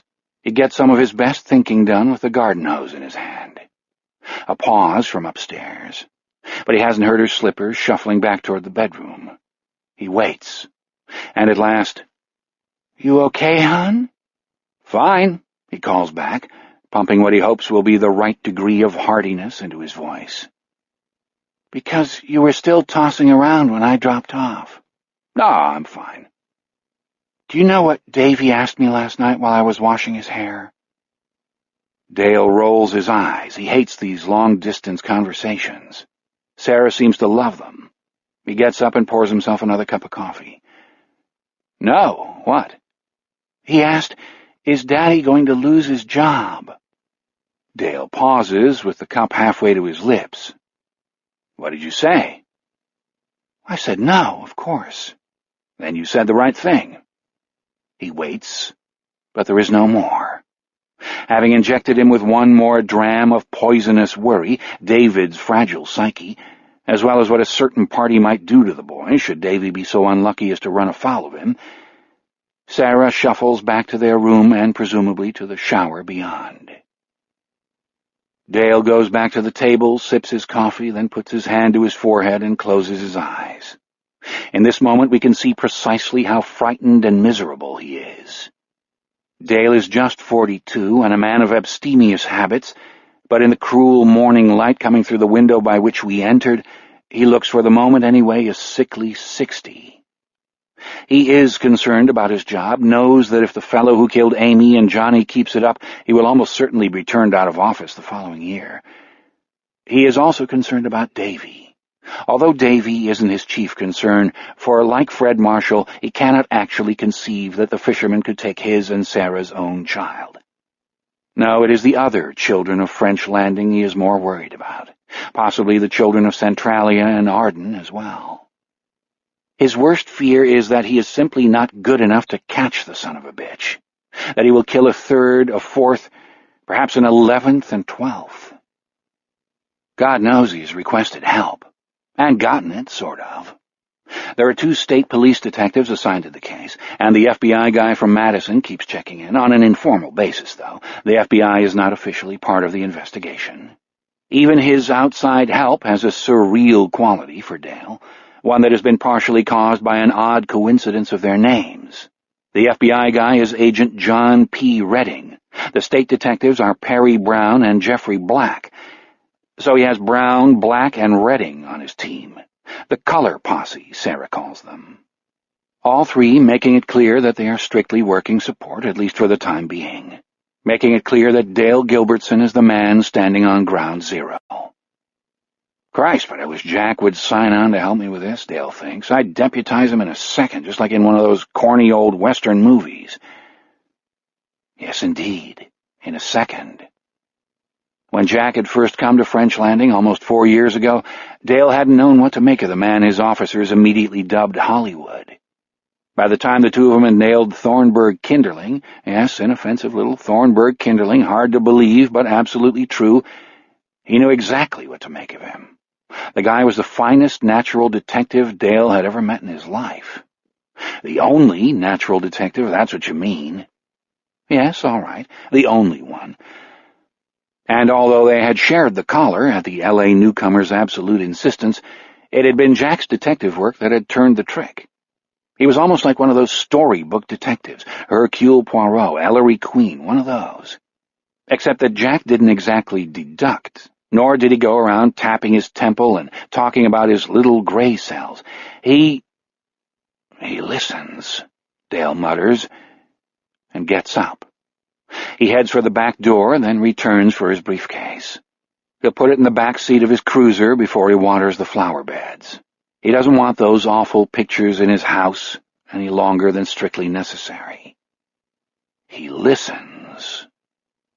Like the way he listened to Jana Massengale, the bartender at the tap room. Dale had no idea why Jack was spending so much time with the little chippy. It had even crossed his mind that Mr. Los Angeles Linen Slacks was trying to hustle her into bed so he could go back home and tell all his friends on Rodeo Drive that he'd gotten himself a little piece of the cheese up there in Wisconsin, where the air was rare and the legs were long and strong. But that hadn't been it at all. He had been listening, and finally she had told him what he needed to hear. "Yeah, sure, people get funny tics when they're drinking," Jana had said. "There's this one guy who starts doing this after a couple of bouts." She had pinched her nostrils together with the tips of her fingers, only with her hand turned around so the palm pointed out. Jack, still smiling easily, still sipping a club soda, always with the palm out, like this, and mimicked the gesture. Jana smiling, half in love. "That's it, doll, you're a quick study." Jack, "Sometimes, I guess. What's this fellow's name, darling?" Jana, "Kinderling, Thornburg Kinderling." She giggled. "Only after a drink or two, once he's started up with that pinchy thing, he wants everyone to call him Thorny." Jack, still with his own smile. "And does he drink Bombay gin, darling? 1 ice cube, a little trace of bitters." Jana's smile starting to fade, now looking at him as if he might be some kind of wizard.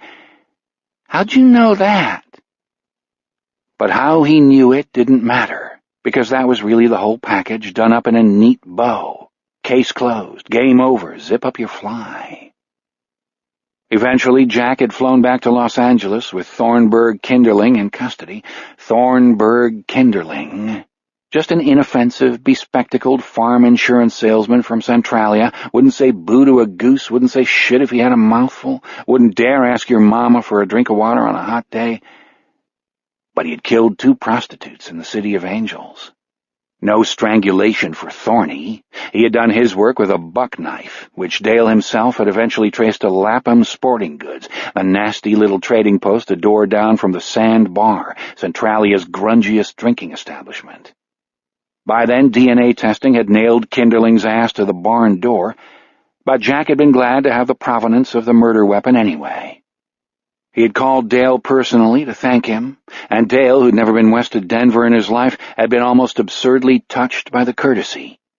Jack had said several times during the course of the investigation that you could never have enough evidence when the doer was a genuine bad guy, and Thorny Kinderling had turned out to be about as bad as you could want. He'd gone the insanity route, of course, and Dale, who had privately hoped he might be called upon to testify, was delighted when the jury rejected the plea and sentenced him to consecutive life terms. And what made all that happen? What had been the first cause? Why, a man listening.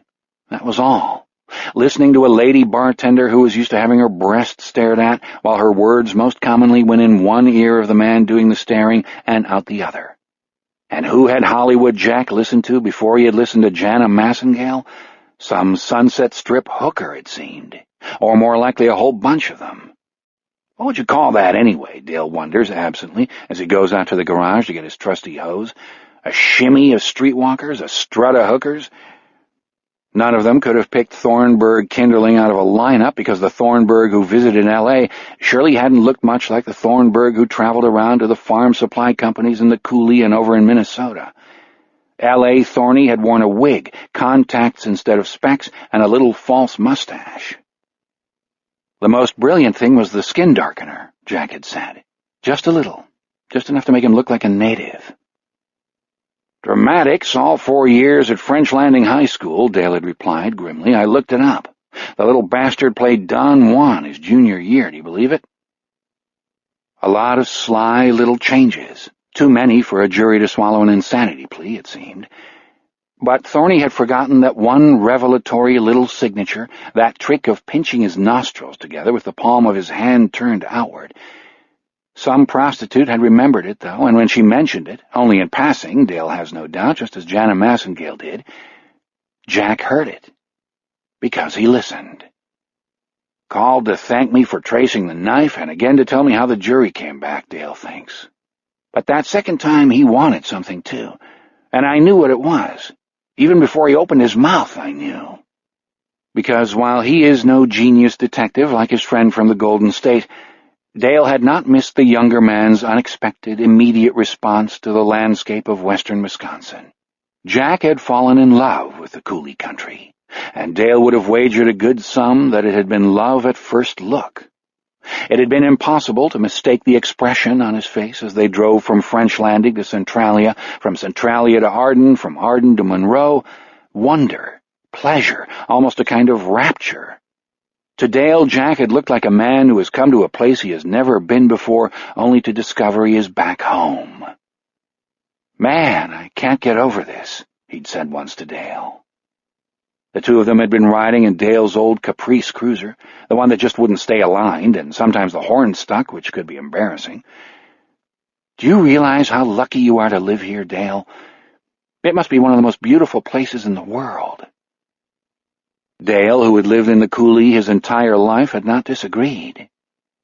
Toward the end of their final conversation concerning Thornburg Kinderling, Jack had reminded Dale of how he'd once asked, not quite kidding, not quite serious either, for Dale to let him know if a nice little place ever came on the market in Dale's part of the world, something out of town. And Dale had known at once from Jack's tone, the almost anxious drop in his voice, that the kidding was over. So you owe me, Dale murmurs, shouldering the hose. You owe me, you bastard. Of course, he has asked Jack to lend an unofficial hand with the fisherman investigation, but Jack has refused, almost with a kind of fear. I'm retired, he'd said brusquely. If you don't know what that word means, Dale, we can look it up in the dictionary together. But it's ridiculous, isn't it? Of course it is. How can a man not yet 35 be retired, especially one who is so infernally good at the job? You owe me, baby, he says again, now walking along the side of the house toward the bib faucet. The sky above is cloudless. The well-watered lawn is green. There is nary a sign of slippage, not out here on Herman Street. Yet perhaps there is, and perhaps we feel it, a kind of discordant hum, like the sound of all those lethal volts coursing through the steel struts of the KDCU tower. But we have stayed here too long. We must take wing again and proceed to our final destination of this early morning. We don't know everything yet, But we know 3 important things. First, that French Landing is a town in terrible distress. Second, that a few people, Judy Marshall for one, Charles Burnside for another, understand on some deep level that the town's ills go far beyond the depredations of a single sick pedophile murderer. Third, that we have met no one capable of consciously recognizing the force, the slippage, that has now come to bear on this quiet town hard by Tom and Huck's River. Each person we've met is, in his own way, as blind as Henry Layden. This is as true of the folks we haven't so far encountered, Beezer, St. Pierre, Wendell Green, the Color Posse, as it is of those we have. Our hearts groan for a hero. And while we may not find one, this is the 21st century after all, the days not of D'Artagnan and Jack Aubrey, but of George W. Bush and Dirty Sperm, we can perhaps find a man who was a hero once upon a time. Let us therefore search out an old friend, one we last glimpsed 1,000 and more miles east of here, on the shore of the steady Atlantic. Years have passed, and they have in some ways lessened the boy who was. He has forgotten much, and has spent a good part of his adult life maintaining that state of amnesia. But he is French Landing's only hope. So let us take wing, and fly almost due east, back over the woods and fields and gentle hills. Mostly we see miles of unbroken farmland, regimental cornfields, luxuriant hayfields, fat yellow swaths of alfalfa. Dusty, narrow drives lead to white farmhouses and their arrays of tall barns, granaries, cylindrical cement block silos, and long metal equipment sheds. Men in denim jackets are moving along the well-worn paths between the houses and the barns. We can already smell the sunlight. Its odor, richly compacted of butter, yeast, earth, growth, and decay, will intensify as the sun ascends and the light grows stronger. Below us, Highway 93 intersects Highway 35 at the center of tiny Centralia. The empty parking lot behind the sandbar awaits the noisy arrival of the Thunder Five, who customarily spend their Saturday afternoons, evenings, and nights in the enjoyment of the sandbar's pool tables, hamburgers, and pitchers of that ambrosia to the creation of which they have devoted their eccentric lives. Kingsland Brewing Company's finest product, and a beer that can hold up its creamy head among anything made in a specialty microbrewery or a Belgian monastery, Kingsland Ale. If Beezer, St. Pierre, Mouse, and company say it is the greatest beer in the world, why should we doubt them?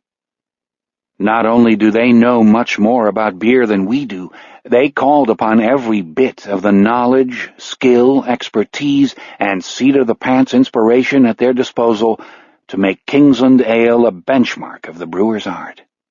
In fact, they moved to French Landing because the brewery, which they had selected after careful deliberation, was willing to work with them.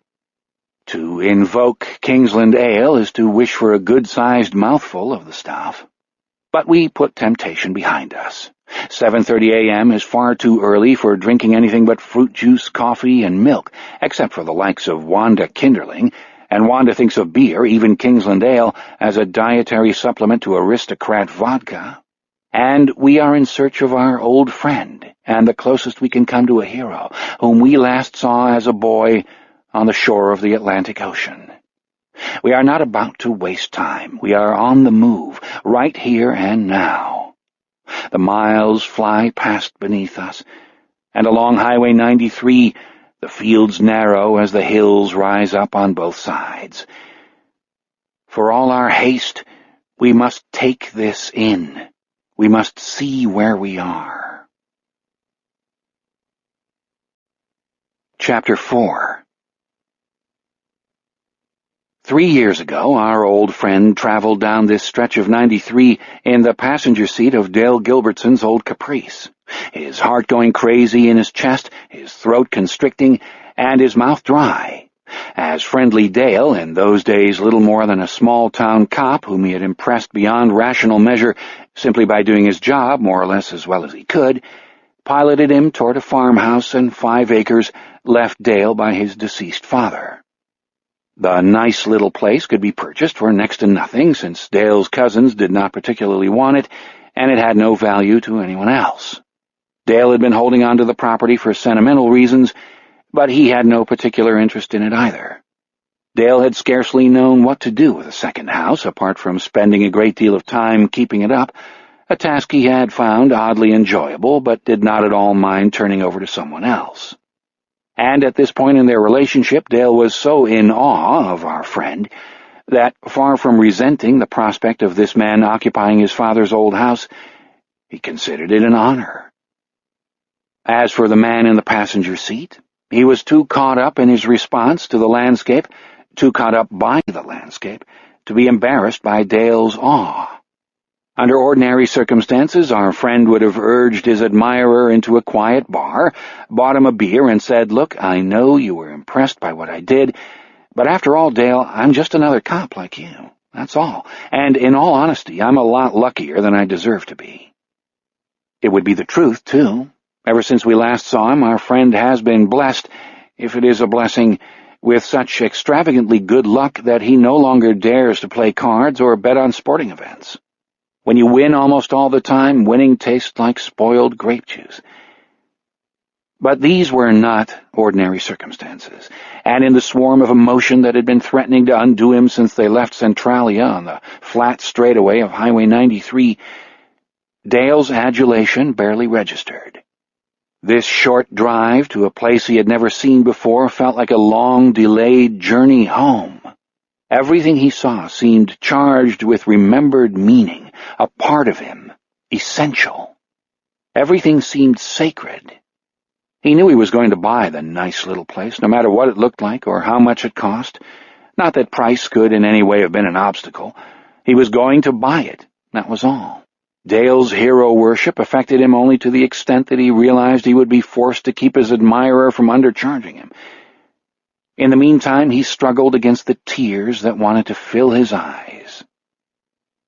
From above, we see the glacial valleys dividing the landscape to the right of 93 like the imprint of a giant's fingers.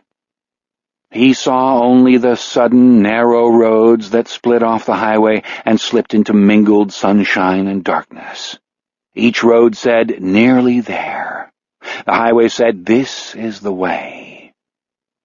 Gazing down, we can observe a roadside parking area, 2 gasoline pumps, and a long gray roof bearing the fading legend, "Roy's Store."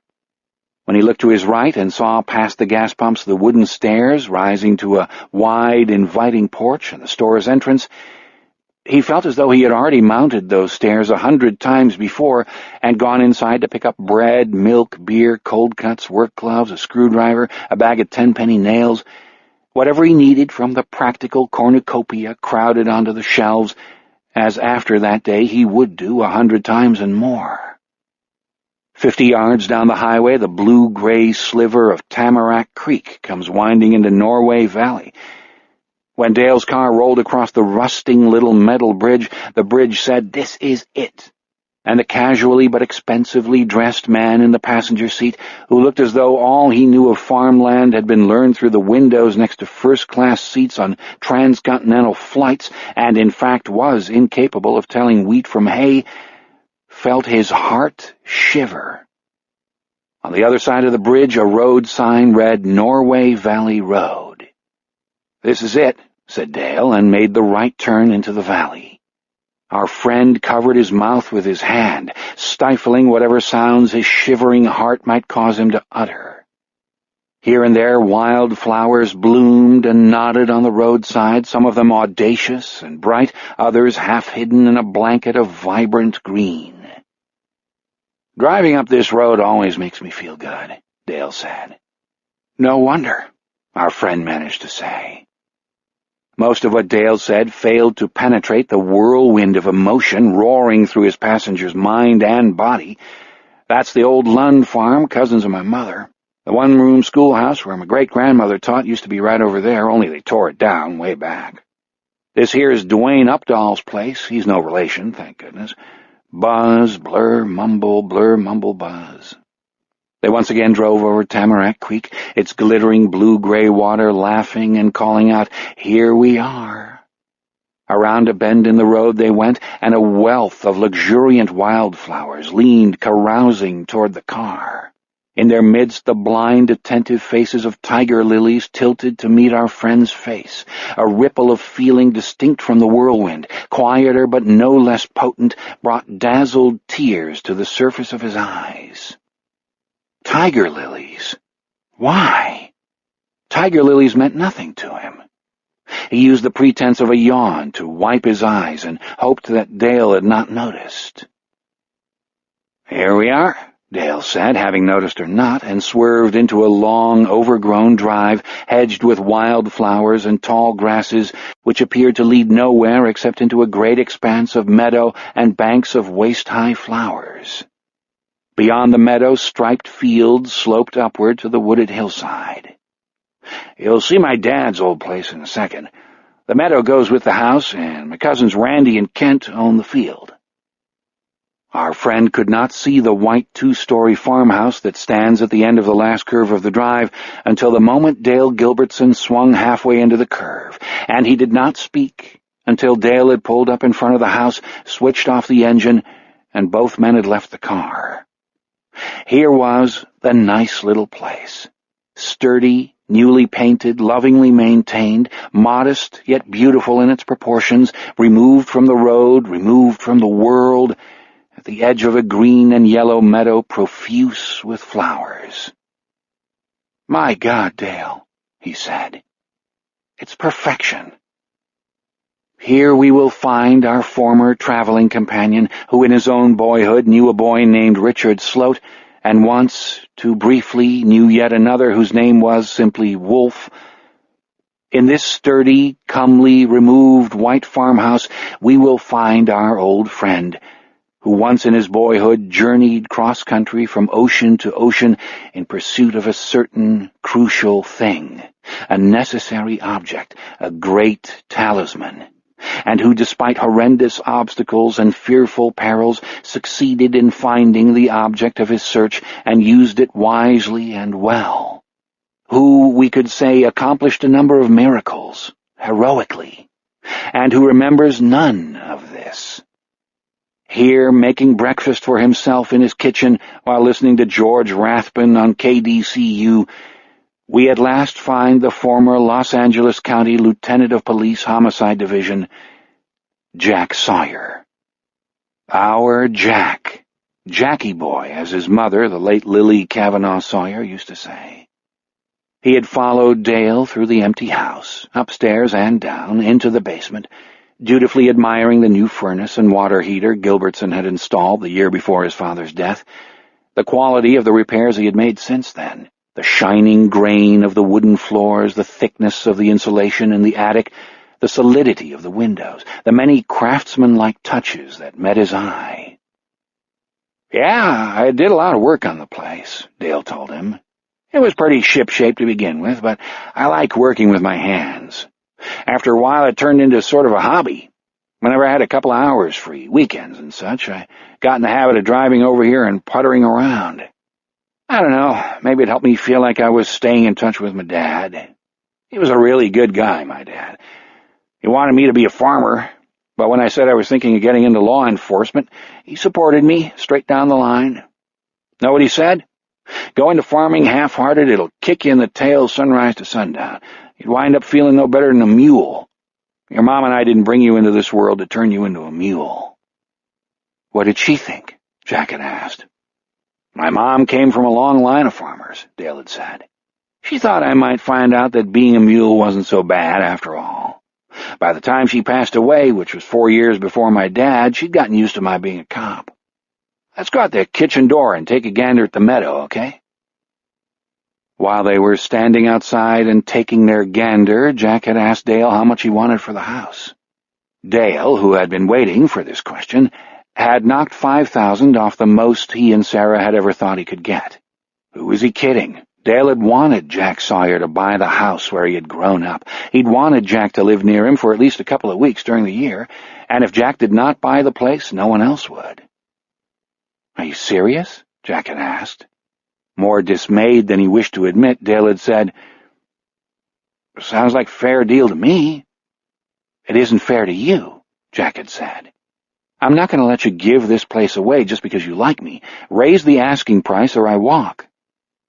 "You big city hotshots sure know how to negotiate. All right, make it 3,000 more." "5," Jack said, "or I'm out of here." "Done, but you're breaking my heart."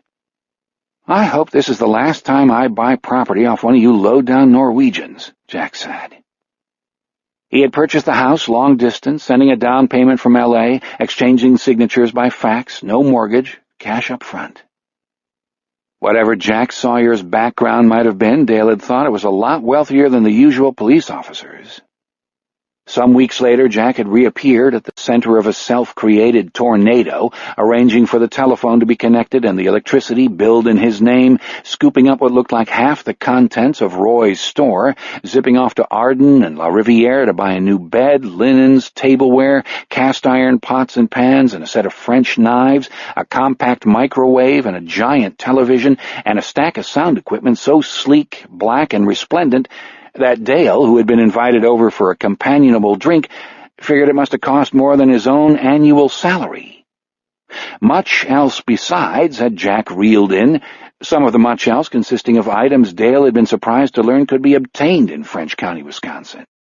Why would anyone need a $65 corkscrew called a wine master? Who was this guy? What kind of family had produced him? He'd noticed a bag bearing an unfamiliar logo filled with compact discs. At $15, $16 a pop, he was looking at a couple $100 worth of CDs. Whatever else might have been true of Jack Sawyer, he was into music in a big way. Curious, Dale bent down, pulled out a handful of jewel boxes, and regarded images of people, generally black, generally with instruments pressed to or in their mouths. Clifford Brown, Lester Young, Tommy Flanagan, Paul Desmond. "I never heard of these guys," he said. "What is this, jazz, I guess?" "You guess right," Jack said. "Could I ask you to help me move furniture around and hang pictures, stuff like that, in a month or two? I'm going to have a lot of stuff shipped here." "Any time."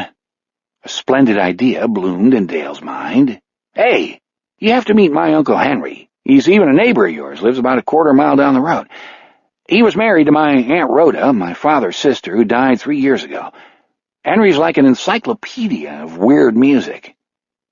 Jack did not take up the assumption that jazz was weird.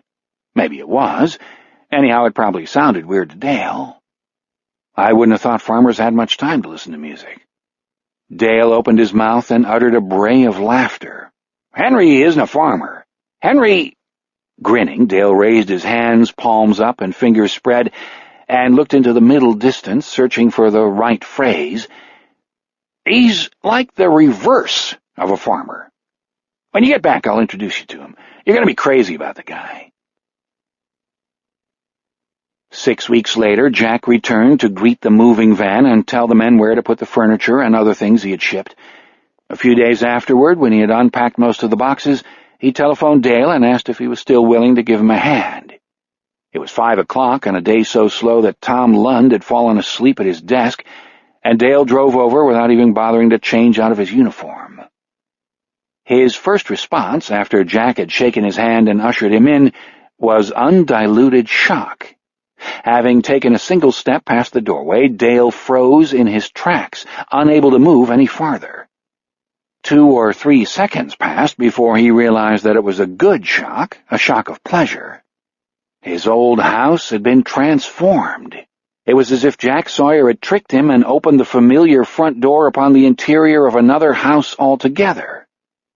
The sweep from the living room into the kitchen looked nothing like either the space he remembered from childhood or the clean, bare progression of the recent past.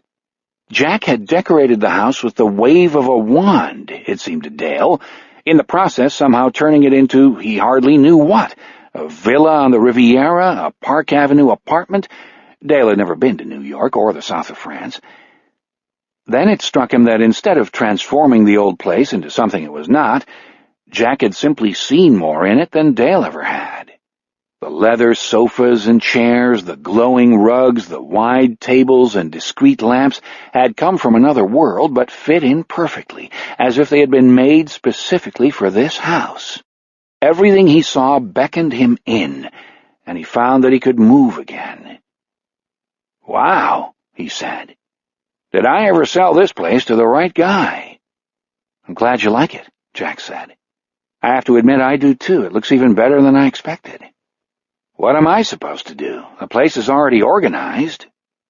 "We're going to hang some pictures," Jack said. "Then it'll be organized."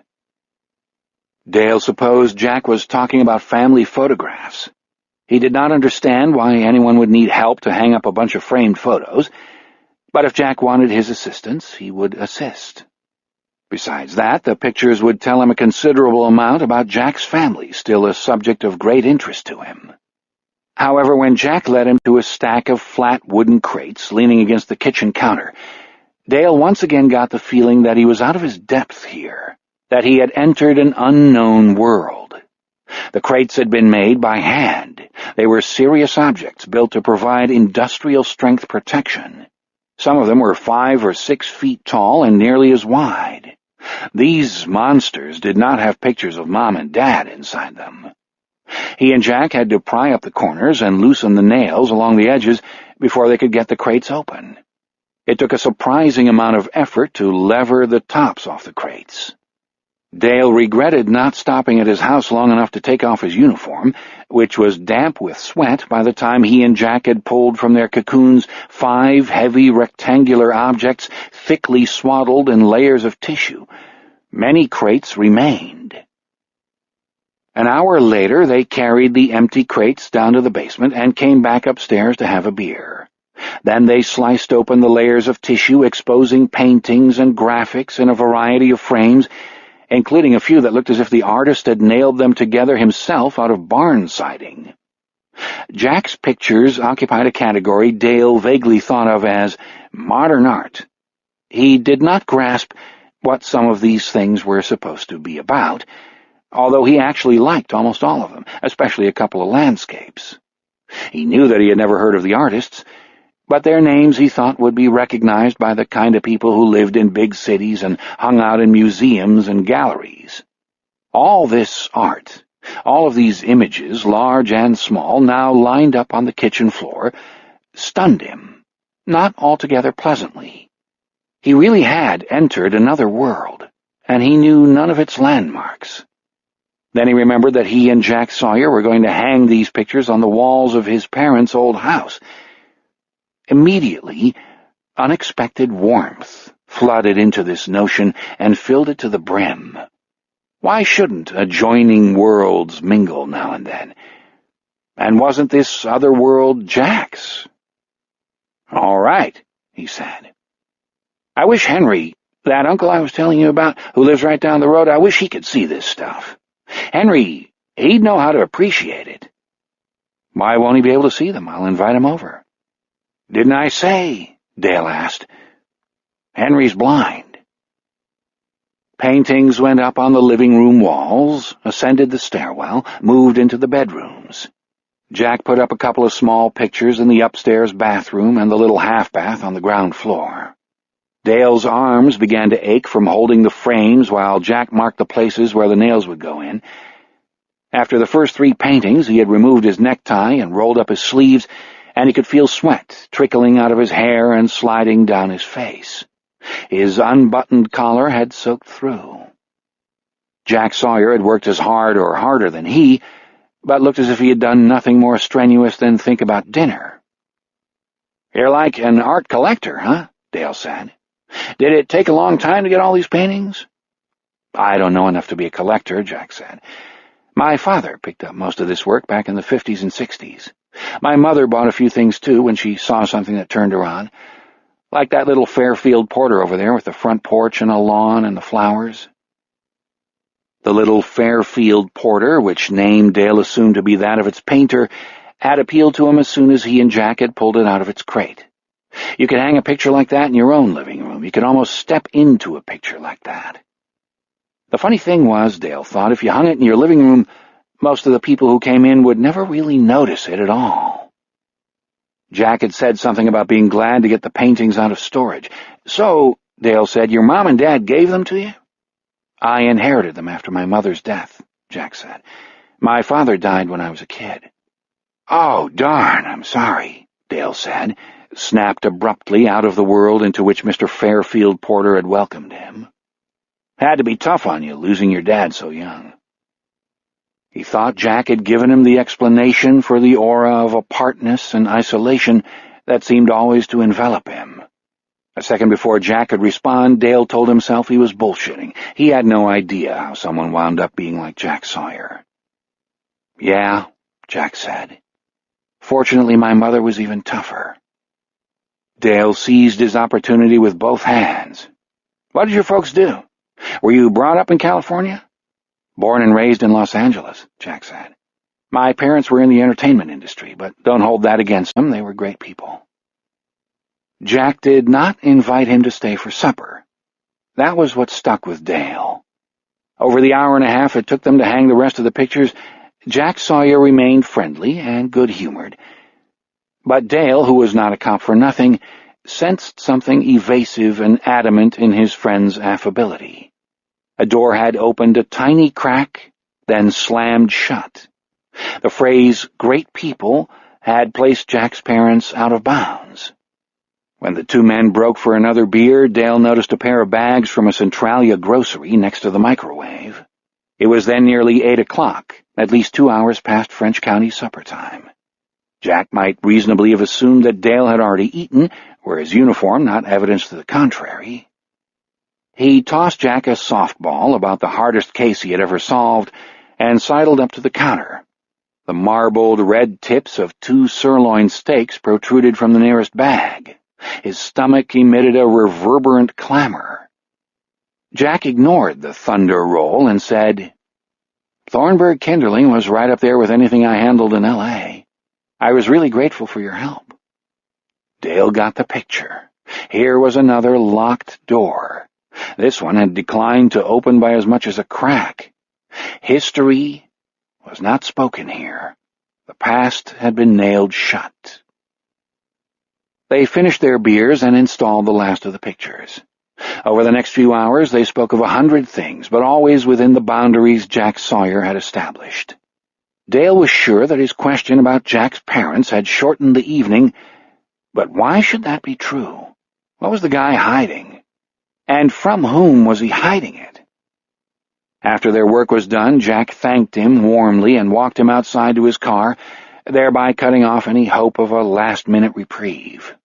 Case closed, game over, zip up your fly, in the words of the immortal George Rathbun. While they stood in the fragrant darkness beneath the millions of stars arrayed above them, Jack sighed with pleasure and said, "I hope you know how grateful I am. Honestly, I'm sorry I have to go back to L.A. Would you look at how beautiful this is?"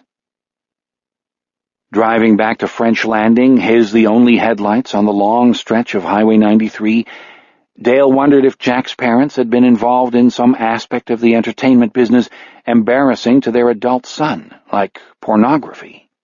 Maybe Dad directed skin flicks and Mom starred in them. The people who made dirty movies probably raked in the dough, especially if they kept it in the family. Before his odometer ticked off another 1/10 of a mile, the memory of the little Fairfield Porter turned Dale's satisfaction to dust. No woman who earned her keep having on-camera sex with strangers would spend actual money on a painting like that. Let us enter Jack Sawyer's kitchen. The morning's Herald lies unfolded on the dining table.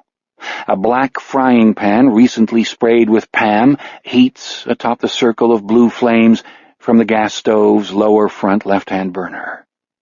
A tall, fit, distracted-looking man wearing an old USC sweatshirt, jeans, and Italian loafers the color of molasses is swirling a whisk around the interior of a stainless steel bowl containing a large number of raw eggs. Looking at him as he frowns at a vacant section of air well above the shiny bowl, we observe that the beautiful 12-year-old boy last seen in a fourth-floor room of a deserted New Hampshire hotel has aged into a man whose good looks contribute only the smallest portion to what makes him interesting. For that Jack Sawyer is interesting declares itself instantly. Even when troubled to distraction by some private concern, some enigma, we might as well say, in the face of that contemplative frown, Jack Sawyer cannot help but radiate a persuasive authority. Just by looking at him, you know that he is one of those persons to whom others turn when they feel stumped, threatened, or thwarted by circumstance. Intelligence, resolve, and dependability have shaped the cast of his features so deeply that their attractiveness is irrelevant to their meaning. This man never pauses to admire himself in mirrors. Vanity plays no part in his character. It makes perfect sense that he should have been a rising star in the Los Angeles Police Department, that his file bulged with commendations, and that he had been selected for several FBI-sponsored programs and training courses designed to aid the progress of rising stars. A number of Jack's colleagues and superiors had privately concluded that he would become the police commissioner of a city like San Diego or Seattle around the time he turned 40, and 10 to 15 years later, if all went well, step up to San Francisco or New York. More strikingly, Jack's age seems no more relevant than his attractiveness. He has the air of having passed through lifetimes before this one, of having gone places and seen things beyond the scope of most other people. No wonder Dale Gilbertson admires him. No wonder Dale yearns for Jack's assistance.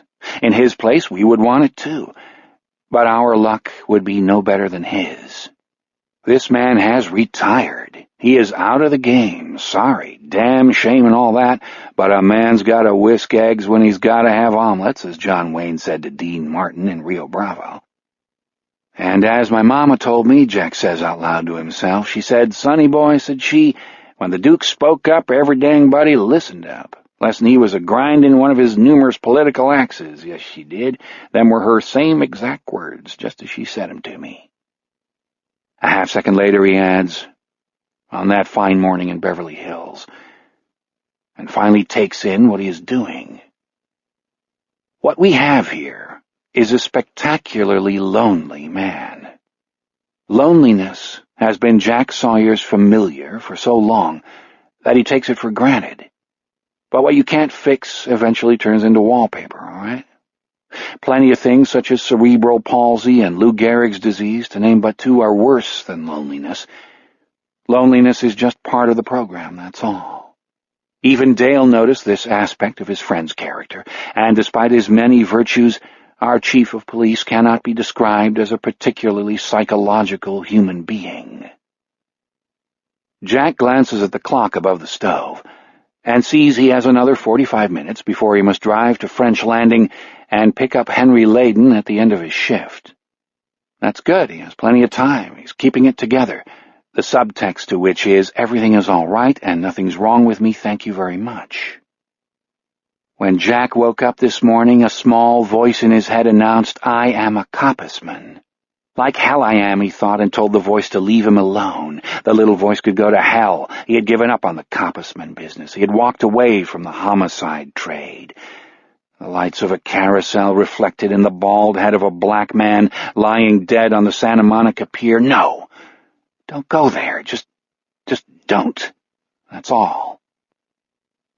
Jack should not have been in Santa Monica anyhow. Santa Monica had its own coppismen. As far as he knew, they were a swell bunch of guys, though perhaps not quite up to the standard set by that ace boy, whiz-bang, and youngest-ever lieutenant of LAPD's homicide division himself. The only reason the ace boy and whiz-bang had been on their turf in the first place was that he had just broken up with this extremely nice, or at least moderately nice, resident of Malibu, Miss Brooke Greer, a screenwriter greatly esteemed within her genre, the action-adventure romantic comedy, also a person of remarkable wit, insight, and bodily charm, and as he sped homeward down the handsome stretch of the Pacific Coast Highway below the Malibu Canyon exit, he yielded to an uncharacteristically edgy spell of gloom. A few seconds after swinging up the California incline into Santa Monica, he saw the bright ring of the Ferris wheel revolving above the strings of lights and the lively crowd on the pier.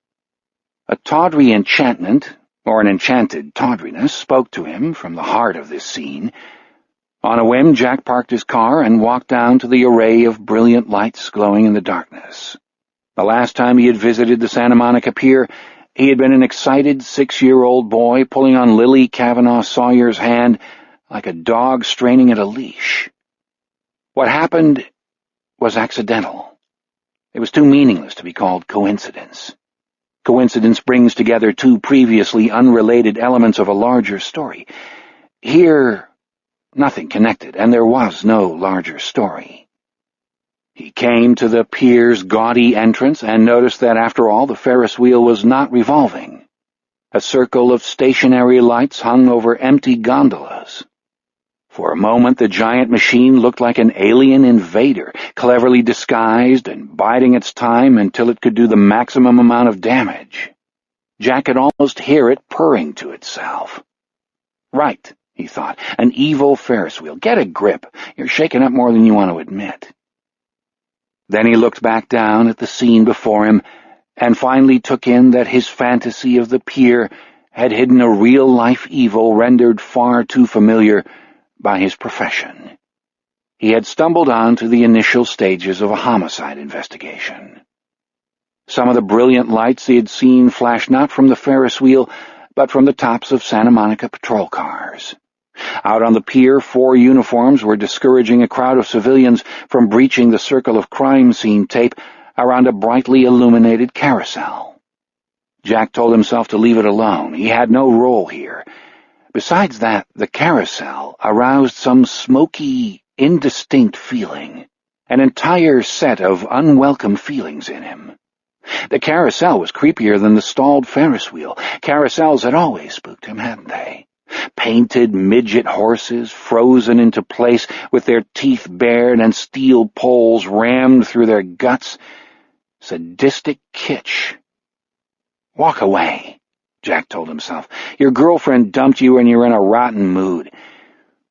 And as for carousels, the abrupt descent of a mental lead curtain ended the debate about carousels.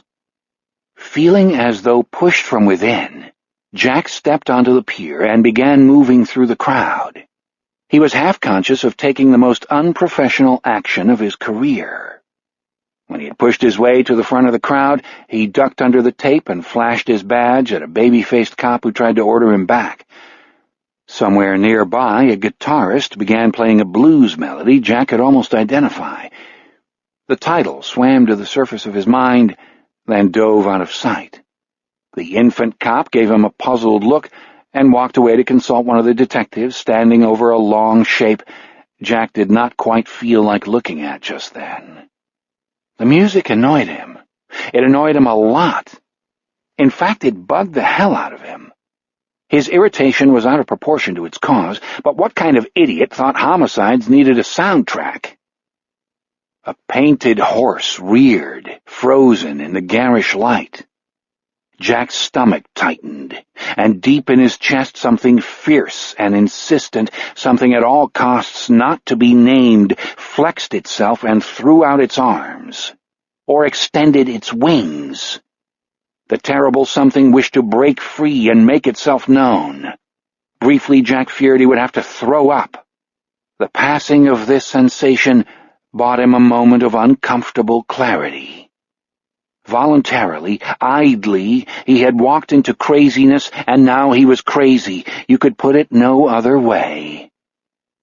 Marching toward him, with an expression nicely combining disbelief and fury, was a detective named Angelo Leone, before his expedient transfer to Santa Monica, a colleague of Jack's, distinguished by his gross appetites, his capacity for violence and corruption, his contempt for all civilians regardless of color, race, creed, or social status, and, to be fair, his fearlessness and utter loyalty to all police officers who went with the program and did the same things he did, which meant anything they could get away with.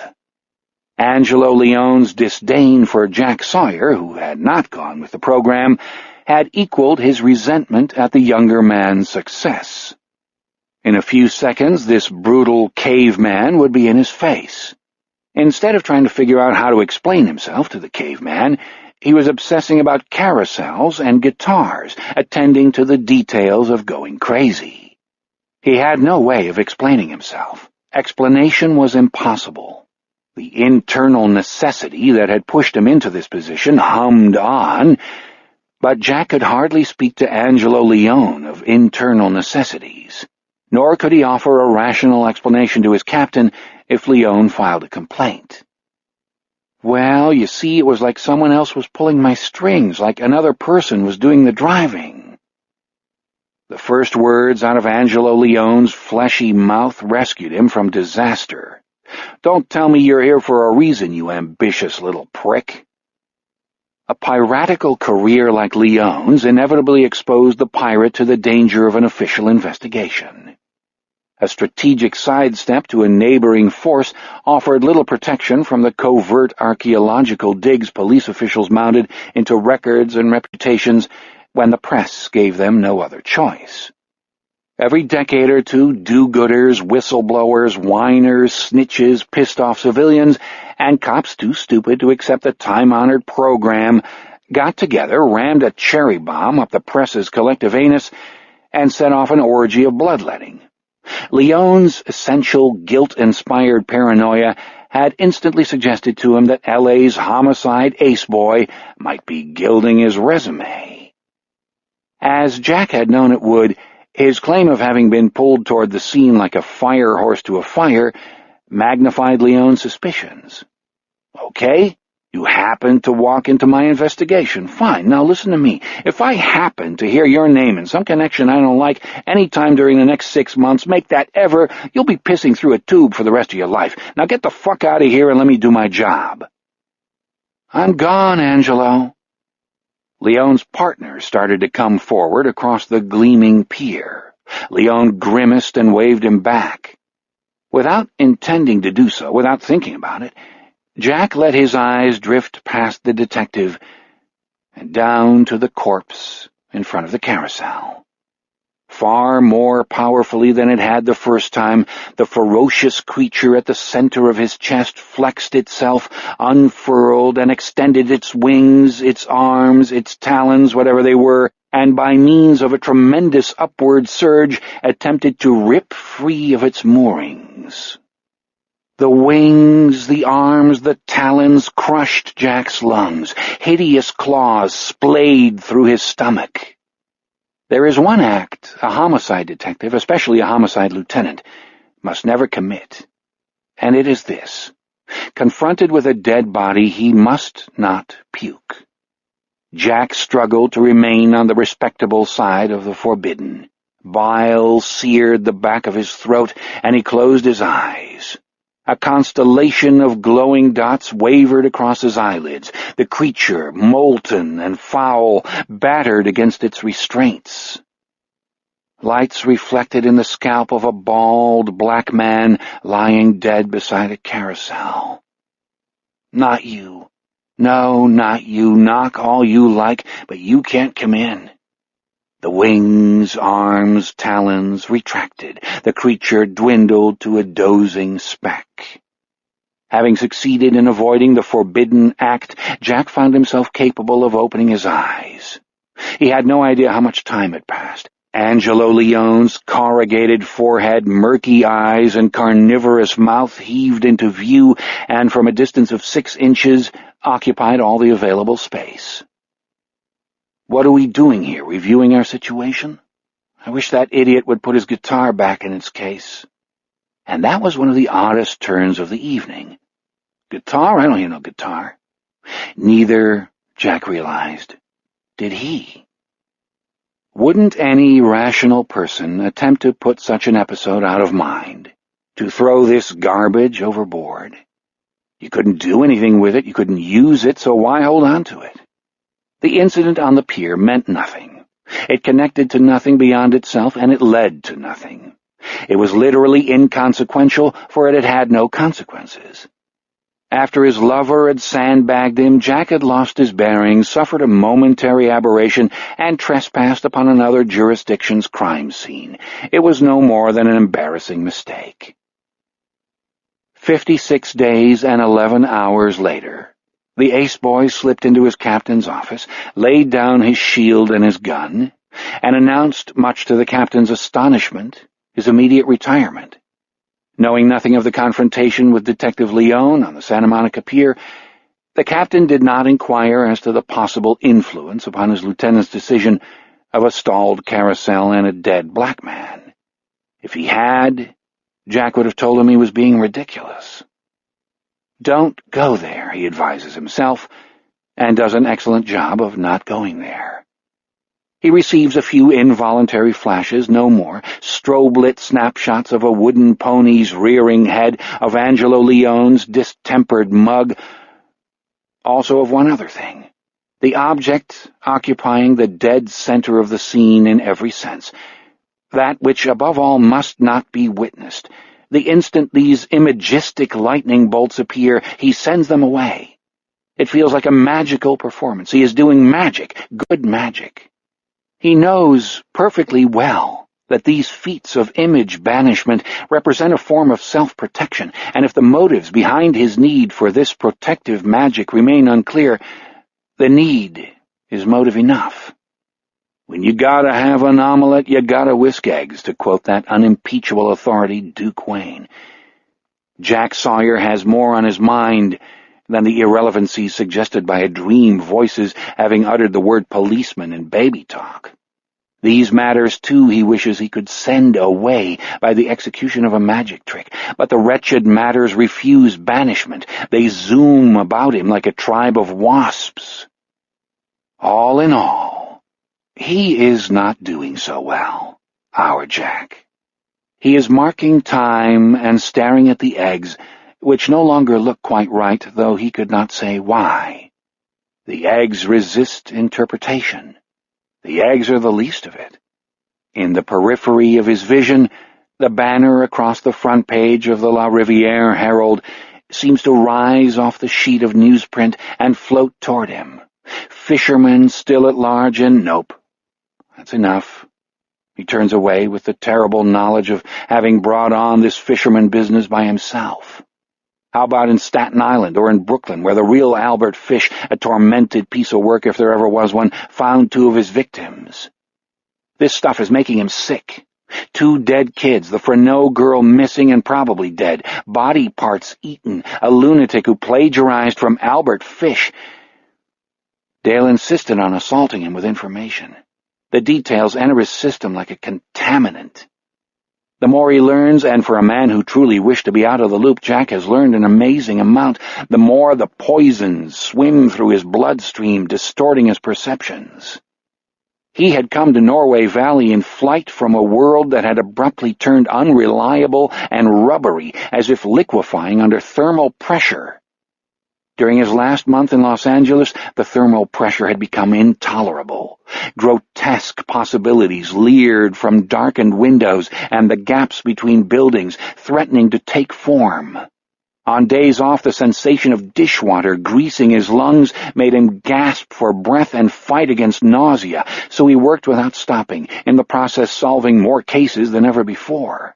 His diagnosis was that the work was getting to him, but we can hardly blame the captain for his astonishment at the ace boy's resignation. He had escaped to this obscure pocket of the countryside, this shelter, this haven at the edge of a yellow meadow, removed from the world of threat and madness, removed by nearly 20 miles from French Landing, removed a good distance even from Norway Valley Road. However, the layers of removal had failed to do their job. What he was trying to escape riots around him again here in his redoubt. If he let himself succumb to self-centered fantasy, he would have to conclude that what he had fled had spent the last 3 years sniffing his trail and had finally succeeded in tracking him down. In California, the rigors of his task had overwhelmed him. Now the disorders of western Wisconsin must be kept at arm's length. Sometimes, late at night, he awakens to the echo of the little, poisoned voice wailing, "No more coppismen! I won't! Too close! Too close!" What was too close, Jack Sawyer refuses to consider. The echo proves that he must avoid any further contamination. Bad news for Dale, he knows, and he regrets both his inability to join the investigation and to explain his refusal to his friend.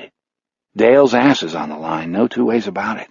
He is a good chief of police, more than good enough for French Landing, but he misjudged the politics and let the Stadies set him up.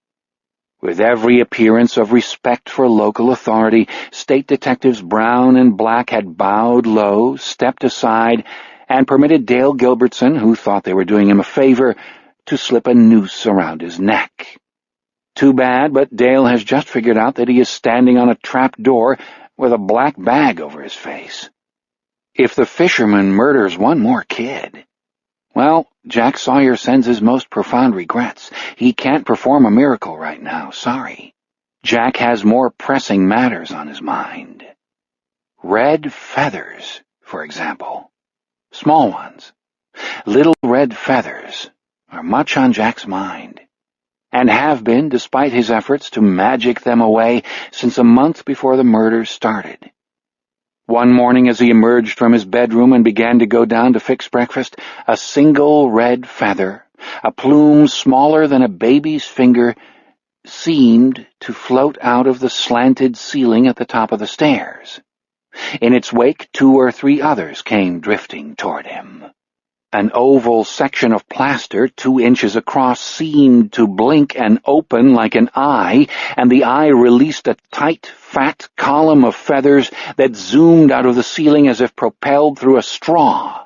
A feather explosion, a feather hurricane, battered his chest, his raised arms, his head. But this never happened. Something else happened, and it took him a minute or 2 to figure it out. A wayward brain neuron misfired. A mental receptor lapped up the wrong chemical, or lapped up too much of the right chemical. The switches that nightly triggered the image conduits responded to a false signal and produced a waking dream. The waking dream resembled an hallucination, but hallucinations were experienced by wet-brain alcoholics, drug-takers, and crazy people, specifically paranoid schizophrenics, with whom Jack had dealt on many an occasion during his life as a coppisman. Jack fit into none of those categories, including the last. He knew he was not a paranoid schizophrenic or any other variety of madman. If you thought Jack Sawyer was crazy, you were. He has complete, at least 99% complete faith in his sanity. Since he is not delusional, the feathers must have flown toward him in a waking dream. The only other explanation involves reality, and the feathers had no connection to reality. What kind of world would this be if such things could happen to us?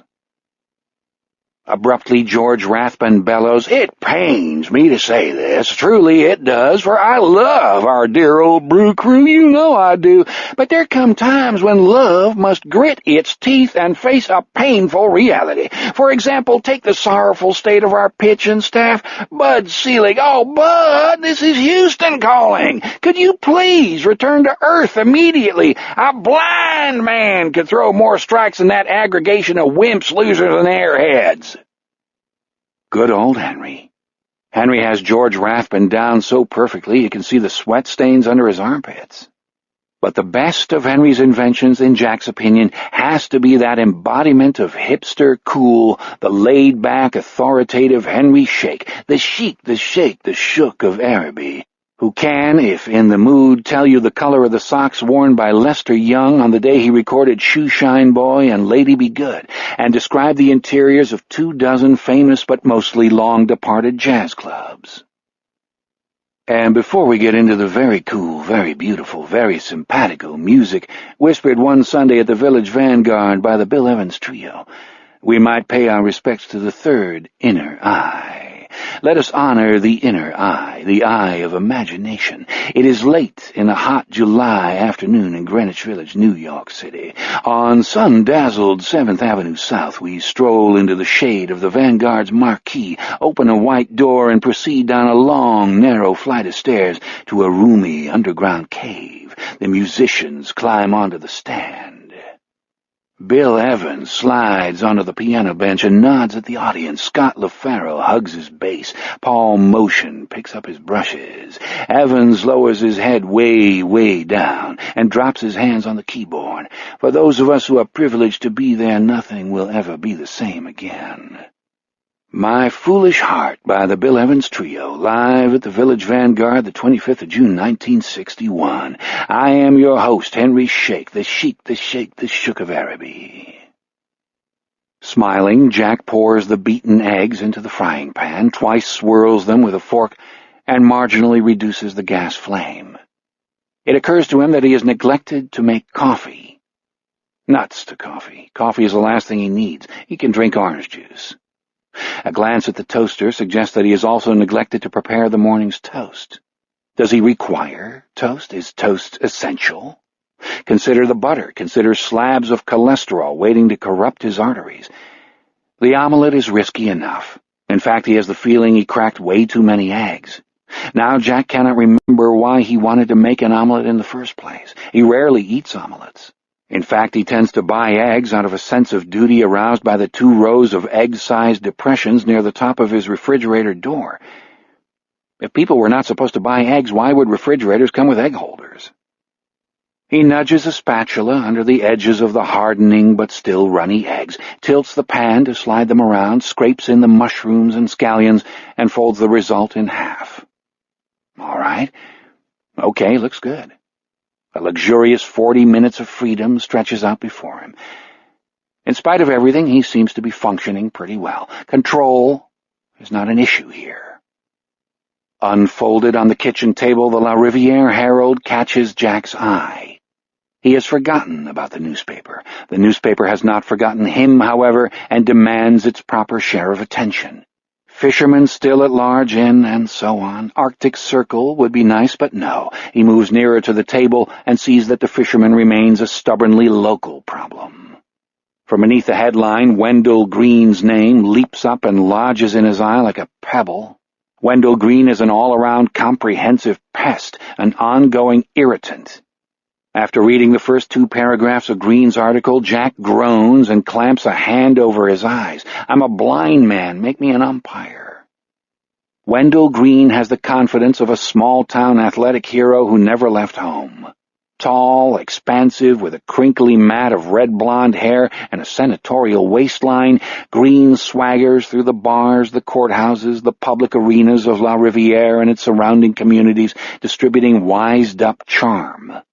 Wendell Green is a reporter who knows how to act like one, an old-fashioned print journalist, the Herald's great ornament. At their first encounter, the great ornament struck Jack as a third-rate phony, and he has seen no reason to change his mind since then. He distrusts Wendell Green. In Jack's opinion, the reporter's gregarious facade conceals a limitless capacity for treachery. Green is a blowhard posturing in front of a mirror, but a canny blowhard, and such creatures will do anything to gain their own ends. After Thornburg Kinderling's arrest, Green requested an interview. Jack turned him down as he declined the 3 invitations that followed his removal to Norway Valley Road. His refusals had not deterred the reporter from staging occasional accidental meetings. The day after the discovery of Amy St. Pierre's body, Jack emerged from a Chase Street dry cleaner's shop with a box of freshly laundered shirts under his arm, began walking toward his car, and felt a hand close on his elbow. He looked back and beheld, contorted into a leer of spurious delight, the florid public mask of Wendell Green. Hey, Holly, a bad boy smirk. I mean, Lieutenant Sawyer. Hey, I'm glad I ran into you. This where you have your shirts done? They do a good job. If you leave out the part about the buttons. Good one. You're a funny guy, Lieutenant. Let me give you a tip. Reliable on 3rd Street in La Riviere, they live up to their name. No smashy, no breaky. Want your shirts done right, go to a chink every time. Sam Lee, try him out, Lieutenant. I'm not a lieutenant anymore, Wendell. Call me Jack or Mr. Sawyer. Call me Hollywood. I don't care. And now he walked toward his car, and Wendell Green walked beside him. Any chance of a few words, Lieutenant? Sorry, Jack. Chief Gilbertson is a close friend of yours, I know, and this tragic case, little girl apparently mutilated, terrible things. Can you offer us your expertise? Step in, give us the benefit of your thoughts. You want to know my thoughts? Anything you can tell me, buddy. Pure, irresponsible malice inspired Jack to extend an arm over Green's shoulders and say, Wendell, old buddy, check out a guy named Albert Fish. It was back in the 20s. Fish? F-I-S-H. From an old-line WASP New York family. An amazing case. Look it up.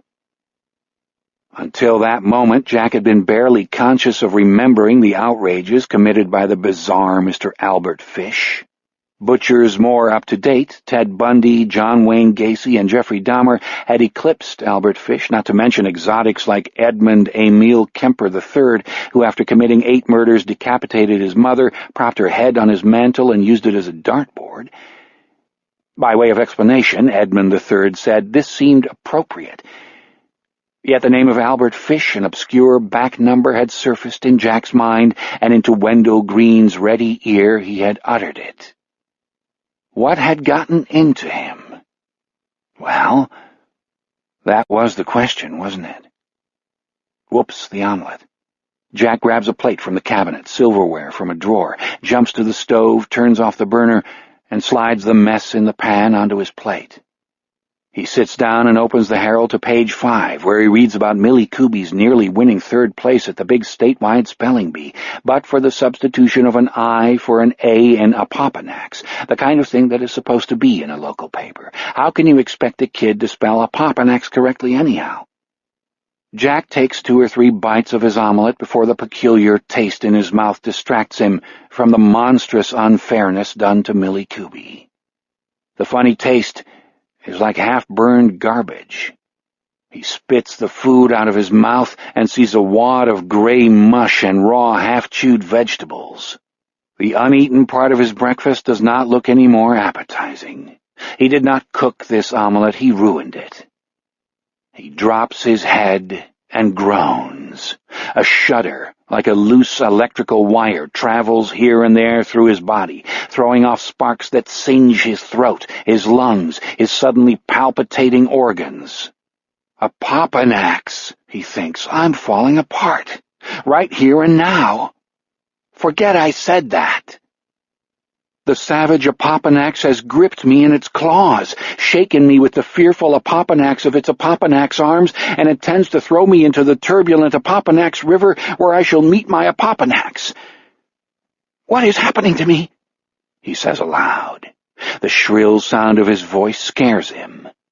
Apopanax tears sting his Apopanax eyes, and he gets groaning up off his Apopanax, dumps the swill into the garbage disposal, rinses the plate, and decides that it is damn well time to start making sense around here.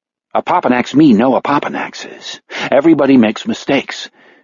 Jack examines the door of the refrigerator, trying to remember if he still has an egg or 2 in there. Sure he does, a whole bunch of eggs, about 9 or 10, had nearly filled the entire row of egg-shaped depressions at the top of the door.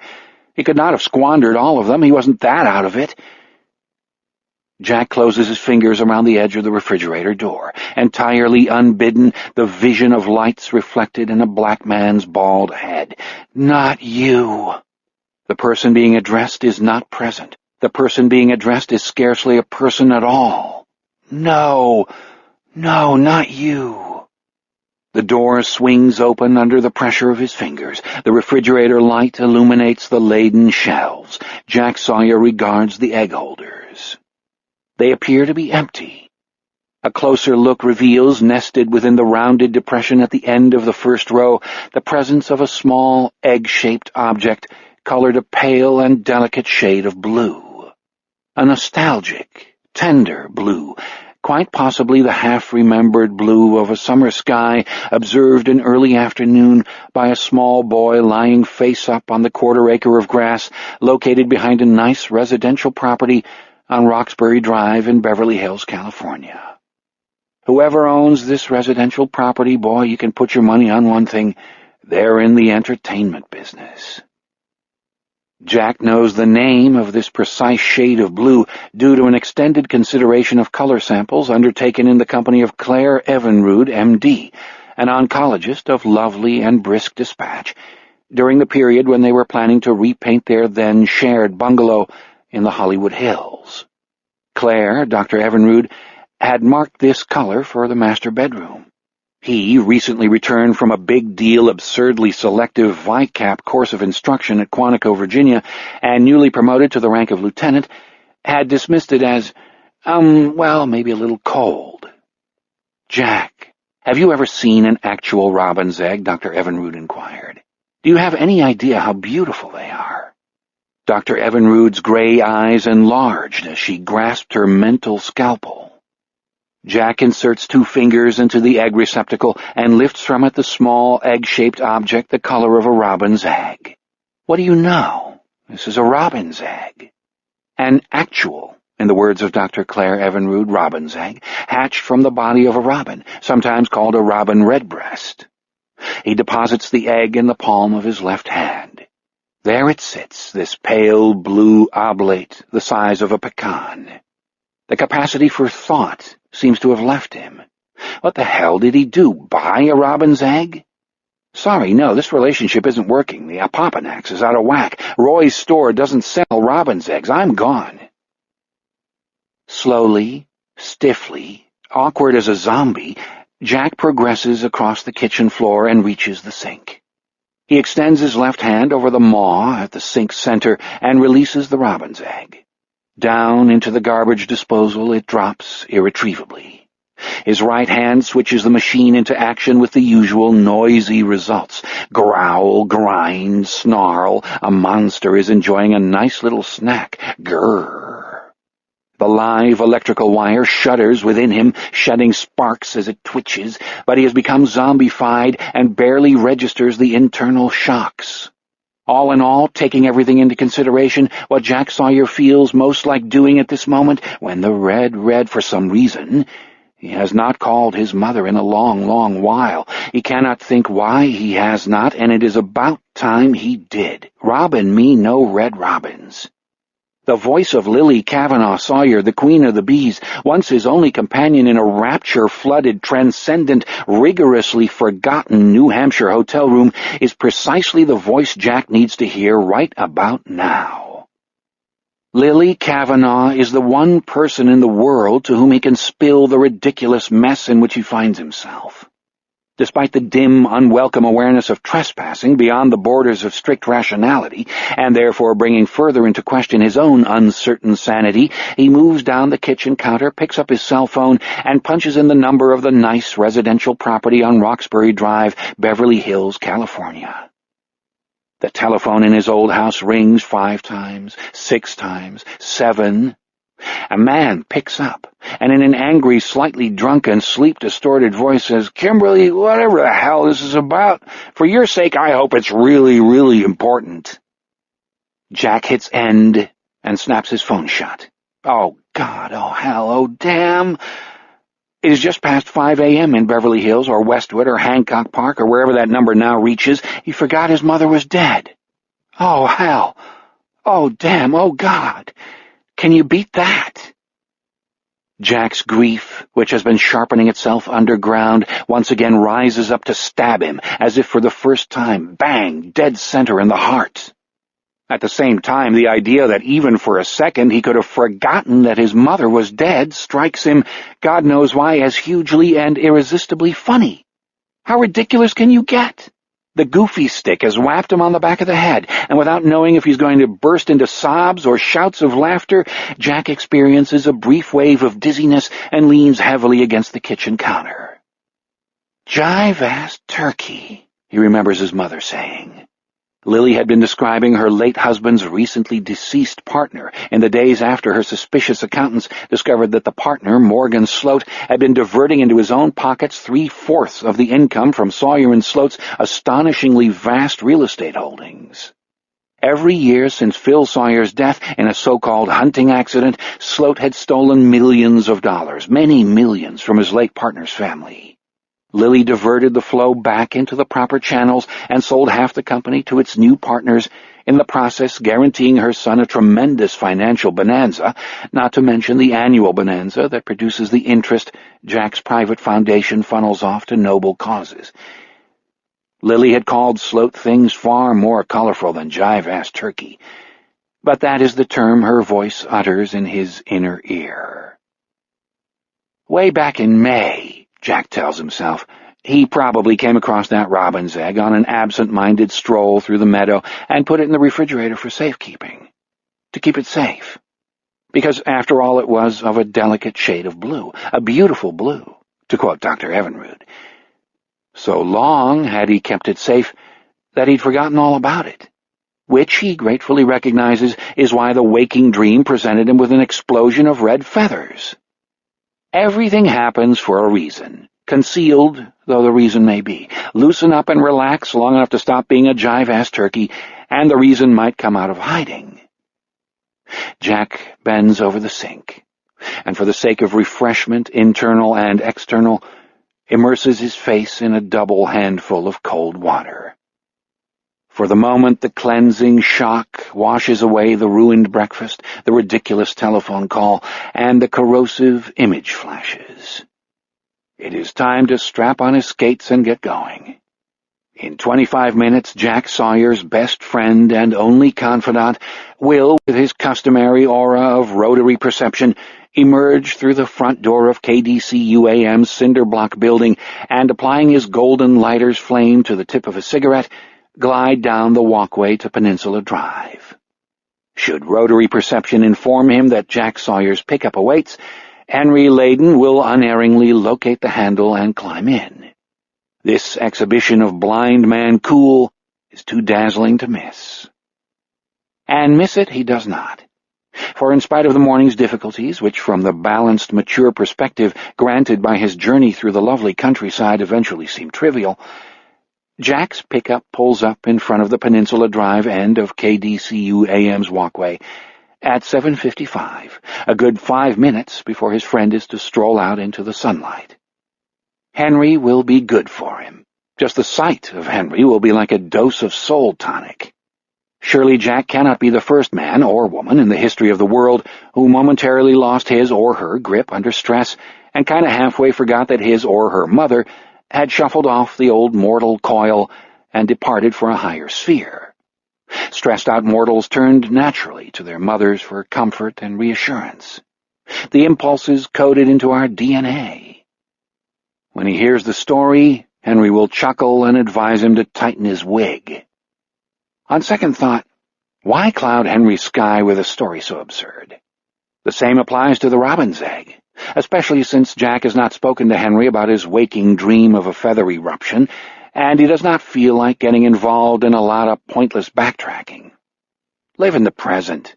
Let the past stretch out in its grave. Keep your chin high and walk around the mud puddles. Don't look to your friends for therapy. He switches on the radio and hits the button for KWLA-FM, the UW La Riviere station, home to both the Wisconsin Rat and Henry the Sheik the Shake the Shook. What pours glittering from the cab's hidden speakers raises the hairs on his arms. Glenn Gould, inner eye luminously open, blazing through something by Bach. He could not say exactly what. But Glenn Gould, but Bach for sure. One of the partitas, maybe. A CD jewel box in one hand, Henry Layden strolls through the humble doorway at the side of the station, enters the sunlight, and without hesitation begins to glide down the flagged walkway, the rubber soles of his Hershey-brown suede loafers striking the center of each successive flagstone. Henry is a vision. Today, Jack observes, Henry comes attired in one of his Malaysian teak forest owner ensembles, a handsome collarless shirt, shimmering braces, and an heirloom straw fedora creased to a fare-thee-well. Had Jack not been so welcomed into Henry's life, he would not have known that his friend's capacity for flawless wardrobe assemblage depended upon the profound organization of his enormous walk-in closet, long ago established by Rhoda Gilbertson Layden, Henry's deceased wife. Rhoda had arranged every article of her husband's clothing by season, style, and color. Item by item, Henry memorized the entire system. Although blind since birth, therefore incapable of distinguishing between matching and mismatching shades, Henry never errs. Henry extracts from his shirt pocket a gold lighter and a yellow pack of American spirits, fires up, exhales a radiant cloud brightened by sunlight to the color of milk, and continues his unwavering progress down the flagstones.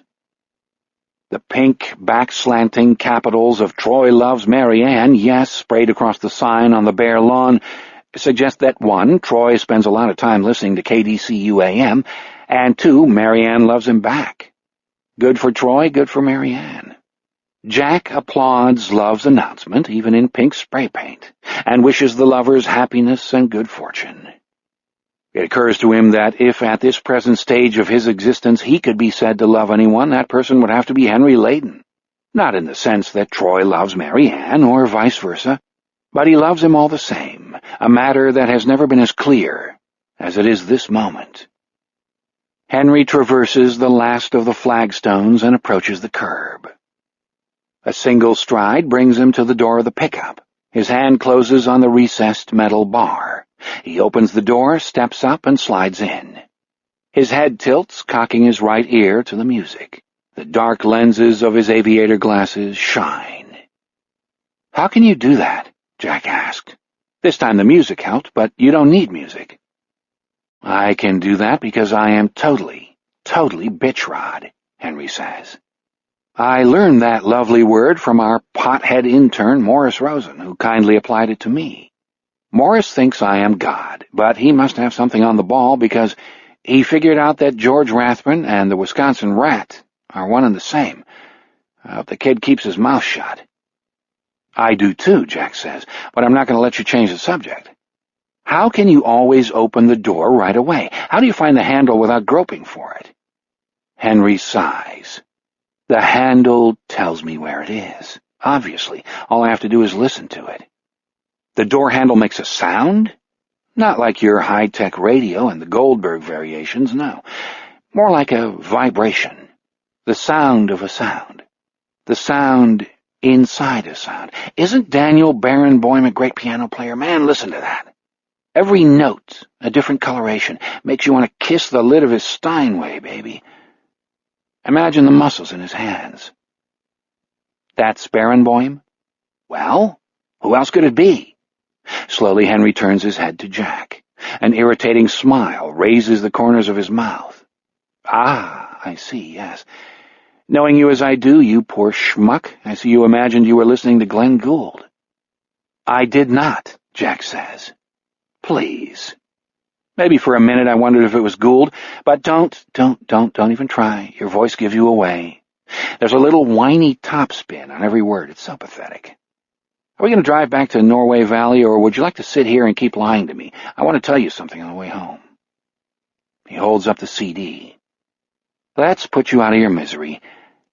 The pothead gave this to me, dirty sperm, doing an old Supremes ditty. Me, I loathe that sort of thing, but it might be perfect for the Wisconsin Rat. Cue up track 7. The pianist no longer sounds anything like Glenn Gould, and the music seems to have slowed to half its former velocity. Jack puts himself out of his misery and inserts the CD into the opening beneath the radio. He pushes a button, then another. At an insanely fast tempo, the screeches of madmen subjected to unspeakable tortures comes blasting out of the speakers. Jack rocks backward into the seat, jolted. "My God, Henry," he says, and reaches for the volume control. "Don't dare touch that dial," Henry says. "If this crap doesn't make your ears bleed, it isn't doing its job." Ears, Jack knows, is jazz speak for the capacity to hear what is going on in music as it unfurls across the air. A musician with good ears soon memorizes the songs and arrangements he is asked to play, picks up or already knows the harmonic movement underlying the theme, and follows the transformations and substitutions to that pattern introduced by his fellow musicians. Whether or not he can accurately read notes written on a staff, a musician with great ears learns melodies and arrangements the first time he hears them.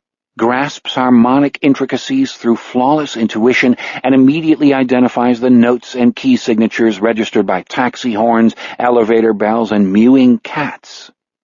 Such people inhabit a world defined by the particularities of individual sounds, and Henry Layden is one of them. As far as Jack is concerned, Henry's ears are Olympian, in a class by themselves. It was Henry's ears that gave him access to Jack's great secret, the role his mother, Lily Kavanaugh Sawyer, Lily Kavanaugh, had occupied in life, and he is the only person ever to discover it. Shortly after Dale introduced them, Jack and Henry Layden entered into an easy, companionable friendship surprising to both. Each the answer to the other's loneliness, they spent 2 or 3 nights of every week having dinner together, listening to music and talking about whatever came into their well-stocked minds.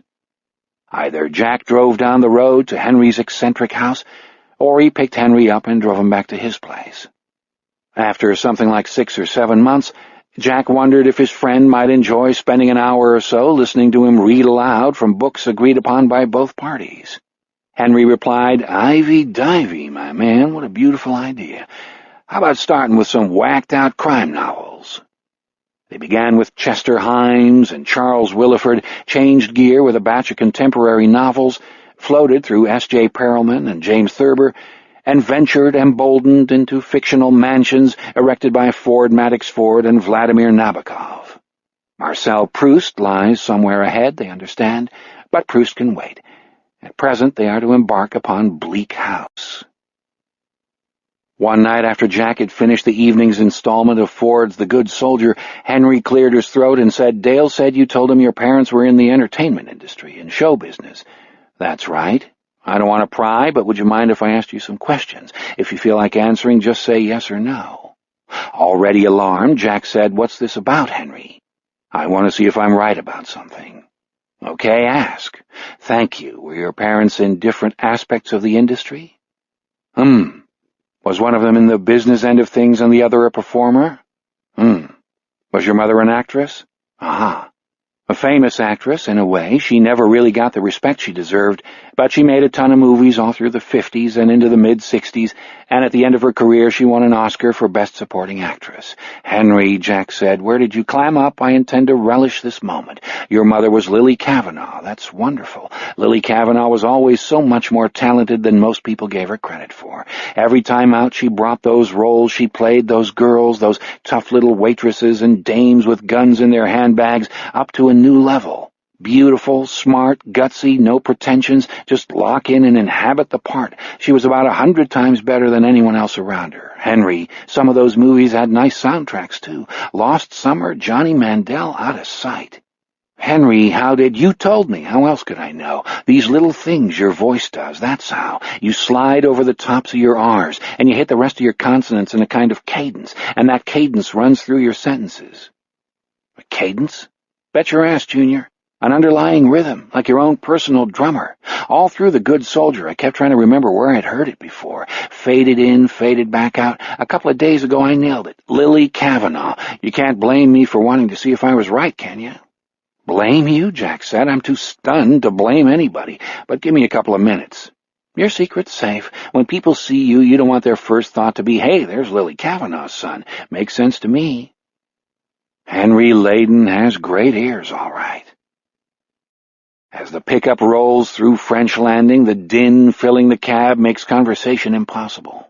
Dirty sperm is burning a hole through the marzipan center of Where Did Our Love Go, and in the process committing hideous atrocities upon all those cute little supremes. Henry, who claims to loathe this kind of thing, slouches in his seat, knees up on the dash, hands steepled below his chin, grinning with pleasure. The shops on Chase Street have opened for business, and half a dozen cars jut at an angle from parking spaces. 4 boys astride bicycles swerve off the sidewalk before Schmidt's All Sorts and into the road 20 feet in front of the moving pickup. Jack hits his brakes. The boys come to an abrupt halt and line up side by side, waiting for him to pass. Jack trolls forward. Henry straightens up, checks his mysterious sensors, and drops back into position. All is well with Henry.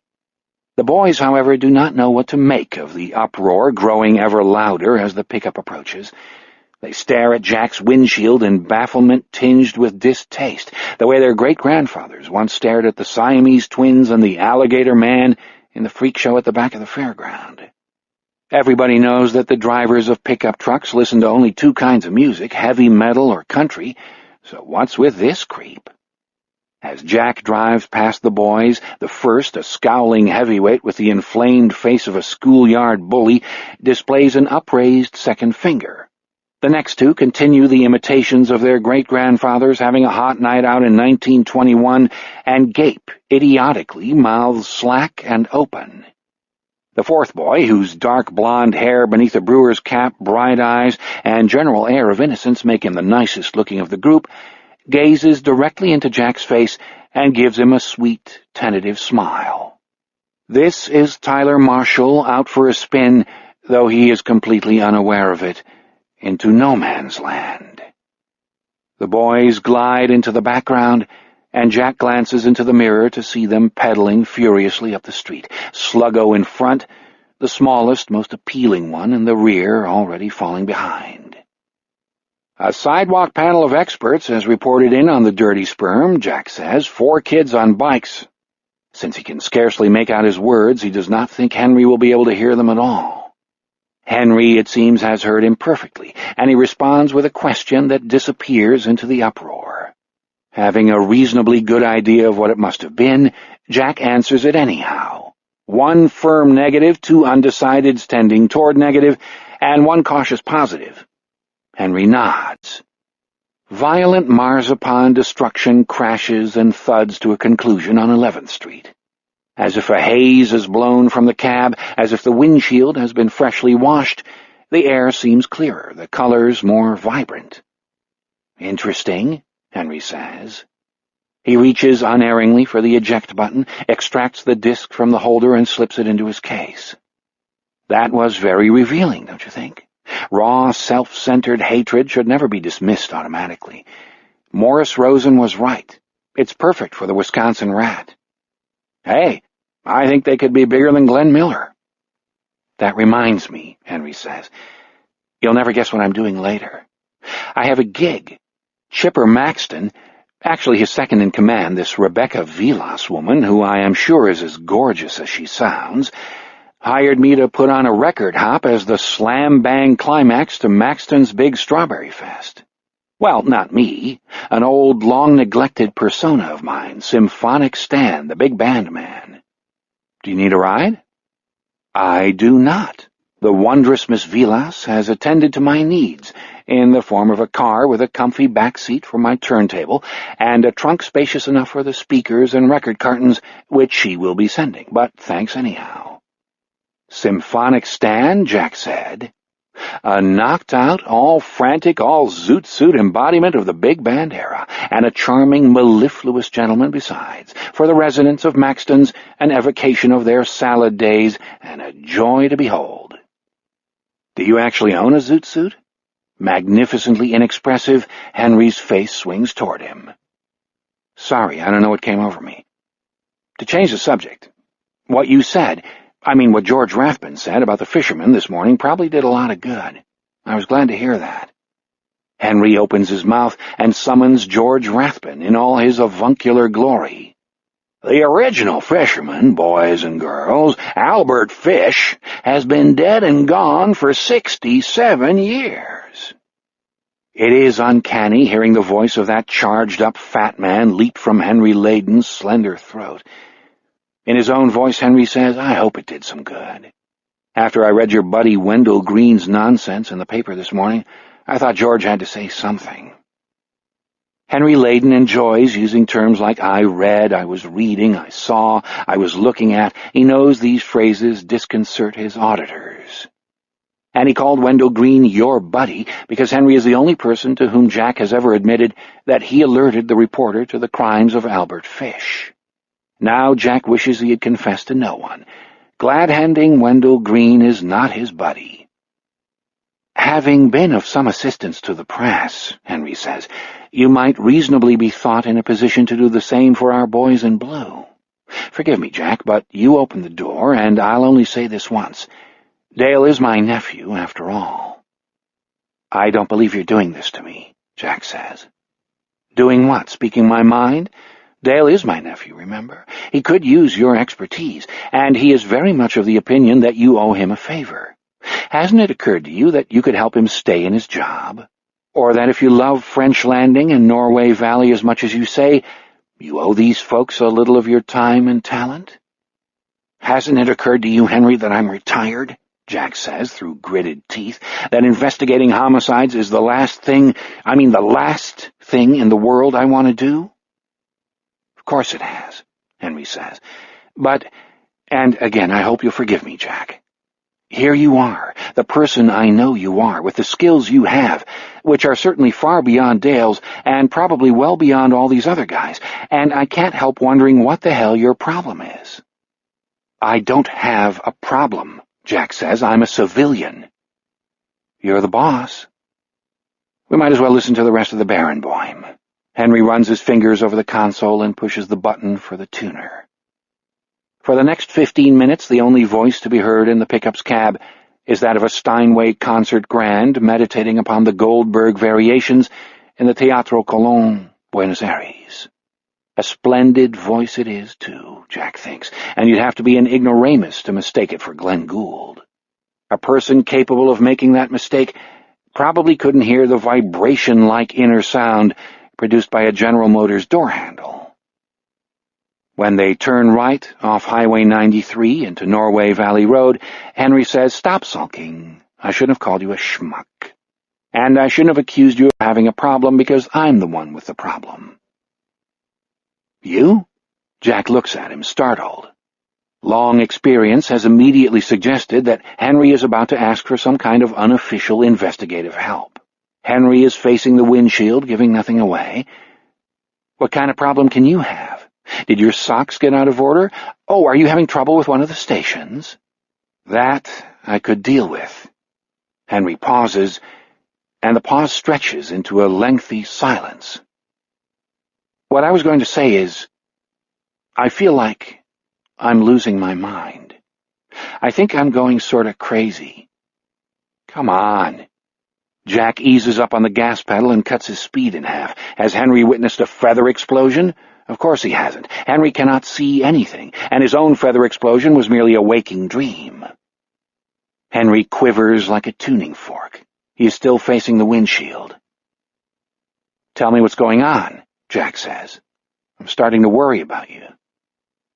Henry opens his mouth to a crack that might accommodate a communion wafer, then closes it again. Another tremor runs through him. He says. "This is harder than I thought." Astonishingly, his dry, measured voice, the true voice of Henry Layden, wobbles with a wide, helpless vibrato. Jack slows the pickup to a crawl, begins to say something, and decides to wait. "I hear my wife," Henry says, "at night when I'm lying in bed, around 3-4 in the morning. Rhoda's footsteps are moving around in the kitchen. They're coming up the stairs. I must be losing my mind." "How often does this happen?" "How many times? I don't know exactly. 3 or 4. "Do you get up and look for her? Call out her name?" Henry's voice again sails up and down on the vibrato trampoline. "I've done both those things, because I was sure I heard her footsteps, her way of walking, her tread. Rhoda's been gone for 6 years now. Pretty funny, huh? I'd think it was funny if I didn't think I was going bats." "You call out her name," Jack says, "and you get out of bed and go downstairs." "Like a lunatic. Like a madman. 'Rhoda? Is that you, Rhoda?' Last night I went all around the house. 'Rhoda, Rhoda,' you'd think I was expecting her to answer." Henry pays no attention to the tears that leak from beneath his aviator glasses and slip down his cheeks. "And I was. That's the problem." "No one else was in the house," Jack says. "No signs of disturbance, nothing misplaced or missing or anything like that." "Not as far as I saw. Everything was still where it should have been. right where I left it." He raises a hand and wipes his face. The entrance to Jack's looping driveway slides past on the right side of the cab. "I'll tell you what I think," Jack says, picturing Henry wandering through his darkened house. 6 years ago, you went through all the grief business that happens when someone you love dies and leaves you. The denial, the bargaining, the anger, the pain, whatever, acceptance, that whole range of emotions. But afterward, you still missed Rhoda. No one ever says you keep on missing the dead people you loved, but you do." "Now that's profound," Henry says, "and comforting, too." "Don't interrupt. Weirdness happens. Believe me, I know what I'm talking about. Your mind rebels. It distorts the evidence. It gives false testimony. Who knows why? It just does." "In other words, you go batshit," Henry says. "I believe that is where we came in." "What I mean," Jack says, "is that people can have waking dreams. That's what is happening to you. It's nothing to worry about. All right, here's your drive. You're home." He turns into the grassy entrance and rolls up to the white farmhouse in which Henry and Rhoda Layden had spent the 15 lively years between their marriage and the discovery of Rhoda's liver cancer. For nearly 2 years after her death, Henry went wandering through his house every evening, turning on the lights. "Waking dreams? Where'd you get that one?" "Waking dreams aren't uncommon," Jack says, "especially in people who never get enough sleep, like you. Or like me," he silently adds. "I'm not making this up, Henry. I've had 1 or 2 myself. 1, anyhow." "Waking dreams," Henry says in a different, considering tone of voice. "Ivy-divey. Think about it. We live in a rational world. People do not return from the dead. Everything happens for a reason, and the reasons are always rational. It's a matter of chemistry or coincidence. If they weren't rational, we'd never figure anything out, and we'd never know what was going on." "Even a blind man can see that," Henry says. "Thanks. Words to live by." He gets out of the cab and closes the door. He moves away, steps back, and leans in through the window. "Do you want to start on Bleak House tonight? I should get home about 8:30, something like that." "I'll turn up around 9. By way of parting, Henry says, "Ding dong."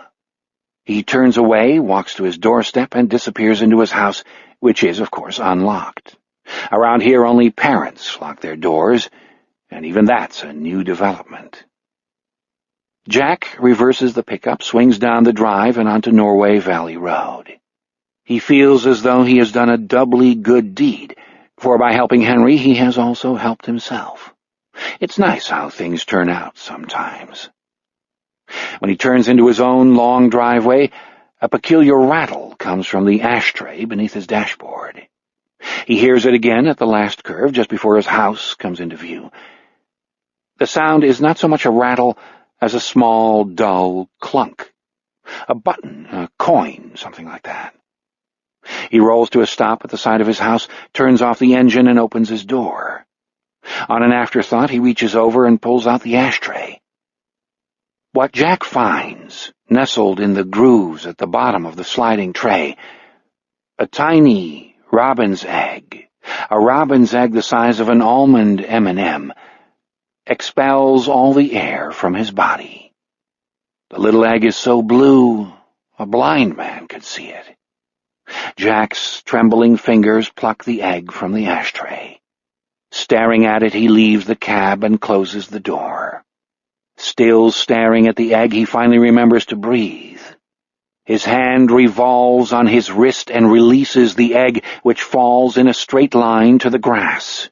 Deliberately, he lifts his foot and smashes it down onto the obscene blue speck. Without looking back, he pockets his keys and moves toward the dubious safety of his house. Part 2. The Taking of Tyler Marshall. Chapter 5. We glimpsed a janitor on our whirlwind early morning tour of Maxton Elder Care. Do you happen to remember him?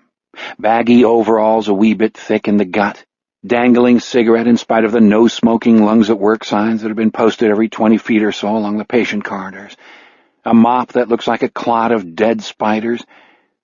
No, don't apologize. It's easy enough to overlook Pete Wexler, a one-time nondescript youth, final grade average at French Landing High School 79, who passed through a nondescript young manhood and has now reached the edge of what he expects to be a nondescript middle age. His only hobby is administering the occasional secret savage pinch to the moldy oldies that fill his days with their grunts, nonsensical questions, and smells of gas and piss. The Alzheimer's assholes are the worst. He has been known to stub out the occasional cigarette on their scrawny backs or buttocks. He likes their strangled cries when the heat hits and the pain pours in. This small and ugly torture has a double-barreled effect. It wakes them up a little and satisfies something in him. Brightens his days, somehow. Refreshes the old outlook. Besides, who are they going to tell? And, oh God, there goes the worst of them now, shuffling slowly down the corridor of Daisy. Charles Burnside's mouth is agape, as is the back of his Johnny. Pete has a better view of Burnside's scrawny, shit-smeared buttocks than he ever wanted. The chocolate stains go all the way down to the backs of his knees, by God. He's headed for the bathroom, but it's just a little bit late. A certain brown horse, call him Morning Thunder, has already bolted from its stall and no doubt galloped across Bernie's sheets. Thank God cleaning him up isn't my job, Pete thinks, and smirks around his cigarette. Over to you, Butch. But the desk up there by the little boys' and girls' rooms is, for the time being, unattended. Butch Yerksai is going to miss the charming sight of Bernie's dirty ass sailing by. Butch has apparently stepped out for a smoke, although Pete has told the idiot 100 times that all those no-smoking signs mean nothing. Chipper Maxton could care less about who smoked where, or where the smokes were butted out, for that matter. The signs are just there to keep good old Drooler Manor in compliance with certain tiresome state laws. Pete's smirk widens, and at that moment he looks a good deal like his son Ebby, Tyler Marshall's sometime friend. It was Ebby Wexler, in fact, who just gave Jack and Henry the finger. Pete is wondering whether he should go out and tell Butch he's got a little cleanup job in D18, plus D18's occupant, of course, or if he should just let Butch discover Bernie's latest mess on his own. Perhaps Bernie will go back to his room and do a little finger painting, kind of spread the joy around. That would be good, but it would also be good to see Butch's face fall when Pete told him. Pete? Oh no, sandbagged by the bitch. She's a fine-looking bitch, but a bitch is still a bitch. Pete stands where he is for a moment, thinking that maybe if he ignores her, she'll go away. Vain hope. Pete. He turns. There is Rebecca Vilas, current squeeze of the big cheese. Today she is wearing a light red dress, perhaps in honor of Strawberry Fest, and black high-heeled pumps, probably in honor of her own fine gams. Pete briefly imagines those fine gams wrapped around him, those high heels crossed at the small of his back and pointing like clock hands, then sees the cardboard box she's holding in her arms. Work for him, no doubt. Pete also notes the glinting ring on her finger, some sort of gemstone the size of a goddamn robin's egg, although considerably paler. He wonders, not for the first time, just what a woman does to earn a ring like that. She stands there, tapping her foot, letting him have his look. Behind him, Charles Burnside continues his slow, tottery progress toward the men's. You'd think, looking at that old wreck with his scrawny legs and fly-away milkweed hair, that his running days were long behind him. But you'd be wrong. Terribly wrong. Miss Vilas? Pete says at last. Common room, Pete, on the double. And how many times have you been told not to smoke in the patient wings? Before he can reply, she turns with a sexy little flirt of the skirt and starts off toward the Maxton common room, where that afternoon's Strawberry Fest dance will be held. Sighing, Pete props his broom against the wall and follows her.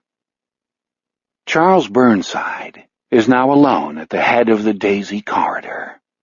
The vacancy leaves his eyes and is replaced with a brilliant, and feral gleam of intelligence. All at once, he looks younger. All at once, Bernie the human shit machine is gone. In his place is Carl Beerstone, who reaped the young in Chicago with such savage efficiency. Carl, and something else, something not human.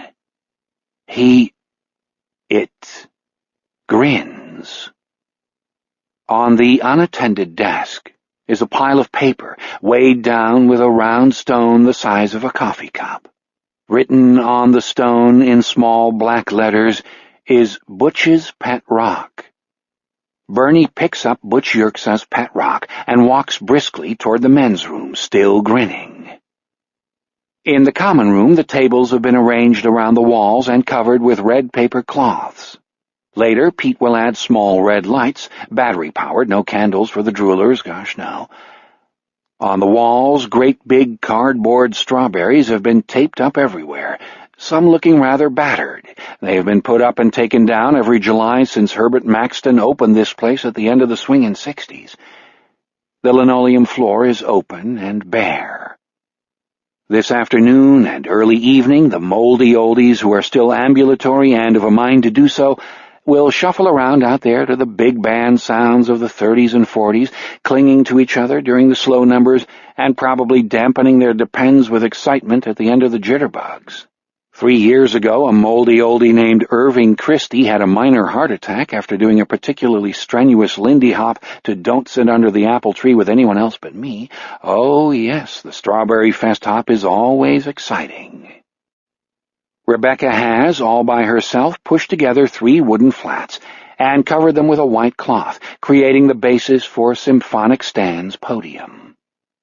In the corner stands a brilliantly chromed microphone with a large, round head, a genuine antique from the 30s that saw service at the Cotton Club.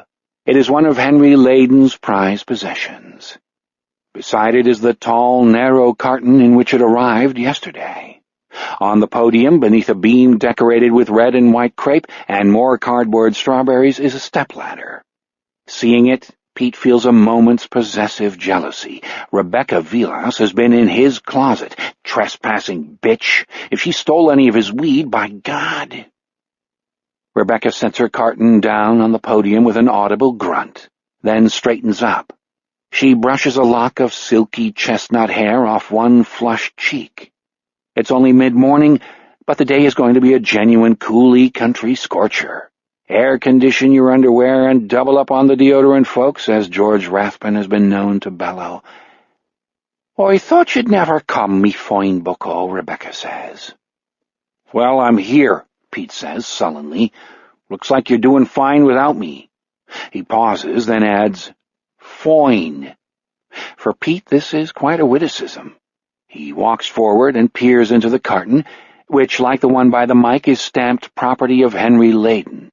Inside the box is a small spotlight with an electrical cord wrapped around it and a circular pink gel that is meant to turn the light the color of candy canes and sugar strawberries. "What's this shit?" Pete asks.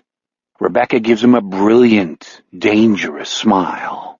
Even to a relatively dull fellow like Pete, the message of that smile is clear. You're on the edge of the gator pool, buddy. How many more steps do you want to take? "Light," she says, L-I-G-H-T. "Hangs up there on that hook, H-O-O-K. It's something the DJ insists on. Says it gets him in the mood. M-O-O. What happened to Weenie Erickson?" Pete grumbles. "There was none of this shit with Weenie. He played the goddamn records for 2 hours, had a few out of his hip flask, then shut it down." "He moved," Rebecca says indifferently. "Racine, I think." "Well," Pete is looking up, studying the beam with its intertwined fluffs of red and white crepe. "I don't see no hook, Miss Vilas." "Christ on a bicycle," she says, and mounts the stepladder. "Here, are you blind?" Pete, most definitely not blind, has rarely been so grateful for his sighted state. From his position below her, he's got a clear view of her thighs, the red lace froth of her panties, and the twin curves of her buttocks, now nicely tensed as she stands on the 5th step of the ladder. She looks down at him, sees the stunned look on his face, notes the direction of his sight line. Her expression softens a bit. As her dear mither so wisely observed, some men are just fools for a flash o' panty. Pete, earth to Pete. Ah? He looks up at her, mouth hanging agape, a dot of spittle on his lower lip. There is no hook of any kind on my underwear. I'm sure of that as of few things in life.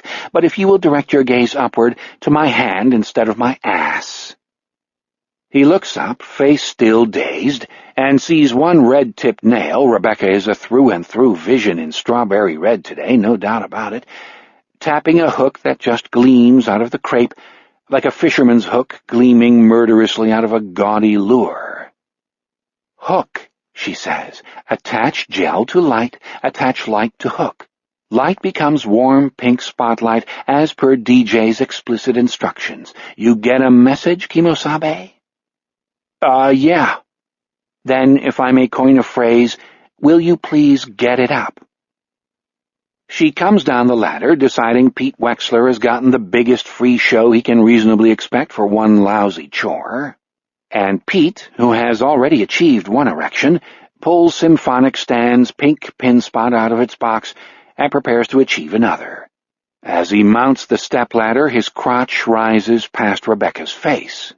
She notes the bulge there and gnaws the inside of one cheek to suppress a smile. Men are fools, all right. Lovable fools, some of them, but fools all the same. It's just that some fools can afford rings and trips and midnight suppers at Milwaukee night spots, and some fools cannot. With some fools, the best you can get them to do is put up a lousy light. "Wait up, you guys," Time Marshal calls. "Ebby, Ronnie, TJ, wait up!" Over his shoulder, Ebby Wexler, who really does look like Nancy's not-too-bright boyfriend Sluggo, calls back, "Catch us, slowpoke!" "Yeah," Ronnie Metzger yells, "Catch us, po-sloke!" Ronnie, a kid with a lot of hours in the speech therapy room ahead of him, looks back over his own shoulder, almost crashes his bike into a parking meter, and just manages to swerve around it. Then they are fleeing, the three of them filling the sidewalk with their bikes. God help the pedestrian headed the other way, their racing shadows fleeing beside them. Tyler considers a final catch-up dash, then decides his legs are just too tired. His mother and father say that he will catch up in time, that he's just small for his age, but brother Ty has his doubts. And he has had increasing doubts about Ebby, Ronnie, and TJ, too. Are they really worth keeping up with?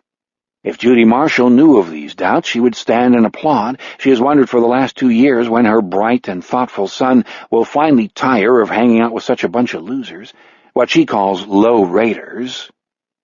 "Suck an elf," Ty says disconsolately. He has picked up this harmless vulgarity from Sci-Fi Channel reruns of a miniseries called The 10th Kingdom, and dismounts his bike.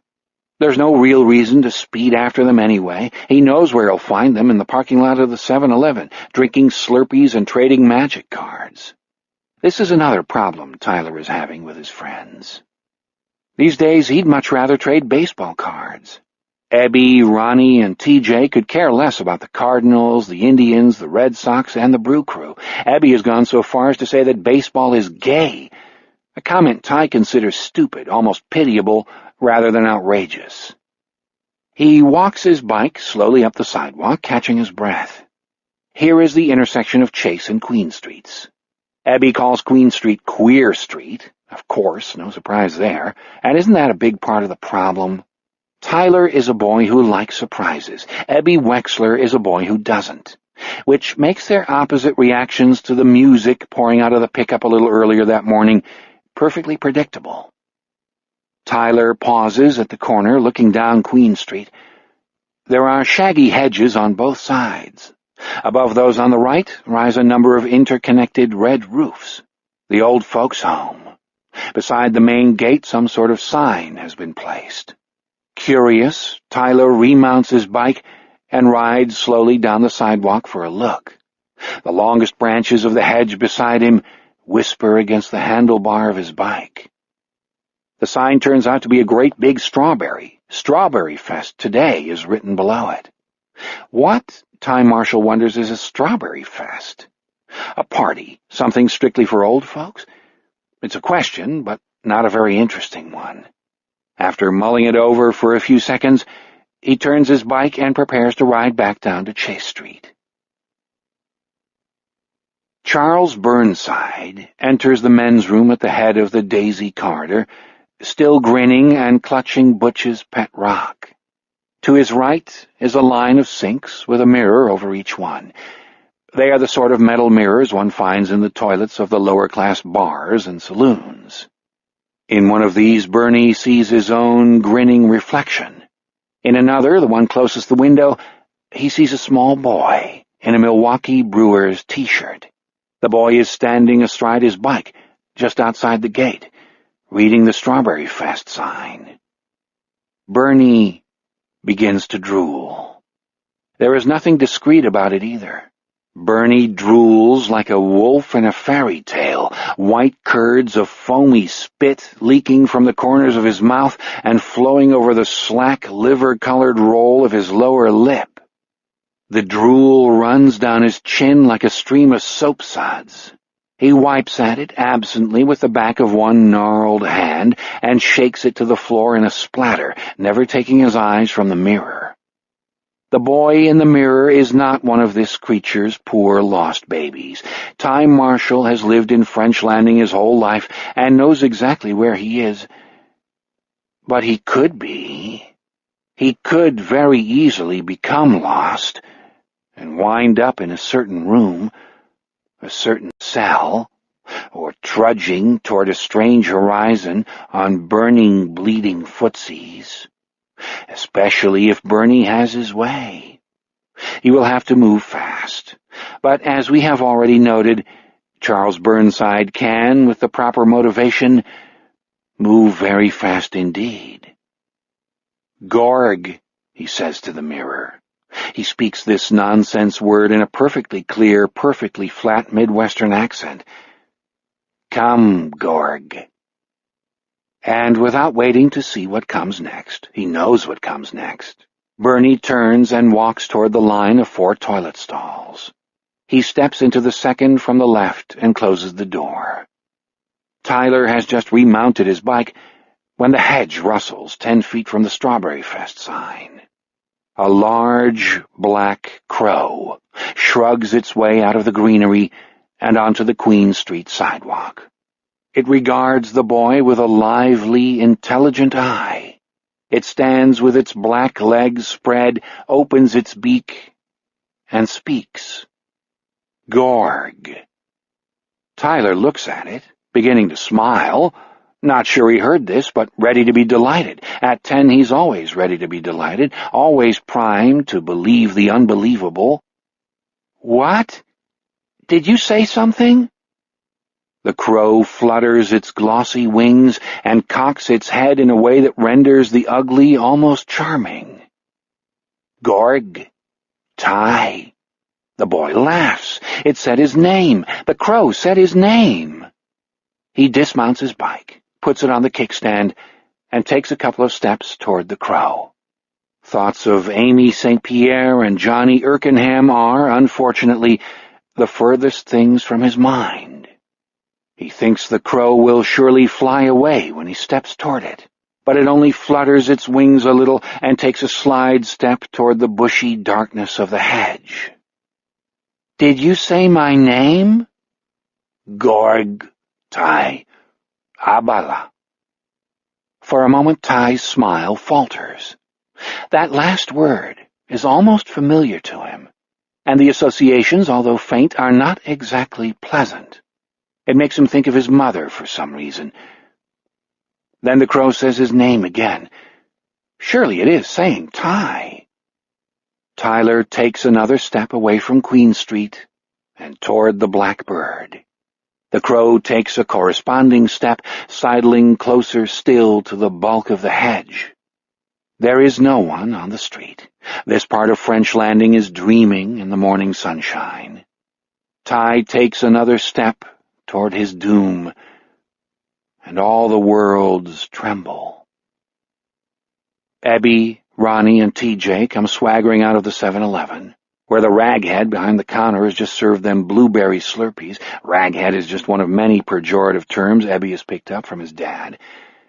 They also have fresh packs of magic cards, 2 packs each.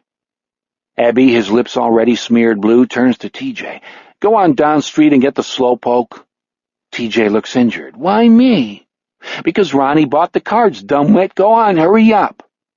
"Why do we need 'em, Abby?" Ronnie asks. He leans against the bike rack, noshing on the cold, sweet chips of ice. "Because I say so," Abby replies loftily. The fact is, Tyler Marshall usually has money on Fridays. In fact, Tyler has money almost every day. His parents are loaded. Abby, who is being raised, if you can call it that, by a single father who has a crappy janitor's job, has already conceived a vague hate for Tyler on this account. The first humiliations aren't far away, and the first beatings will follow soon after. But now all he wants are more magic cards, a 3rd pack for each of them.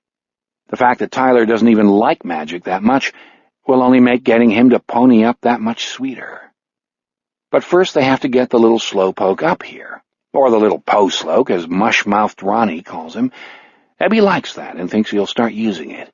Po-sloke, a good word. Makes fun of Ty and Ronnie at the same time. 2 for the price of 1. "Go on, TJ, unless you want an Indian burn." TJ doesn't. Abby Wexler's Indian burns hurt like a mad bastard. He gives a theatrical sigh, backs his bike out of the rack, mounts it, and rides back down the mild slope of the hill, holding a handlebar in one hand and his Slurpee in the other. He expects to see Ty right away, probably walking his bike because he's just so tired. But Ty doesn't seem to be on Chase Street at all. What's up with that? TJ pedals a little faster. In the men's room, we are now looking at the line of toilet stalls. The door of the one second from the left is closed. The other 3 stand ajar on their chrome hinges. Beneath the closed door, we see a pair of gnarled, veiny ankles rising from a pair of filthy slippers. A voice cries out with surprising strength. It is a young man's voice, hoarse, hungry, and angry. It echoes flatly back from the tile walls. "Abala, abala doon, munshangorg." Suddenly the toilets flush. Not just the one in the closed cubicle, but all of them. Across the room, the urinals also flush, their chromed handles dipping in perfect synchronicity. Water runs down their curved porcelain surfaces. When we look back from the urinals to the toilets, we see that the dirty slippers and the feet that were in them are gone. And for the first time, we have actually heard the sound of slippage. A kind of hot exhale, the sort of sound one hears escaping one's lungs when waking from a nightmare at 2 a.m. Ladies and gentlemen, Charles Burnside has left the building. The crow has backed right up against the hedge now. Still it regards Tyler with its bright, eerie eyes. Tyler steps forward toward it, feeling hypnotized. "Say my name again," he breathes. "Say my name again and you can go." "Ty," the crow croaks obligingly, then gives its wings a little shake and slips into the hedge. For a moment, Tyler can still see it, a mixture of shiny black and the shiny green, and then it's gone. "Holy crow," Tyler says.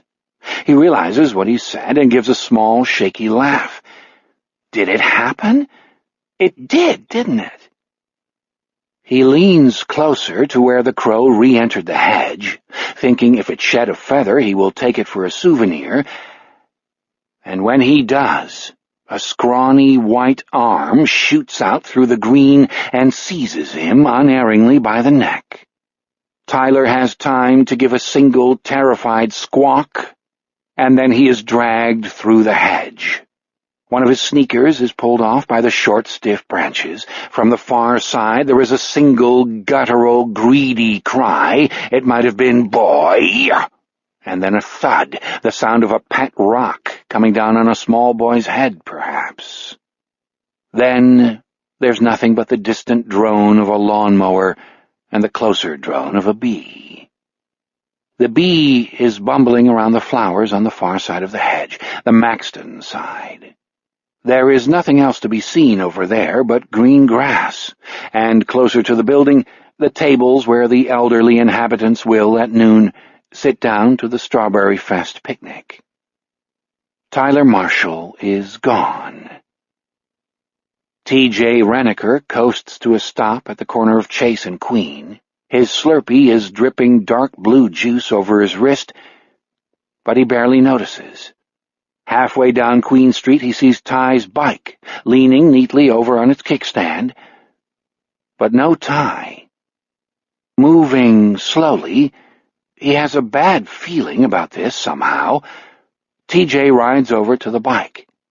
At some point he becomes aware that what was a Slurpee has now dissolved into a soggy cup of melting goop. He tosses it into the gutter. It's Ty's ride, all right. No mistaking that red 20-inch Schwinn with the ape-hanger handlebars and the green Milwaukee Bucks decal on the side. The bike and, lying on its side, by the hedge that creates a border between the world of the old folks and the world of regular people, the real people, TJ sees a single Reebok sneaker lying on its side. Scattered around it are a number of shiny green leaves. One feather protrudes from the sneaker. The boy stares at this sneaker with wide eyes. TJ may not be as smart as Tyler, but he's a few watts brighter than Ebby Wexler, and it's easy enough for him to imagine Tyler being dragged through the hedge, leaving his bike behind and one sneaker, one lonely, overturned sneaker. "Ty?" he calls. "Are you joking around? Because if you are, you better stop. I'll tell Ebby to give you the biggest Indian burn you ever had." No answer. Ty isn't joking around. TJ somehow knows it. Thoughts of Amy St. Pierre and Johnny Erkenham suddenly explode in TJ's mind. He hears, or imagines he hears, stealthy footsteps behind the hedge. The fisherman, having secured dinner, has come back for dessert. TJ tries to scream and cannot. His throat has shrunk down to a pinhole. Instead of screaming, he whirls himself onto the seat of his bike and begins pedaling. He swerves off the sidewalk and into the street, wanting to get away from the dark bulk of that hedge just as fast as he can. When he leaves the curb, the front tire of his huffy bike squashes through the remains of his Slurpee. As he pedals toward Chase Street, bent over his handlebars like a Grand Prix racer, he leaves a dark and shiny track on the pavement. It looks like blood. Somewhere nearby, a crow caws. It sounds like laughter. 16 Robin Hood Lane. We've been here before, as the chorus girl said to the Archbishop. Peek through the kitchen window and we see Judy Marshall asleep in the rocking chair in the corner. There's a book in her lap, the John Grisham novel we last saw on her bedside table. Sitting beside her on the floor is half a cup of cold coffee. Judy managed to read 10 pages before dozing off. We shouldn't blame Mr. Grisham's narrative skills. Judy had a hard night last night, and it's not the first. It's been over 2 months since she last got more than 2 hours of sleep in one stretch. Fred knows something is wrong with his wife, but has no idea how deep it runs. If he did, he would be a lot more frightened. Soon, God help him, he's going to have a better picture of her mental state. Now she begins to moan thickly and to turn her head from side to side. Those nonsense words begin to issue from her again. Most of them are too sleep-fuzzy to understand, but we catch Abala and Gorg. Her eyes suddenly flash open. They are a brilliant royal blue in the morning light, which fills the kitchen with summer's dusty gold. "Ty!" she gasps, and her feet give a convulsive, waking jerk. She looks at the clock over the stove.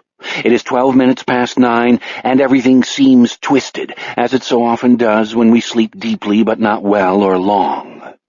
She has sucked some miserable, not-quite-a-nightmare dream after her, like mucousy strings of afterbirth. Men with fedora hats pulled down so as to shadow their faces, walking on long R-crumb legs that ended in big, round-toed R-crumb shoes. Sinister keep-on-truckin' Sharpies who move too fast against a city background, Milwaukee, Chicago, and in front of a baleful orange sky. The dream soundtrack was the Benny Goodman Band playing King Porter Stomp, the one her father had always played when he was getting a little shot, and the feeling of the dream had been a terrible, darkwood mix of terror and grief. Awful things had happened, but the worst was waiting. There's none of the relief people usually feel upon waking from bad dreams, the relief she herself had felt when she had been younger and sane, she says in a croaky, just-woke-up voice. King Porter Stomp. Think of that. To her it had always sounded like the music you heard in the old cartoons, the ones where mice in white gloves ran in and out of rat holes with dizzying, feverish speed. Once, when her father was dancing her around to that one, she had felt something hard poking against her, something in his pants. After that, when he put on his dance music, she tried to be somewhere else. Quit it, she says in the same croaky voice. It's a crow's voice, and it occurs to her that there was a crow in her dream. Sure, you bet. The crow Gorg. Gorg means death, she says, and licks her dry upper lip without realizing it. Her tongue comes out even farther, and on the return swipe the tip licks across her nostrils, warm and wet and somehow comforting. Over there, Gorg means death. Over there in the... Far away is the word she doesn't say. Before she can, she sees something on the kitchen table that wasn't there before. It's a wicker box. A sound is coming from it, some low, sleepy sound. Distress worms into her lower belly, making her bowels feel loose and watery. She knows what a box like that is called, a creel. It's a fisherman's creel. There is a fisherman in French Landing these days. A bad fisherman. Ty? She calls, but of course there is no answer. The house is empty except for her. Dale is at work, and Ty will be out playing, you bet. It's 1/2 July, the heart of summer vacation, and Ty will be rolling around the town doing all the Ray Bradbury, August Derleth things boys do when they've got the whole endless summer day to do them in. But he won't be alone.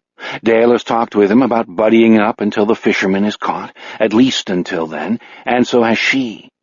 Judy has no great liking for the Wexler kid, the Metzger or Renneker kids either. But there's safety in numbers. Ty probably isn't having any great cultural awakenings this summer, but at least he's safe, she says in her croaky, crow-gorg voice. Yet the box that has appeared on the kitchen table during her nap seems to deny that, to negate the whole concept of safety. Where did it come from? And what is the white thing on top of it? A note, she says, and gets up. She crosses the short length of floor between the rocker and the table like someone still in a dream. The note is a piece of paper folded over. Written across the half she can see is Sweet Judy Blue Eyes. In college, just before meeting Dale, she had a boyfriend who used to call her that. She asked him to stop. It was annoying, sappy, and when he kept forgetting, on purpose, she suspected, she dropped him like a rock. Now here it is again, that stupid nickname, mocking her. Judy turns on the sink tap without taking her eyes from the note, fills her cupped hand with cold water, and drinks. A few drops fall on Sweet Judy Blue Eyes, and the name smears at once. Written in fountain pen ink? How antique. Who writes with a fountain pen these days? She reaches for the note, then draws back. The sound from inside the box is louder now. It's a humming sound.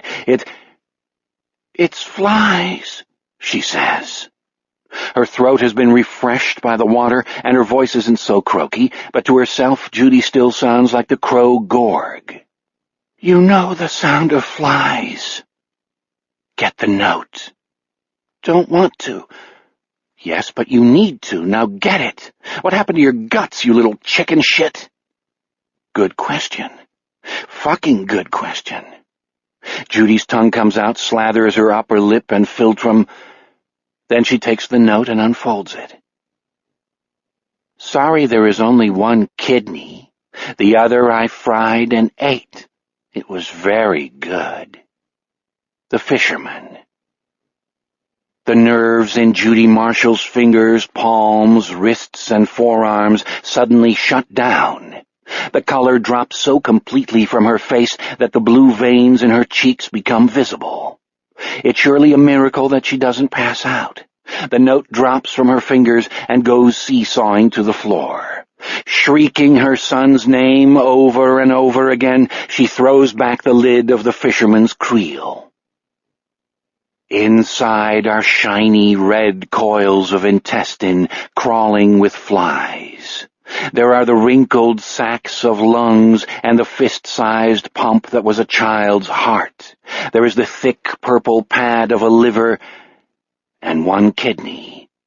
This mess of guts is crawling with flies, and all the world is Gorg, is Gorg, is Gorg. In the sunny stillness of her kitchen, Judy Marshall now begins to howl, and it is the sound of madness finally broken free of its flimsy cage. Madness unbound. Butch Yerxa intended to go in after a single smoke. There's always a lot to do on Strawberry Fest days, although kind-hearted Butch doesn't hate the little artificial holiday the way Pete Wexler does. Then Petra English, an orderly from Asphodel, wandered over, and they started talking motorcycles, and before you know it, 20 minutes have passed.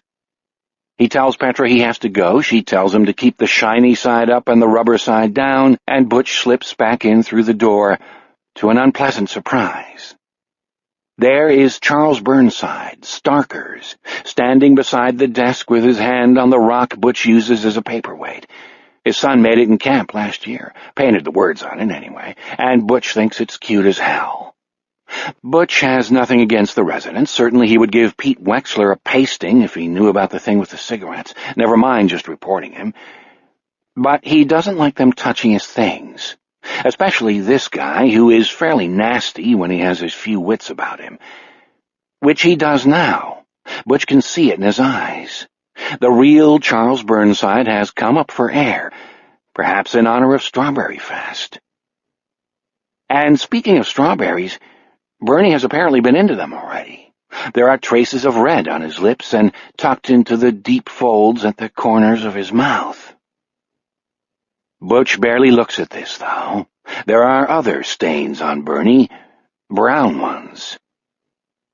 "Want to take your hand off that, Charles?" he asks. "Off what?" Bernie asks, then adds, "Ass wipe." Butch doesn't want to say off my pet rock, that sounds stupid. "Off my paperweight?" Bernie looks down at the rock, which he has just replaced. There was a little blood and hair on it when he emerged from the toilet stall, but clean-up is what bathroom sinks are for. He drops his hand from it and just stands there. "Clean me up, bozo, I shit myself." "So I see. But first tell me if you've gone and spread your crap around the kitchen, and I know you've been down there, so don't lie." "Washed my hands first," Bernie says, and shows them. They are gnarled, but pink and clean for all that. Even the nails are clean. He certainly has washed them. He then adds, "Jack off." "Come on down to the bathroom with me," Butch says. "The jack-off asswipe will get you cleaned up." Bernie snorts, but comes willingly enough. "You ready for the dance this afternoon?" Butch asks him, just to be saying something. Got your dancing shoes all polished, big boy?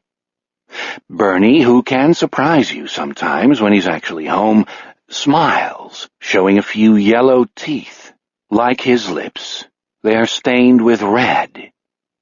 Yowza, I'm ready to rock, he says. Although Ebby's face doesn't show it, he listens with growing unease to TJ's story about Tyler Marshall's abandoned bike and sneaker. Ronnie's face, on the other hand, shows plenty of unease. So what are we going to do, Ebby? TJ asks when he's done. He's finally getting his breath back from his rapid pedal up the hill. What do you mean, what are we going to do? Ebby says. Same things we were going to do anyway. Go down street, see what we can find for returnable bottles. Go down the park and trade magics. But what if shut your yap, Ebby says. He knows what 2 words TJ is about to say, and he doesn't want to hear them. His dad says it's bad luck to toss a hat on the bed, and Ebby never does it. If that's bad luck, mentioning some freako killer's name has got to be twice as bad. But then that idiot Ronnie Metzger goes and says it anyway, sort of. But Ebby, what if it's the Mischerfund? What if Ty got grabbed by the shut the fuck up, Ebby says, and draws back his fist as if to hit the damn mushmouth. At that moment, the raghead clerk pops out of the 7-Eleven like a turbaned jack out of his box. I am wanting none of that talk here, he cries. You go now, do your filthy talk another place, or I am calling police. Ebby starts to pedal slowly away, in a direction that will take him farther from Queer Street. Under his breath he mutters Dune Coon, another charming term he has learned from his father, and the other 2 boys follow him. When they've put a block between them and the 7-Eleven, Ebby stops and faces the other 2, both his gut and his jaw jutting. He rode off on his own half an hour ago, he says. Huh? Says TJ. Who did what? Says Ronnie. Ty Marshall. If anyone asks, he rode off on his own half an hour ago, when we were, Ebby cast his mind back, something that's hard for him because he has had so little practice. In ordinary circumstances, the present is all Ebby Wexler needs. When we were looking in the window of the All Sorts? TJ asks timidly, hoping he isn't buying himself one of Ebby's ferocious Indian burns. Ebby looks at him blankly for a moment, then smiles. TJ relaxes. Ronnie Metzger only goes on looking bewildered. With a baseball bat in his hands or a pair of hockey skates on his feet, Ronnie is prince of all he surveys. The rest of the time, he's pretty much at sea. That's right, Ebby says. Yeah, we was looking in the window of Schmidt's, then that truck came along, the one playing the punk-ass music, and then Ty said he had a split. Where'd he have to go? TJ asks. Ebby isn't bright, but he is possessed of what might be termed low cunning. He knows instinctively that the best story is a short story. The less there is, the smaller the chance that someone will trip you up with an inconsistency. He didn't tell us that. He just said he had to go. He didn't go anywhere, Ronnie says. He just got behind because he's a... He pauses, arranging the word, and this time it comes out right. Slowpoke. You never mind that, Ebby says. What if that guy got him, you dummocks? You want people saying it was because he couldn't keep up? That he got killed or something because we left him behind? You want people saying it was our fault? Gee, Ronnie says, you don't really think the fisherman got Ty, do you? I don't know and I don't care, Ebby says. But I don't mind it that he's gone. He was starting to piss me off. Oh. Ronnie contrives to look both vacant and satisfied. What a dummocks he is, Ebby marvels. What a total and complete dummocks. And if you didn't believe it, just think of how Ronnie, who's as strong as a horse, allows Ebby to give him Indian burn after Indian burn. A day will probably come when Ronnie realizes he doesn't have to put up with that anymore, and on that day he may well pound Ebby into the ground like a human tent peg. But Ebby doesn't worry about such things. He's even worse at casting his mind forward than he is at casting it back. Ronnie, Ebby says, What? Where were we when Tyler took off? Schmidt's All Sorts? Right. And where'd he go? Didn't say. Ebby sees that for Ronnie this is already becoming the truth, and is satisfied. He turns to TJ. You got it? I got it. Then let's go. They pedal off. The Dummocks pulls a little ahead of Ebby and TJ as they roll along the tree-lined street, and Ebby allows this. He swings his bike a little closer to TJ's and says, You see anything else back there? Anybody like a guy? TJ shakes his head. Just his bike and his sneaker. He pauses, remembering as hard as he can. There were some leaves scattered around from the hedge, and I think there might have been a feather, like a crow feather.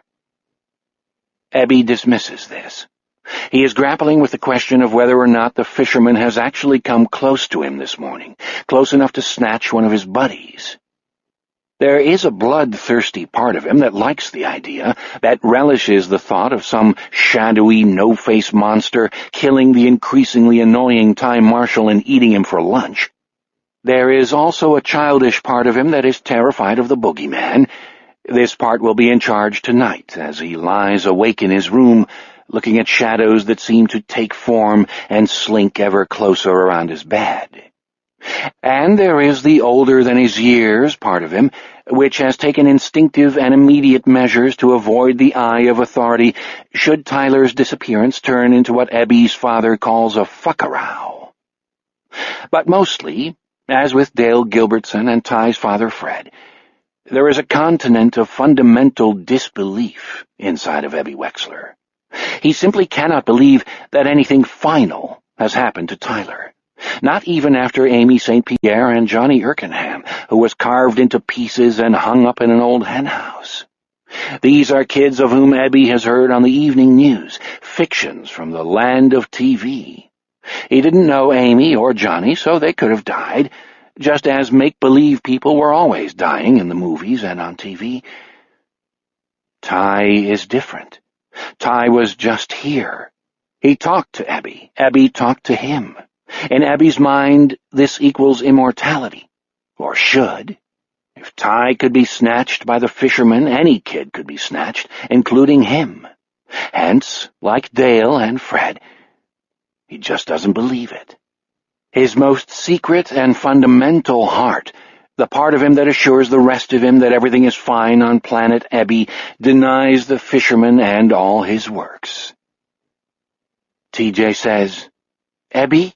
Do you think— Nah, Ebby says, he'll turn up. Come on, let's go to the park. We can look for cans and bottles later.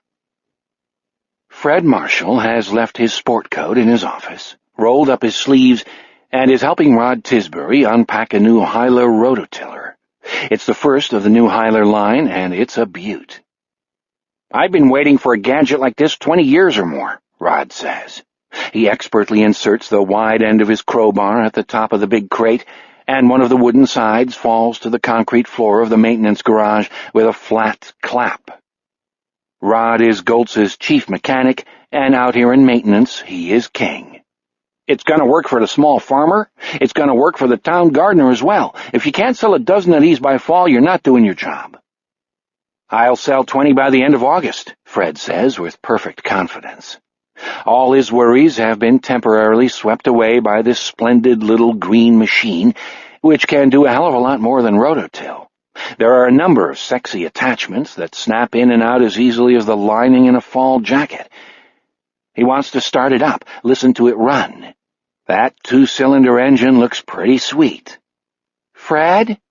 He looks around impatiently. It's Ina Gateskill, Ted Goltz's secretary and the dealership receptionist. What? You've got a call on line 1. She points across the floor, alive with clanging machinery and the noisy whir of pneumatic screwdrivers loosening bolts on an old case tractor, to the phone on the wall where several lights are blinking. Can you take a message, Ina? I was going to help Rod get a battery in this little beast, and then I think you should take the call. It's a woman named Enid Purvis, a neighbor of yours? For a moment Fred blanks. and then his salesman's mind, which stores up names compulsively, comes to his rescue. Enid Purvis, wife of Deke, corner of Robin Hood and Maid Marian. He saw Deke just this morning. They waved to each other. At the same time, he becomes aware that Ina's eyes are too big and her normally generous mouth is too small. She looks worried. "What is it?" Fred asks. "Ina, what is it?" "I don't know." Then, reluctantly, "Something about your wife." "Better take it, Haas," Rod says, but Fred is already crossing the oil-stained concrete floor to the phone. He arrives home 10 minutes after leaving Goltz's, peeling out of the employees' parking lot and laying rubber like a teenager. The worst part had been Enid Purvis's calm and careful delivery, how hard she'd been trying not to sound frightened. She had been walking Potsy past the Marshall house, she said, when she heard Judy scream. Not once, but twice. Of course, Enid had done what any good neighbor would, God bless her, gone up to the door, rapped, then pushed open the letter slot and called through it. If there had been no answer, she told Fred, she probably would have phoned the police. She wouldn't even have gone back home to do it. She would have crossed the street to the Plotskys' house and called from there. But, "I'm all right," Judy had called back, and then she had laughed. The laugh was shrill, ending in a tittery gasp. Enid had found this laugh somehow even more upsetting than the screams. "It was all a dream. Even Ty was a dream." "Did you cut yourself, dear?" Enid had called through the letter slot. "Did you fall down?" "There was no creel," Judy had called back. She might have said keel, but Enid was quite sure it was creel. "I dreamed that, too." Then Enid reluctantly told Fred Judy Marshall had begun crying. It had been very upsetting, listening to that sound come to her through the letter slot. It had even made the dog whine. Enid had called through one more time, asking if she could come in and make sure Judy wasn't hurt. "Go away," Judy had called back. In the midst of her crying, she'd laughed again, an angry, distracted laugh. "You're a dream, too. This whole world is a dream." Then there had been the sound of shattering glass, as if she had struck a coffee mug or water tumbler and knocked it to the floor, or thrown it at the wall. "I didn't call the police because she sounded all right," Enid told Fred. Fred standing with the phone jammed up against one ear and his hand plastered over the other to cut out all the yammering mechanical sounds, which he ordinarily enjoys, and which at that moment seemed to go into his head like chrome spikes. "Physically, all right, anyway, but Fred, I think you ought to go home and check on her." All of Judy's recent oddities went through his mind in a whirl. So did Pat Scarta's words. Mental dysfunction. We hear people say so-and-so snapped, but there are usually signs. And he has seen the signs, hasn't he? Seen them and done nothing. Fred parks his car, a sensible Ford Explorer, in the driveway and hurries up the steps, already calling his wife's name. There is no answer. Even when he has stepped through the front door, he pushes it open so hard the brass letter slot gives a nonsensical little clack. There is no answer. The air-conditioned interior of the house feels too cold on his skin, and he realizes he's sweating. "Judy? Jude?" Still no answer. He hurries down the hall to the kitchen, where he is most apt to find her if he comes home for something in the middle of the day. The kitchen is sun-washed and empty. The table and the counter are clean. The appliances gleam. 2 coffee cups have been placed in the dish strainer, winking sun from their freshly washed surfaces. More sun winks from a heap of broken glass in the corner. Fred sees a flower decal on one piece and realizes it was the vase on the windowsill. "Judy?" he calls again. He can feel the blood hammering in his throat and at his temples. She doesn't answer him, but he hears her upstairs, beginning to sing. I'd like to thank the guy who wrote the song that made my baby fall in love with me." Fred recognizes it, and instead of feeling relieved at the sound of her voice, his flesh goes even colder. It's a nonsense rock and roll song called "Who Put the Bump?" She used to sing it to Tyler when their son was little. "Ty's Lullaby," she called it. Fred hasn't heard that particular ditty come out of her mouth in years. He goes back down the hall to the stairs, now seeing what he missed on his first trip. The Andrew Wyeth print, "Christina's World," has been taken down and set against the baseboard heater. The wallpaper below the picture hook has been scraped away in several places, revealing the plasterboard beneath. Fred, colder than ever, knows that Judy did this. It isn't intuition, exactly, not deduction either. Call it the telepathy of the long married. Floating down from above, beautiful and on-key, yet at the same time perfectly empty, who put the bump and the bump-a-bump-a-bump? Who put the ram in the ram-a-lam-a-ding-dong? Who put the dip in the dip-da-dip-da-dip? Who put the shoe in the boogity-boogity shoe? Fred is up the stairs, two at a time, calling her name. The upper hall is a scary mess. This is where they have hung the gallery of their past. Fred and Judy outside Madison's Shoes, a blues club they sometimes went to when there was nothing interesting going on at the Chocolate Watch Band. Fred and Judy dancing the first dance at their wedding reception while their folks happily looked on. Judy in a hospital bed, exhausted but smiling, holding the wrapped bundle that was Ty. The photo of the Marshall family farm that she always sniffed at, more. Most of these framed photographs have been taken down. Some, like the one of the farm, have been thrown down. Glass litters the hall in sparkling sprays, and she has been at the wallpaper behind half a dozen. In the spot where the picture of Judy and Ty in the hospital had hung, the paper has been torn almost completely away, and he can see where she scraped at the wallboard beneath. Some of the scratches are dappled with drying spots of blood. "Judy! Judy!" Tyler's door stands open. Fred sprints the length of the upstairs hall with glass crunching under his loafers. "Who was that man? I'd like to shake his hand. He made my baby fall in love with me." "Judy! He stands in the door, all words temporarily knocked out of him. Ty's room looks like the aftermath of a rough search in a detective movie. The drawers have been yanked out of his bureau and lie everywhere, most overturned.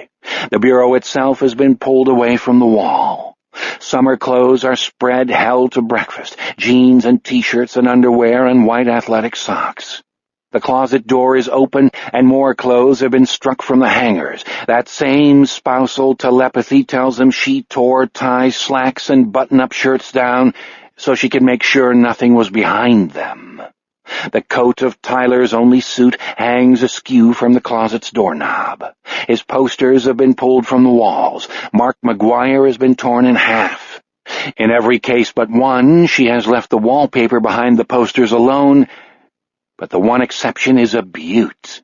Behind the rectangle where the poster of the castle hung, come back to the old sod, the wallpaper has been almost entirely stripped away. There are more streaks of blood on the wallboard beneath.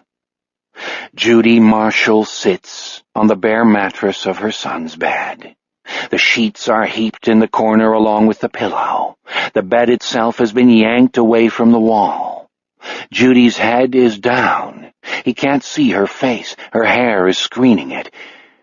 But she's wearing shorts, and he can see dapples and streaks of blood on her tanned thighs. Her hands are clasped below her knees, out of sight, and Fred is glad. He doesn't want to see how badly she has hurt herself until he has to. His heart is hammering in his chest, his nervous system is redlining with adrenaline overload, and his mouth tastes like a burnt fuse. She begins to sing the chorus of Ty's lullaby again, and he can't stand it. "Judy, no! he says, going to her through the strewn minefield that was, only last night when he came in to give Ty a goodnight kiss, a reasonably neat little boy's room. "Stop, honey. It's okay." For a wonder, she does stop. She raises her head, and when he sees the terrified look in her eyes, he loses what little breath he has left. It's more than terror. It's emptiness, as if something inside her has slipped aside and exposed a black hole. "Ty's gone," she says simply. "I looked behind all the pictures I could. I was sure he'd be behind that one. If he was anywhere, he'd be behind that one." She points toward the place where the Ireland travel poster hung, and he sees that 4 of the nails on her left hand have been ripped partly or completely away. His stomach does a flip-flop. Her fingers look as if they have been dipped in red ink. If only it was ink, Fred thinks, if only. But of course, it's just a picture. They're all just pictures. I see that now. She pauses, then cries, "Abala! Munshan, Abala Gorg, Abala Doon." Her tongue comes out to an impossible cartoonish length and swipes spittishly across her nose. Fred sees it but cannot believe it. This is like coming into a horror movie, halfway through the show, discovering it's real and not knowing what to do. What is he supposed to do? When you discover that the woman you love has gone mad, had a break with reality at the very least, what are you supposed to do? How the hell do you deal with it? But he loves her. Has loved her from the first week he knew her, helplessly and completely and without the slightest regret ever after, and now love guides him. He sits down next to her on the bed, puts his arm around her, and simply holds her. He can feel her trembling from the inside out. Her body thrums like a wire. "I love you," he says, surprised at his voice. It's amazing that seeming calmness can issue from such a crazy cauldron of confusion and fear. "I love you, and everything is going to be all right." She looks up at him, and something comes back into her eyes. Fred cannot call it sanity, no matter how much he would like to, but it is at least some sort of marginal awareness. She knows where she is and who is with her. For a moment he sees gratitude in her eyes. Then her face cramps in a fresh agony of grief, and she begins to weep. It is an exhausted, lost sound that wrenches at him. Nerves, heart, and mind. It wrenches at him. "Ty's gone," Judy says. "Gorg fascinated him, and the Abala took him. Abala Doon." The tears course down her cheeks. When she raises her hands to wipe them away, her fingers leave appalling streaks of blood. Even though he's sure Tyler is fine, certainly Fred has had no premonitions today, unless we count his rosy sales prediction about the new Hyla Roto, he feels a shudder course through him at the sight of those streaks, and it is not Judy's condition that causes it, but what she's just said. Ty's gone. Ty is with his friends. He told Fred just last night that he, Ronnie, TJ, and the less-than-pleasant Wexler boy intended to spend the day goofing off. If the other 3 boys go somewhere Ty doesn't want to be, he has promised to come directly home. All the bases seem to be covered, yet is there not such a thing as mother's intuition? Well, he thinks maybe on the Fox network. He picks Judy up in his arms and is appalled all over again, this time by how light she is. She's lost maybe 20 pounds since the last time I picked her up like this, he thinks. At least 10. How could I not have noticed? But he knows. Preoccupation with work was part of it. A stubborn refusal to let go of the idea that things were basically all right was the rest of it. Well, he thinks, carrying her out the door, her arms have crept tiredly up and locked themselves around his neck, I'm over that little misconception. And he actually believes this, in spite of his continued blind confidence in his son's safety. Judy hasn't toured their bedroom during her rampage, and to Fred it looks like a cool oasis of sanity. Judy apparently feels the same way. She gives a tired sigh, and her arms drop away from her husband's neck. Her tongue comes out, but this time it gives only a feeble little lick at her upper lip. Fred bends and puts her down on the bed. She holds up her hands, looks at them. "I cut myself. Scraped myself." "Yes," he says. "I'm going to get something for them." "How?" He sits beside her for a moment.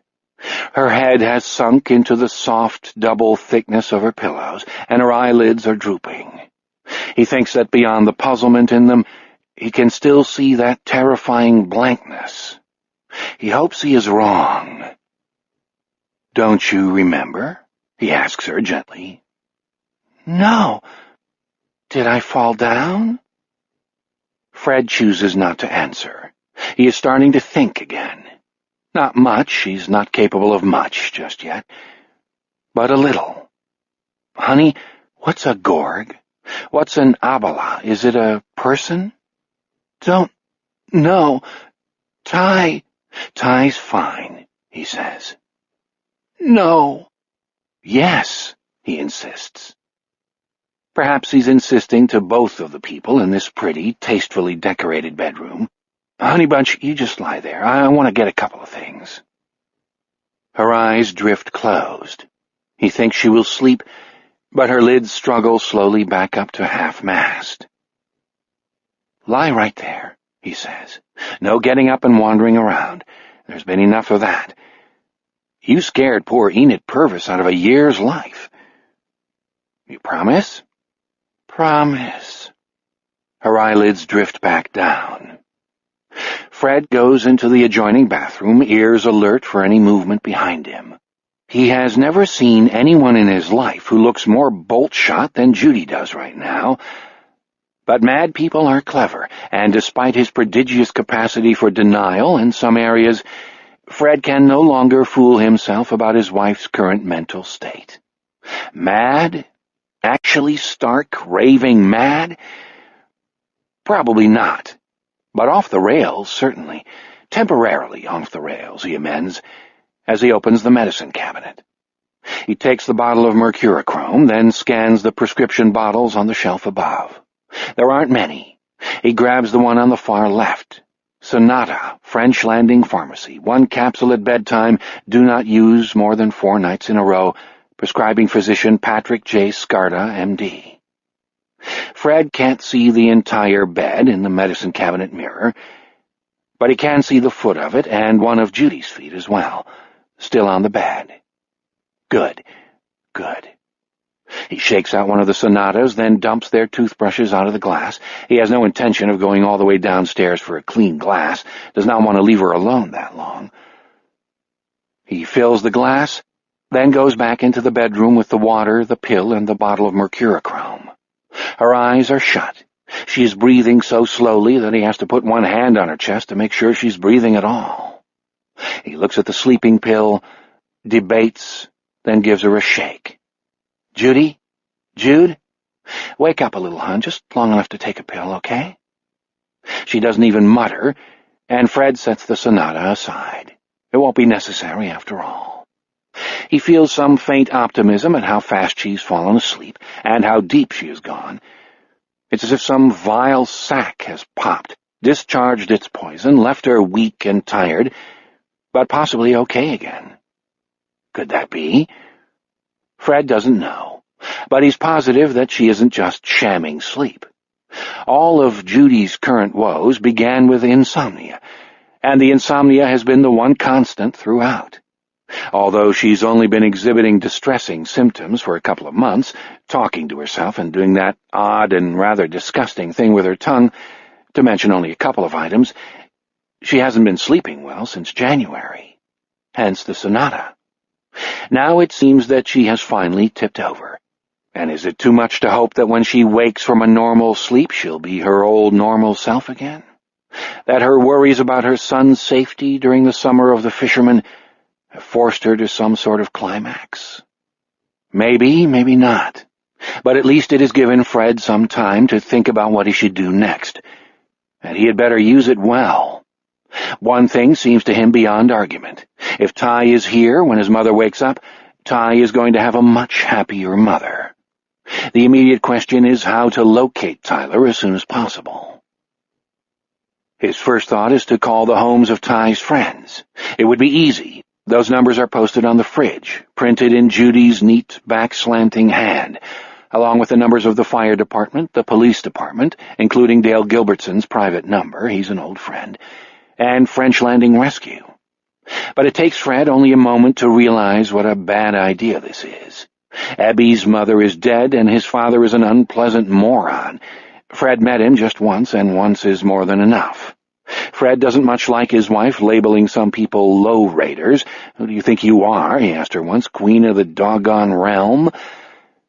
But in the case of Pete Wexler, the shoe fits. He won't have any idea of where the boys are today, and won't care. Mrs. Metzger and Ellen Renneker might, but having once been a boy on summer vacation himself, the whole world laid at your feet, and at least 2,000 places to go, Fred doubts it like hell. There's a chance the boys might be eating lunch, it's getting to be that time, at the Metzgers or Rennekers. But is that slight chance worth scaring the hell out of two women? Because the killer will be the first thing they think of, just as sure as God made little fishes. And fishermen to catch 'em. Once more sitting on the bed beside his wife, Fred feels his first real tingle of apprehension on his son's behalf, and dismisses it brusquely. This is no time to give in to the heebie-jeebies. He has to remember that his wife's mental problems and his son's safety are not linked, except in her mind.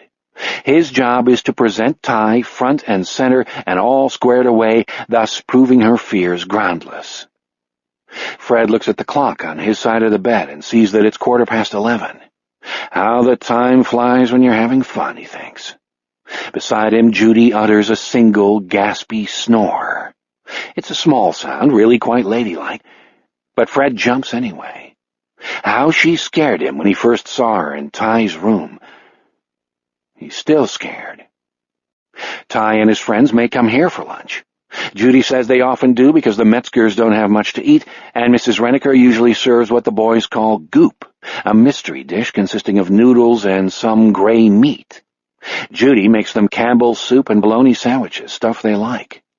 But Ty has money enough to treat them all to McDonald's out by the little mall on the north side, or they could go into Sonny's Cruisin' Restaurant, a cheap diner with a cheesy 50s ambiance.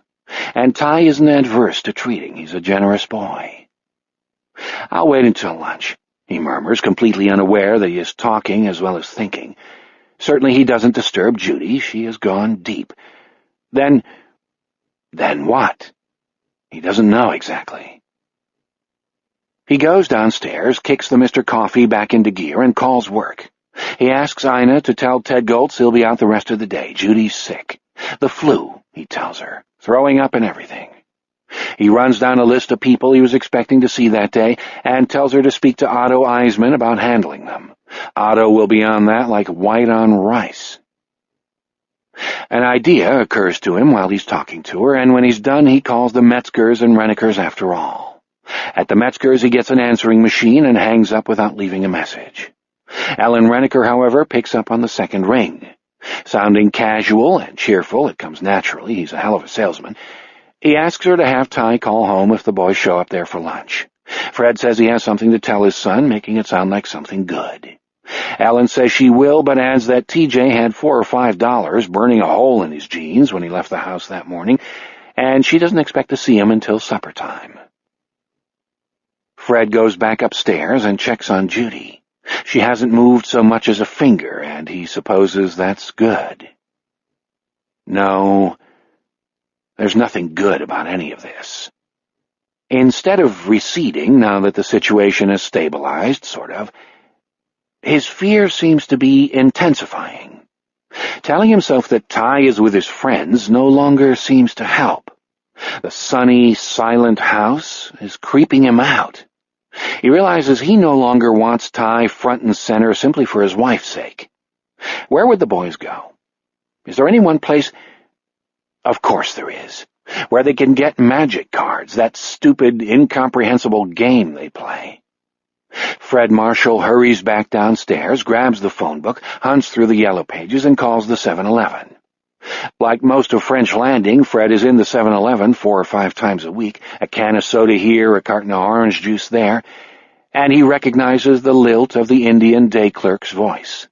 He comes up with the man's name at once, Rajan Patel. It's that old salesman's trick of keeping as many names as possible in the active file. It sure helps here.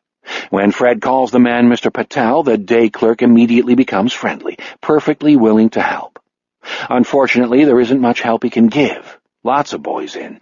They are buying magic cards, also Pokemon and baseball cards. Some are trading these cards outside. He does recall 3 that came in that morning on bikes, he says. They bought Slurpees as well as cards and then argued about something outside. Rajan Patel doesn't mention the cursing, although this is chiefly why he remembers these boys. After a little while, he says they went on their way. Fred is drinking coffee without even remembering when he poured it. Fresh threads of unease are spinning spider silky webs in his head. 3 boys. 3. It means nothing, you know that, don't you? He tells himself. He does know it, and at the same time he doesn't know it. He can't even believe he's caught a little of Judy's freakiness, like a cold germ. This is just, well, freakiness for freakiness' sake. He asks Patel to describe the kids, and isn't too surprised when Patel can't. He thinks one of them was a bit of a fat boy, but he's not even sure of that. "Sorry, but I am seeing so many," he says. Fred tells him he understands. He does, too, only all the understanding in the world won't ease his mind. 3 boys. Not 4, but 3. Lunchtime has come, but Fred is not the least bit hungry. The spooky, sunny silence maintains itself. The spider webs continue to spin. Not 4, but 3. If it was Ty's bunch that Mr. Patel saw, the fattish boy was certainly Abby Wexler. The question is, who were the other 2? And which one was missing? Which one had been stupid enough to go off on his own? Ty's gone. Gorg fascinated him, and the Abala took him. Crazy talk, no doubt about it. But Fred's arms nevertheless break out in a lush of goosebumps. He puts his coffee mug down with a bang. He'll clean up the broken glass, that's what he'll do. That's the next step, no doubt about it. The actual next step, the logical next step, whispers through his mind as he climbs the stairs, and he immediately pushes it away. He's sure the cops are just lately overwhelmed with queries from hysterical parents who have lost track of their kids for an hour or so. The last time he saw Dale Gilbertson, the poor guy looked careworn and grim. Fred doesn't want to be marked down as part of the problem instead of part of the solution. Still, not 4, but 3. He gets the dustpan and broom out of the little utility closet next to the laundry room and begins sweeping up broken glass. When he's done, he checks on Judy, sees she's still sleeping, more deeply than ever from the look of her, and goes down to Ty's room. If Ty saw it like this, he'd be upset. He'd think his mom was a lot more than a Coke short of a Happy Meal. "You don't have to worry about that," his mind whispers. He won't be seeing his room, not tonight, not ever. Gorg fascinated him, and the Abala took him. "Stop it," Fred tells himself. "Stop being an old woman." But the house is too empty, too silent, and Fred Marshall is afraid. Setting Tyler's room to rights takes longer than Fred ever would have expected. His wife went through it like a whirlwind. How can such a little woman have such strength in her? Is it the strength of the mad? Perhaps, but Judy doesn't need the strength of the mad. When she sets her mind to something, she is a formidable engine. By the time he's finished cleaning up, almost 2 hours have passed, and the only obvious scar is the scratched-out rectangle of wallpaper where the Irish travel poster hung.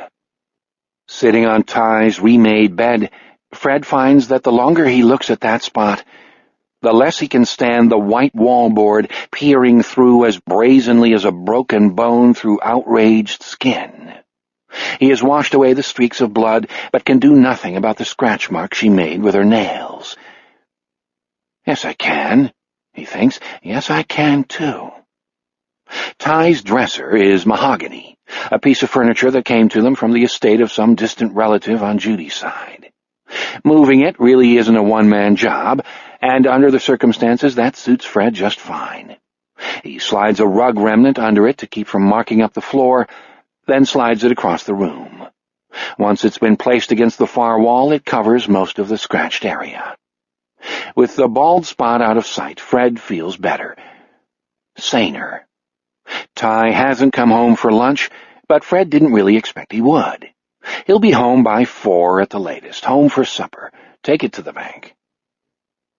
Fred strolls back to the master bedroom, massaging the small of his back as he walks. Judy still hasn't moved, and once again he puts an anxious hand on her chest. Her breathing is slow but steady as she goes. That's all right. He lies down beside her on the bed, goes to loosen his tie, and laughs when he feels his open collar. Coat and tie, both back at Goltz's. Well, it's been a crazy day. For the time being, it's just good to lie here in the air-conditioned cool, easing his aching back. Moving that dresser was a bitch, but he's glad he did it. Certainly there's no chance he'll drop off. He's far too upset. Besides, napping in the middle of the day has never been his thing. So thinking, Fred falls asleep. Beside him, in her own sleep, Judy begins to whisper. Gorg, Abala, the Crimson King, and a woman's name. The name is Sophie. Chapter 6. In the ready room of the French Landing PD, the phone on the desk rings. Bobby Dulac has been mining for nose gold. Now he squashes his latest treasure on the sole of his shoe and picks up the phone. Hello, Police Department, Officer Dulac speaking. How can I help you? Hey, Bobby, it's Danny Cheetah. Bobby feels a prick of unease. Danny Cheetah, last name pronounced Cheetah, is one of French Landing's 14 full-time RMP cops.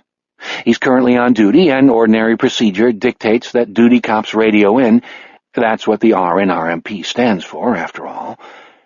The only exception to the rule has to do with the fishermen. Dale has mandated that patrol officers call in on a landline if they think they have a situation involving the killer.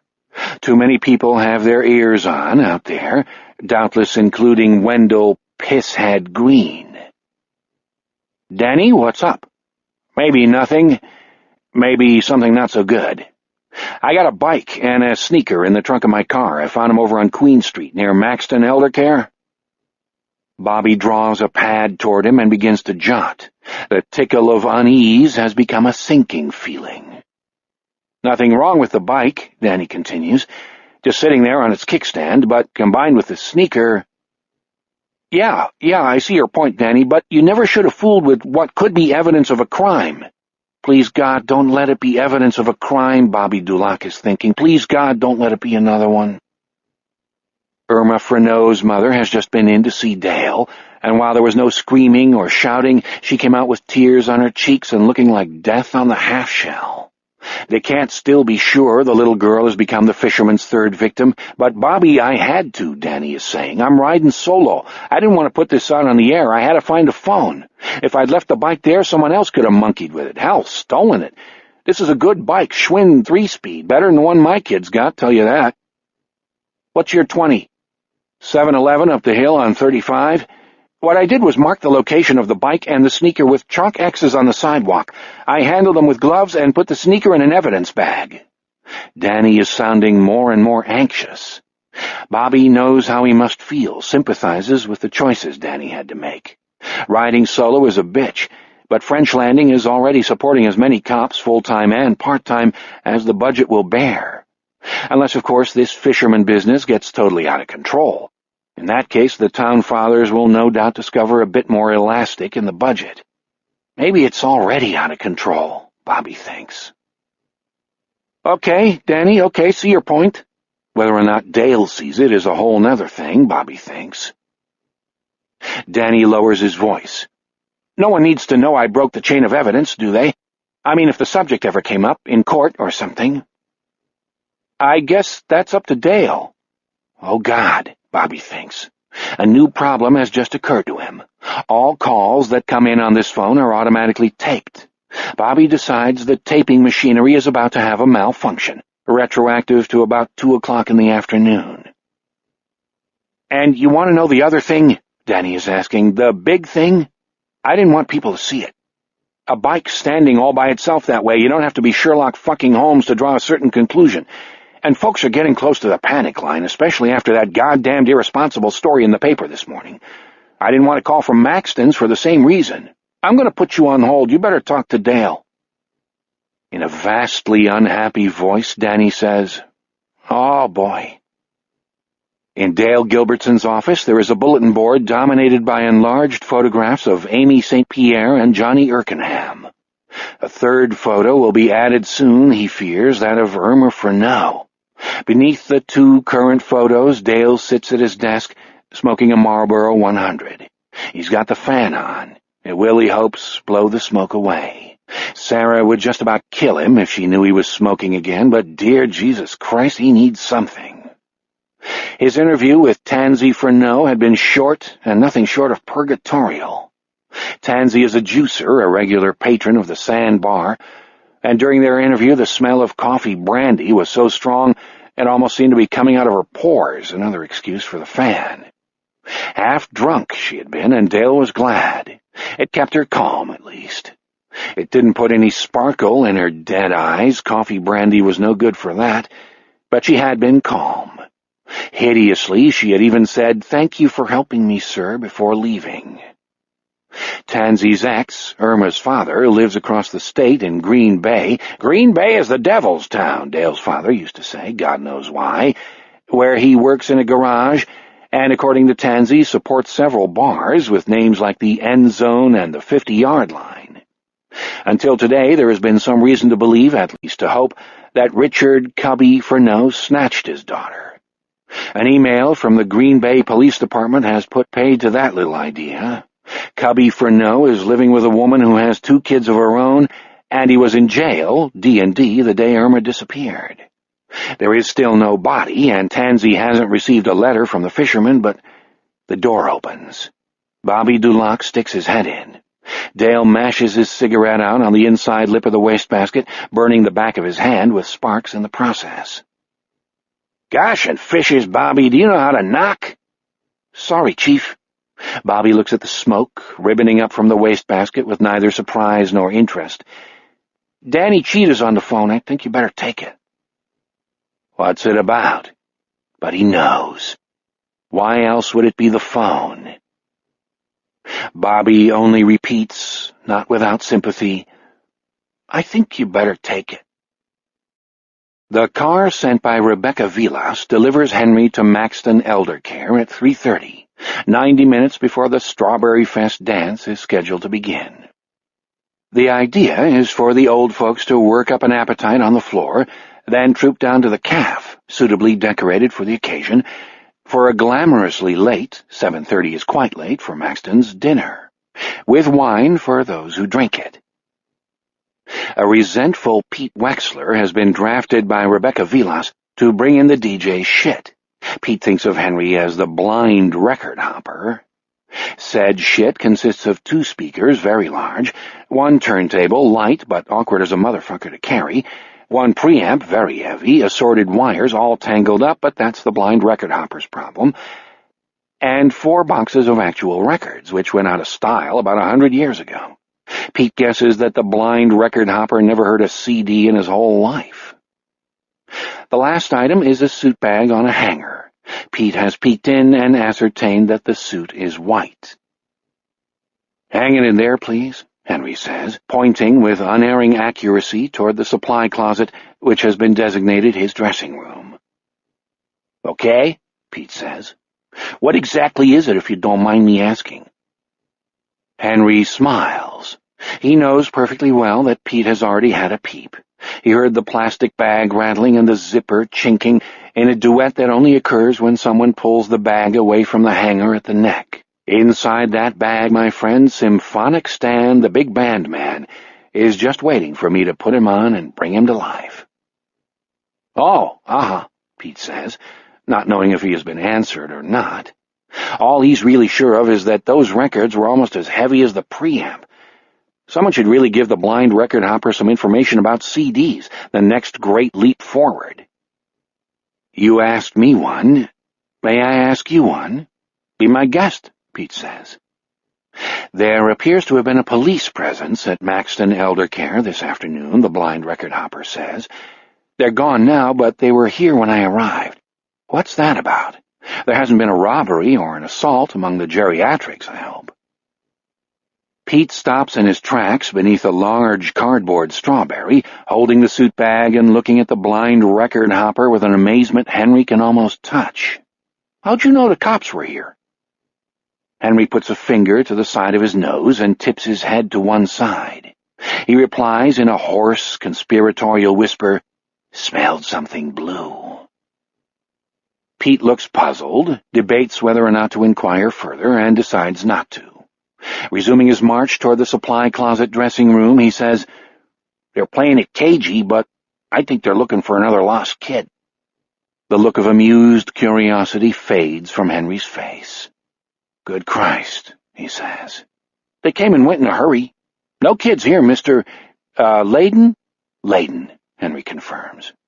"A kid in this place would stand out like a rose in a patch of poison ivy, if you know what I mean." Henry doesn't consider old folks in any way analogous to poison ivy, but he does indeed get Mr. Wexler's drift. "What made them think someone found something on the sidewalk?" Pete says. He points out the window, then realizes the blind guy can't see him pointing. "Duh," as Ebby would say. He lowers his hand. "If a kid got snatched, someone probably came along in a car and snatched him. No kidnappers in here, I can tell you that much." Pete laughs at the very idea of a Maxton moldy oldie snatching any kid big enough to ride a bike. The kid would probably break the guy over his knee like a dry stick. "No," Henry says soberly. "That hardly seems likely, does it?" "But I guess the cops gotta dot all the T's and cross all the I's." He pauses. "That's just a little joke of mine." Henry smiles politely, thinking that with some people, Alzheimer's disease might be an actual improvement. "When you hang my suit up, Mr. Wexler, would you be so good as to give it a gentle shake, just to banish any incipient wrinkles?" "Okay. Want me to take it out of the bag for you?" "Thanks, that won't be necessary." Pete goes into the supply closet, hangs up the suit bag, and gives it a little shake. Incipient. Just what the hell does that mean? There's a rudiment of a library here at Maxton's. Maybe he'll look it up in the dictionary. It pays to increase your word power, as it says in the Reader's Digest, although Pete doubts it will pay him much in this job. When he goes back out to the common room, the blind record hopper, Mr. Layden, Symphonic Stan, whoever the hell he is, has begun unraveling wires and plugging them in with a speed and accuracy Pete finds a trifle unnerving. Poor old Fred Marshall is having a terrible dream. Knowing it's a dream should make it less horrible, but somehow doesn't. He's in a rowboat with Judy out on a lake. Judy is sitting in the bow. They are fishing. He is, at least. Judy is just holding her pole. Her face is an expressionless blank. Her skin is waxy. Her eyes have a stunned, hammered look. He labors with increasing desperation to make contact with her, trying one conversational gambit after another. None work. To make what is, under the circumstances, a fairly apt metaphor, she spits every lure. He sees that her empty eyes appear fixed on the creel sitting between them in the bottom of the boat. Blood is oozing through the wickerwork in fat, red dribbles. "It's nothing, just fish blood," he tries to assure her, but she makes no reply. In fact, Fred isn't so sure himself. He's thinking he ought to take a look inside the creel just to be sure, when his pole gives a tremendous jerk. If not for quick reflexes, he would have lost it over the side. He's hooked a big one. Fred reels it in, the fish on the other end of the line fighting him for every foot. Then, when he finally gets it near the boat, he realizes he has no net. Hell with it, he thinks. Go for broke. He whips the pole backward, just daring the line to snap, and the fish, biggest goddamned lake trout you'd ever hope to see, flies out of the water and through the air in a gleaming, fin-flipping arc. It lands in the bottom of the boat, beside the oozing creel, in fact, and begins thrashing. It also begins to make gruesome choking noises. Fred has never heard a fish make noises like that. He bends forward and is horrified to see that the trout has Tyler's face. His son has somehow become a were-trout, and now he's dying in the bottom of the boat, strangling. Fred grabs at it, wanting to remove the hook and throw it back while there's still time, but the terrible, choking thing keeps slipping through his fingers, leaving only a shiny slime of scales behind. It would be tough to get the hook out in any case. The Thai fish has swallowed it whole, and the barbed tip is actually protruding from one of the gills, just below the point where the human face melts away. Thai's choking becomes louder, harsher, infinitely more horrible. Fred sits up with a low cry, feeling as if he's choking himself. For a moment he's completely adrift as to place and time, lost in the slippage, we might say. And then he realizes he's in his own bedroom, sitting up on his side of the bed he shares with Judy. He notices that the light in here is much dimmer, because the sun has moved to the other side of the house. My God, he thinks, how long have I been asleep? How could I— Oh, but here is another thing. That hideous choking sound has followed him out of his dream. It's louder than ever. It will wake Judy, scare her. Judy is no longer on the bed, though. Jude? Judy? She's sitting in the corner. Her eyes are wide and blank, just as they were in his dream. A corsage of crumpled paper is protruding from her mouth. Her throat is grotesquely swelled, looks to Fred like a sausage that has been grilled until the casing is ready to pop. More paper, he thinks. Christ, she's choking on it. Fred rolls himself across the bed, falls off, and lands on his knees like a gymnast doing a trick. He reaches for her. She makes no move to evade him. There's that at least. And although she's choking, he still sees no expression in her eyes. They are dusty zeros. Fred yanks the corsage of paper from her mouth. There's another behind it. Fred reaches between her teeth, tweezes this second ball of paper between the first two fingers of his right hand, thinking, please don't bite me, Judy, please don't, and pulls it out too.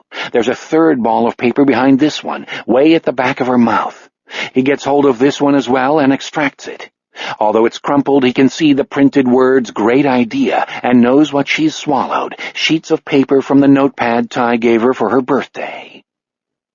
She's still choking. Her skin is turning slate. Fred grabs her by her upper arms and pulls her up. She comes easily, but when he relaxes his hold, her knees bend, and she starts to go back down. She's turned into Raggedy Ann.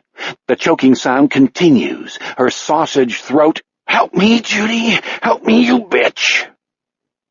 Unaware of what he is saying. He yanks her hard as he yanked the fishing pole in his dream, and spins her around like a ballerina when she comes up on her toes. Then he seizes her in a bear hug, his wrists brushing the undersides of her breasts, her bottom tight against his crotch, the kind of position he would find extremely sexy if his wife didn't happen to be choking to death. He pops his thumb up between her breasts like a hitchhiker, then says the magic word as he pulls sharply upward and backward. The magic word is Heimlich, and it works. 2 more wads of paper fly from Judy's mouth, propelled by a jet of vomit that is little more than bile. Her intake of food over the last 12 hours amounts to 3 cups of coffee and a cranberry muffin. She gives a gasp, coughs twice, then begins to breathe more or less normally. He puts her on the bed, drops her on the bed. His lower back is spasming wildly, and it's really no wonder. First Ty's dresser, now this. "Well, what did you think you were doing?" he asked her loudly. "What in the name of Christ did you think you were doing?" He realizes that he has raised one hand over Judy's upturned face as if to strike her. Part of him wants to strike her. He loves her, but at this moment he also hates her. He has imagined plenty of bad things over the years they've been married. Judy getting cancer, Judy paralyzed in an accident, Judy first taking a lover and then demanding a divorce. But he's never imagined Judy going chicken shit on him, and isn't that what this amounts to? "What did you think you were doing?" She looks at him without fear, but without anything else either. Her eyes are dead. Her husband lowers his hand, thinking, "I'd cut it off before I hit you. I might be pissed at you, I am pissed at you, but I'd cut it off before I did that." Judy rolls over, face down on the coverlet, her hair spread around her head in a corona. Judy? Nothing. She just lies there. Fred looks at her for a moment, then uncrumples one of the slimy balls of paper with which she has tried to strangle herself. It is covered with tangles of scribbled words. Gorg, Abala, Ilili, Munshun, Bas, Lum, Apopanax. These mean nothing to him. Others, Drudge, Asswipe, Black, Red, Chicago, and Tie, are actual words but have no context. Printed up one side of the sheet is "Who put the ram in the Ramalama-Ding-Dong?" Up the other, like a teletype stuck in repeat mode, is this: "Black House, Crimson King, Black House, Crimson King, Black." If you waste time looking for sense in this, you're as crazy as she is, Fred thinks. You can't waste time. He looks at the clock on his side of the bed and cannot believe its news. 4:17 p.m. Is that possible? He looks at his watch and sees that it is. Knowing it's foolish, knowing he would have heard his son come in even if in a deep sleep, Fred strides to the door on big, nerveless legs. "Ty?" he yells. "Hey, Ty! Tyler!" Waiting for an answer that will not come, Fred realizes that everything in his life has changed, quite possibly forever. People tell you this can happen in the blink of an eye, they say, before you know it, they say. But you don't believe it. Then a wind comes. Go down to Ty's room, check, be sure. Ty isn't there, Fred knows this, but he does it just the same. The room is empty as he knew it would be, and it looks oddly distorted, almost sinister, with the dresser now on the other side. "Judy, you left her alone, you idiot. She'll be chewing paper again by now. They're clever. Mad people are clever." Fred dashes back down to the master bedroom and exhales a sigh of relief when he sees Judy lying just as he left her, face down, hair spread around her head. He discovers that his worries about his mad wife are now secondary to his worries about his missing son. He'll be home by 4 at the latest, take it to the bank, so he had thought. But 4 has come and gone. A strong wind has arisen and blown the bank away. Fred walks to his side of the bed and sits down beside his wife's splayed right leg. He picks up the phone and punches in a number. It's an easy number, only 3 digits. "Hello, Police Department, Officer Dulac speaking. You've dialed 911. Do you have an emergency?" "Officer Dulac, this is Fred Marshall. I'd like to speak to Dale if he's still there." Fred is pretty sure Dale is. He works late most nights, especially since... He pushes the rest away. But inside his head the wind blows harder, louder. "Gee, Mr. Marshall, he's here, but he's in a meeting and I don't think I can get him." "Mr. Marshall, you're not hearing me. He's in with 2 guys from the WSP and 1 from the FBI. If you could just tell me..." Fred closes his eyes. It's interesting, isn't it? Something interesting here. He called in on the 911 line, but the idiot on the other end seems to have forgotten that. Why? Because it's someone he knows.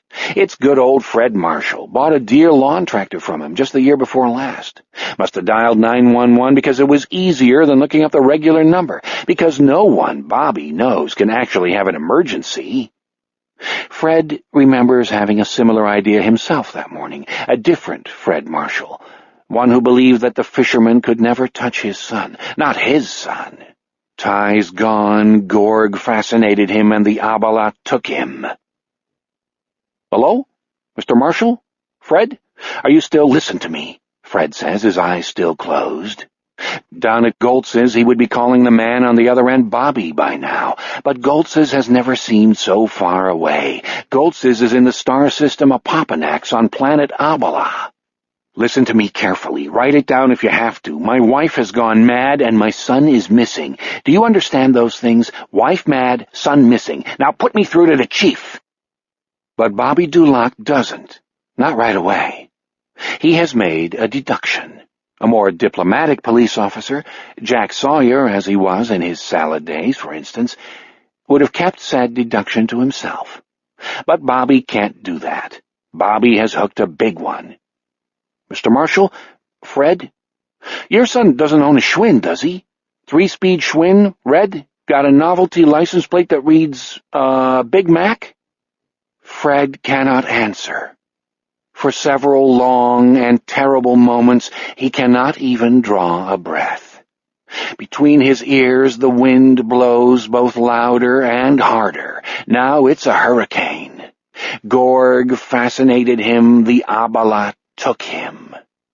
At last, just when it seems he will begin to strangle himself, his chest unlocks and he takes in a huge, tearing breath. "Put Chief Gilbertson on! Do it now, you motherfucker!" Although he shrieks this at the top of his lungs, the woman lying face down on the coverlet beside him never moves. There is a click. He's on hold. Not for long, but it's long enough for him to see the scratched, bald place on his missing son's bedroom wall, the swelled column of his mad wife's throat, and blood dribbling through the creel in his dream. His back spasms cruelly, and Fred welcomes the pain. It's like getting a telegram from the real world. Then Dale is on the phone. Dale is asking him what's wrong, and Fred Marshall begins to cry. Chapter 7.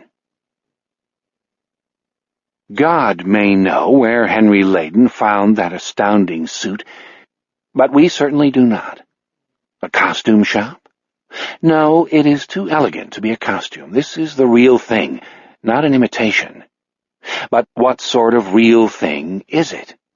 The wide lapels sweep down to an inch below the waist, and the twin flaps of the swallowtail reach nearly to the ankles of the billowing pleated trousers, which seem, beneath the snow-field expanse of the double-breasted waistcoat, to ride nearly at the level of the sternum.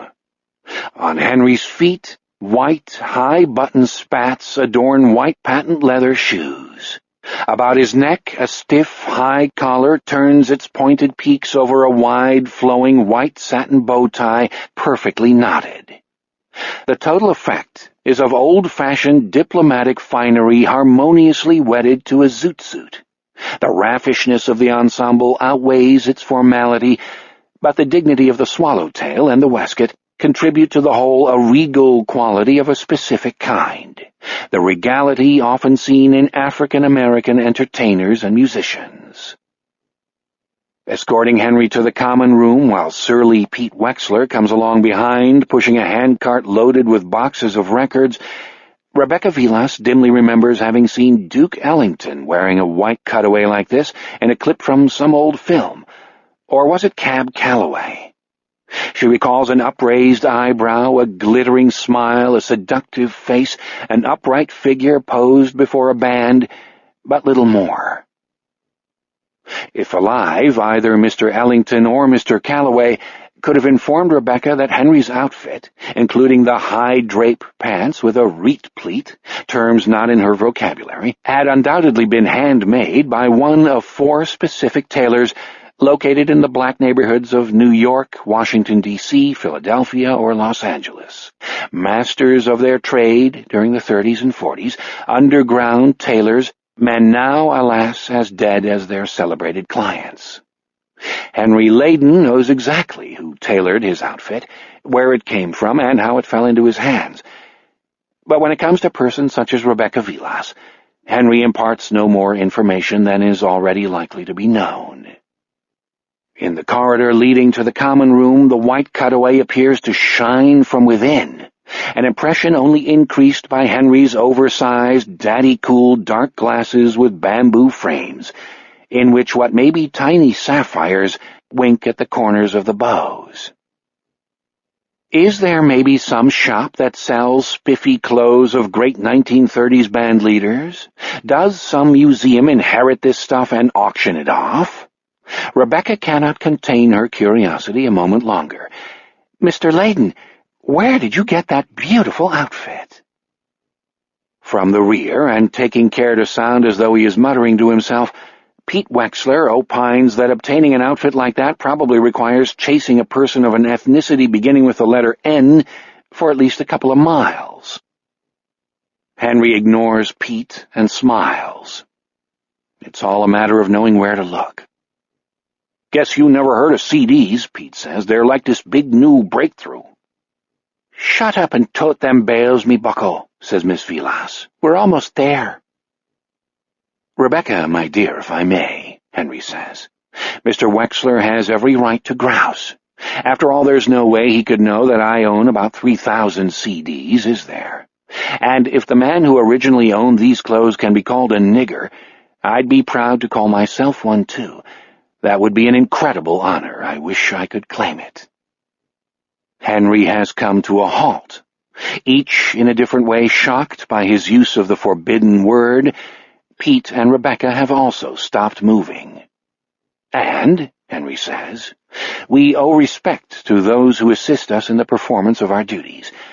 I asked Mr. Wexler to shake out my suit when he hung it up, and he very kindly obliged me." "Yeah," Pete says. "Plus I also hung up your light and put your turntable and speakers and shit right where you want 'em." "Thank you very much, Mr. Wexler," Henry says. "I appreciate your efforts in my behalf." "Well, shit," Pete says. "I was only doing my job, you know. About anything you want after you're done, I'll give you a hand."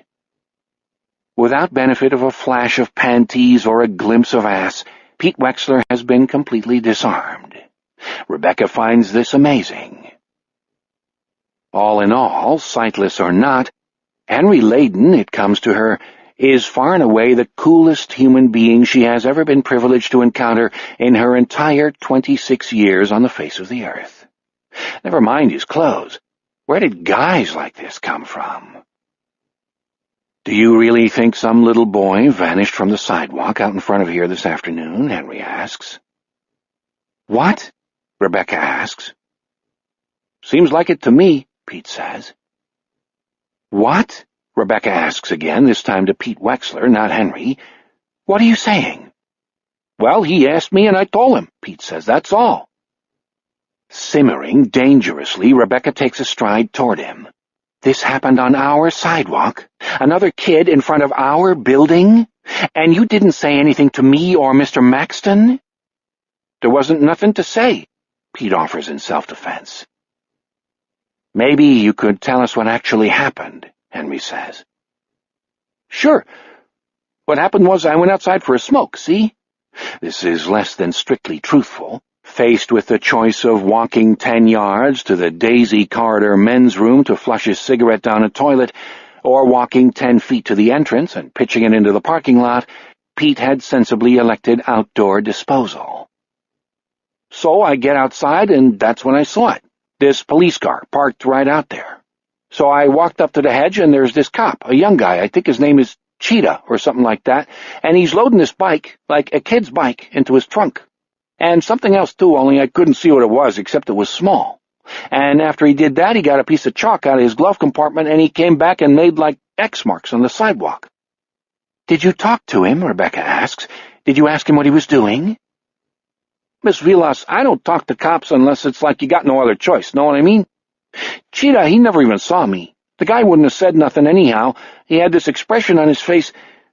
It was like, geez, I hope I get to the crapper before I drop a load in my pants, that kind of expression. Then he just drove away. Just like that. 20 minutes later, 2 other cops showed up."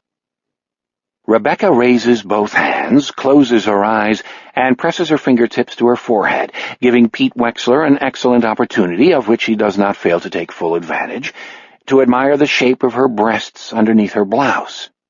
It may not be as great as the view from the bottom of the ladder, but it'll do, all right? Yes, it will. As far as Abby's dad is concerned, a sight like Rebecca Vilas's Hottentots pushing out against her blouse is like a good fire on a cold night. They're bigger than you'd expect on a slender little thing like her, and you know what? When the arms go up, the Hottentots go up too. Hey, if he had known she was going to put on a show like this, he would have told her about Cheetah and the bicycle as soon as it happened. All right, okay, she says, still flattening the tips of her fingers against her head.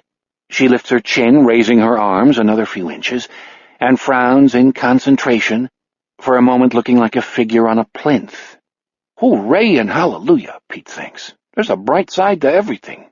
If another little snot-nose gets grabbed off the sidewalk tomorrow morning, it won't be soon enough for me. Rebecca says, Okay, opens her eyes and lowers her arms. Pete Wexler is staring firmly at a point over her shoulder, his face blank with a false innocence she immediately comprehends. Good God, what a caveman. It's not as bad as I thought. In the first place, all you saw was a policeman picking up a bike. Maybe it was stolen. Maybe some other kid borrowed the bike, dumped it, and ran away. The cop could have been looking for it. Or the kid who owned the bike could have been hit by a car or something. And even if the worst did happen, I don't see any way that it could hurt us.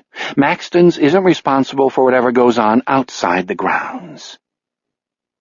She turns to Henry, who looks as though he wishes he were 100 miles away. Sorry. I know that sounded awfully cold. I'm as distressed about this fisherman business as everyone else. What with those 2 poor kids and the missing girl. We're all so upset we can hardly think straight. But I'd hate to see us dragged into the mess, don't you see? I see perfectly, Henry says, being one of those blind men George Rathbun is always yelling about. Ha! Pete Wexler barks. And you agree with me, don't you? I'm a gentleman. I agree with everybody, Henry says. I agree with Pete that another child may well have been abducted by our local monster. Officer Cheetah, or whatever his name is, sounded too anxious to be just picking up a lost bicycle. And I agree with you that Maxton's cannot be blamed for anything that happened. Good, Rebecca says. Unless, of course, someone here is involved in the murders of these children. But that's impossible, Rebecca says. Most of our male clients can't even remember their own names. A 10-year-old girl could take most of these Phoebes, Pete says. Even the ones who don't have old-timer's disease walk around covered in their own, you know. You're forgetting about the staff, Henry says. Oh, now, Rebecca says, momentarily rendered nearly wordless. Come on, that's a totally irresponsible thing to say. True, it is. But if this goes on, nobody will be above suspicion. That's my point. Pete Wexler feels a sudden chill. If the town clowns start grilling Maxton's residents, his private amusements might come to light. And wouldn't Wendell Green have a field day with that stuff? A gleaming new idea comes to him, and he brings it forth, hoping to impress Miss Vilas. You know what? The cops should talk to that California guy, the big-time detective who nailed that Kinderling asshole 2-3 years ago. He lives around here somewhere, don't he? Someone like that, he's the guy we need on this. The cops here, they're way out of their depth. That guy, he's like a goddamn resource. Odd you should say that, Henry says. I couldn't agree with you more. It is about time Jack Sawyer did his thing. I'll work on him again. You know him? Rebecca asks. Oh, yes, Henry says, that I do. But isn't it about time for me to do my own thing? Soon, they're all still outside. Rebecca leads him down the rest of the corridor and into the common room, where all 3 of them move across to the big platform. Henry's microphone stands beside a table mounted with his speakers and turntable. With unnerving accuracy, Henry says, "A lot of space in here." You can tell that? She asks. Piece of cake, Henry says. "We must be getting close now." "It's right in front of you. Do you need any help?" Henry extends one foot and taps the side of the flat. He glides a hand down the edge of the table, locates the mic stand, says, "Not at the moment, darlin'," and steps neatly up onto the platform. Guided by touch, he moves to the back of the table and locates the turntable. "All is copacetic," he says. "Pete, would you please put the record boxes on the table? The one on top goes here, and the other one right next to it." "What's he like, your friend Jack?" Rebecca asks. "An orphan of the storm, a pussycat, but an extremely difficult pussycat. I have to say he can be a real pain in the bunghole."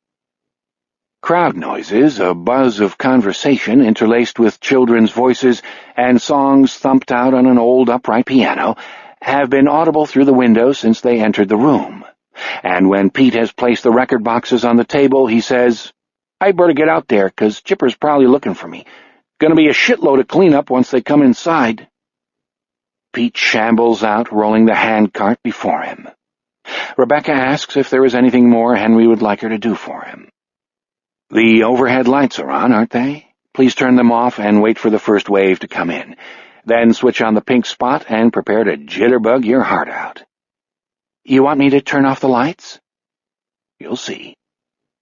Rebecca moves back across to the door, turns off the overhead lights, and does see, just as Henry had promised.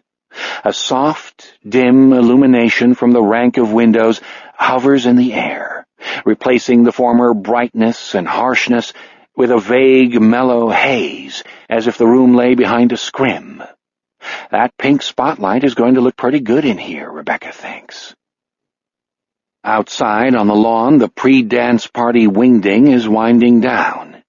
Lots of old men and women are busily polishing off their strawberry shortcakes and soda pop at the picnic tables, and the piano-playing gent in the Straub boater and red sleeve garters comes to the end of Heart and Soul, ba-bump, ba-bump, ba-ba-bump, bump, bump, no finesse, but plenty of volume, closes the lid of the upright, and stands up to a scattering of applause. Grandchildren who had earlier complained about having to come to the great fest dodge through the tables and wheelchairs, evading their parents' glances and hoping to wheedle a last balloon from the balloon lady in the clown suit and frizzy red wig. Oh, joy unbounded. Alice Weathers applauds the piano player, as well she might. 40 years ago he reluctantly absorbed the rudiments of pianism at her hands, just well enough to pick up a few bucks at occasions like this, when not obliged to perform his usual function, that of selling sweatshirts and baseball caps on Chase Street. Charles Burnside, who, having been scrubbed clean by good-hearted Butch Yerxa, decked himself out in an old white shirt and a pair of loose, filthy trousers, stands slightly apart from the throng in the shade of a large oak, not applauding but sneering. The unbuttoned collar of the shirt droops around his ropey neck. Now and then he wipes his mouth or picks his teeth with a ragged thumbnail, but mainly he does not move at all. He looks as though someone plunked him down by the side of a road and drove off.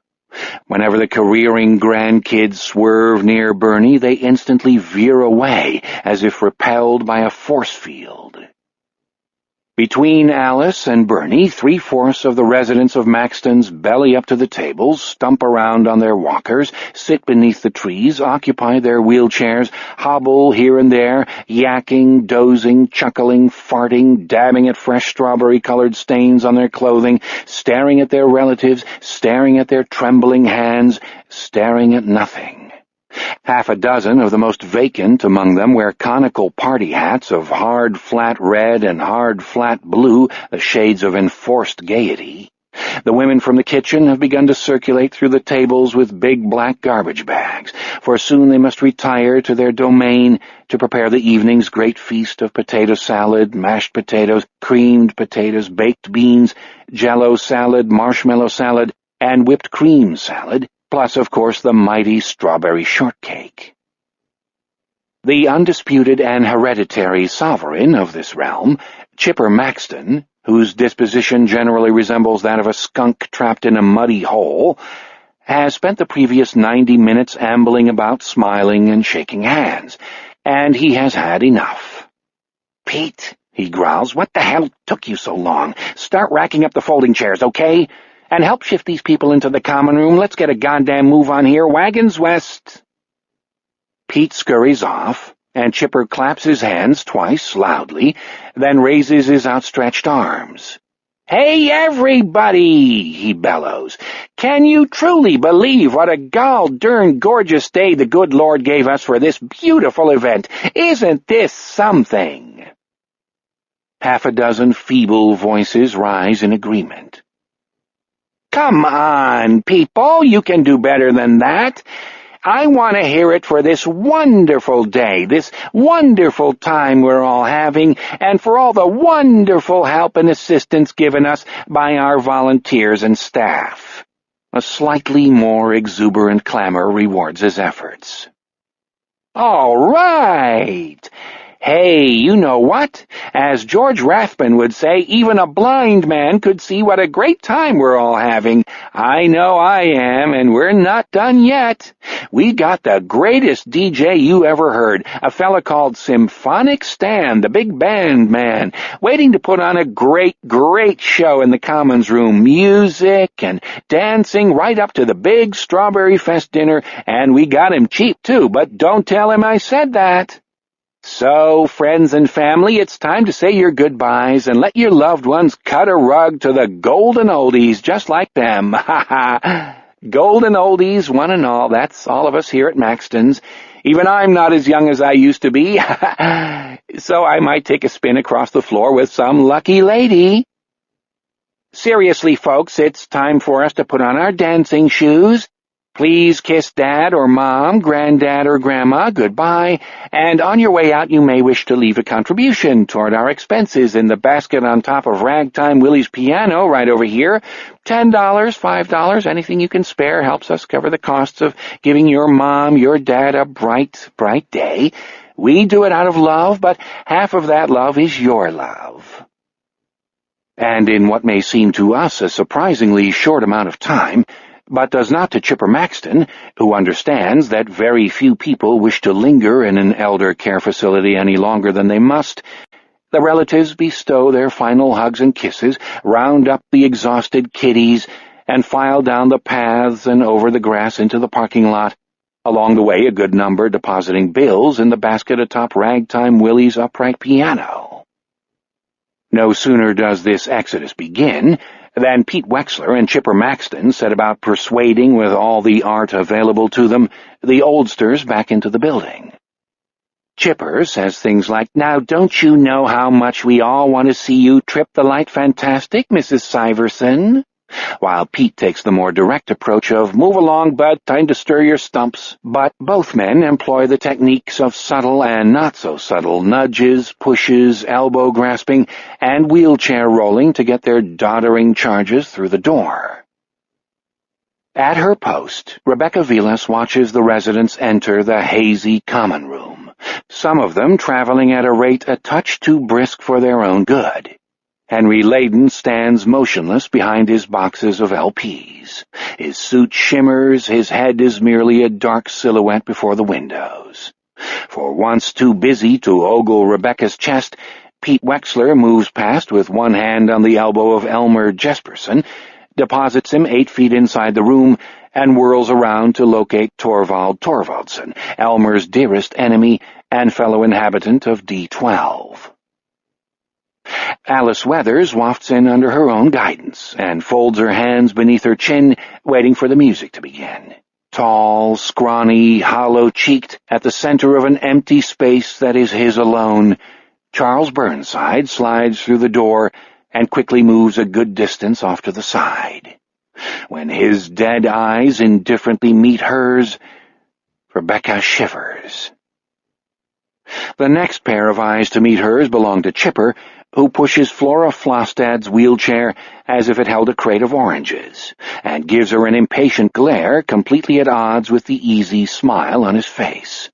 Time is money, you bet, but money is money too. Let's get this show on the road, pronto. The first wave, Henry had told her. Is that what they have here, the first wave?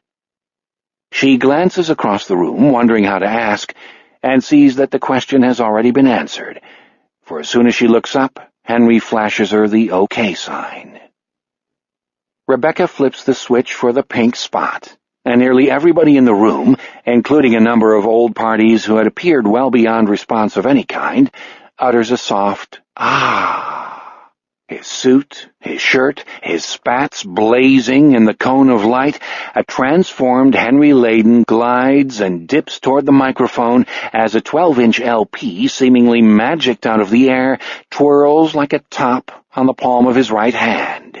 His teeth shine, his sleek hair gleams, the sapphires wink from the bows of his enchanted sunglasses. Henry seems almost to be dancing himself with his sweet, clever, sidestepping glide. Only he is no longer Henry Layden. No way Renee, as George Rathbun likes to roar. The suit, the spats, the slicked-back hair, the shades, even the wondrously effective pink spot are mere stage dressing. The real magic here is Henry, that uniquely malleable creature. When he is George Rathbun, he is all George. Ditto the Wisconsin Rat. Ditto Henry Shake. It has been 18 months since he took Symphonic Stan from the closet and fit into him like a hand into a glove to dazzle the crowd at a Madison VFW record hop. But the clothes still fit. Oh, yes, they fit, and he fits within them, a hipster reborn whole into a past he never saw firsthand. On his extended palm, the spinning LP resembles a solid, unmoving black beach ball. Whenever Symphonic Stan puts on a hop, he always begins with "In the Mood." Although he does not detest Glenn Miller, as some jazz aficionados do, over the years he has grown tired of this number. But it always does the job. Even if the customers have no choice but to dance with one foot in the grave and the other on the proverbial banana peel, they do dance. Besides, he knows that after Miller was drafted, he told the arranger Billy May of his plan to come out of this war as some kind of hero, and hell, he was as good as his word, wasn't he? Henry reaches the mic and slips the revolving record onto the platter with a negligent gesture of his right hand. The crowd applauds him with an exhaled "ooh." "Welcome, welcome, all you hep cats and hep kitties," Henry says. The words emerge from the speakers, wrapped in the smooth, slightly above-it-all voice of a true broadcaster in 1938 or 1939, one of the men who did live remotes from dance halls and nightclubs located from Boston to Catalina. Honey poured through their throats, these muses of the night, and they never missed a beat.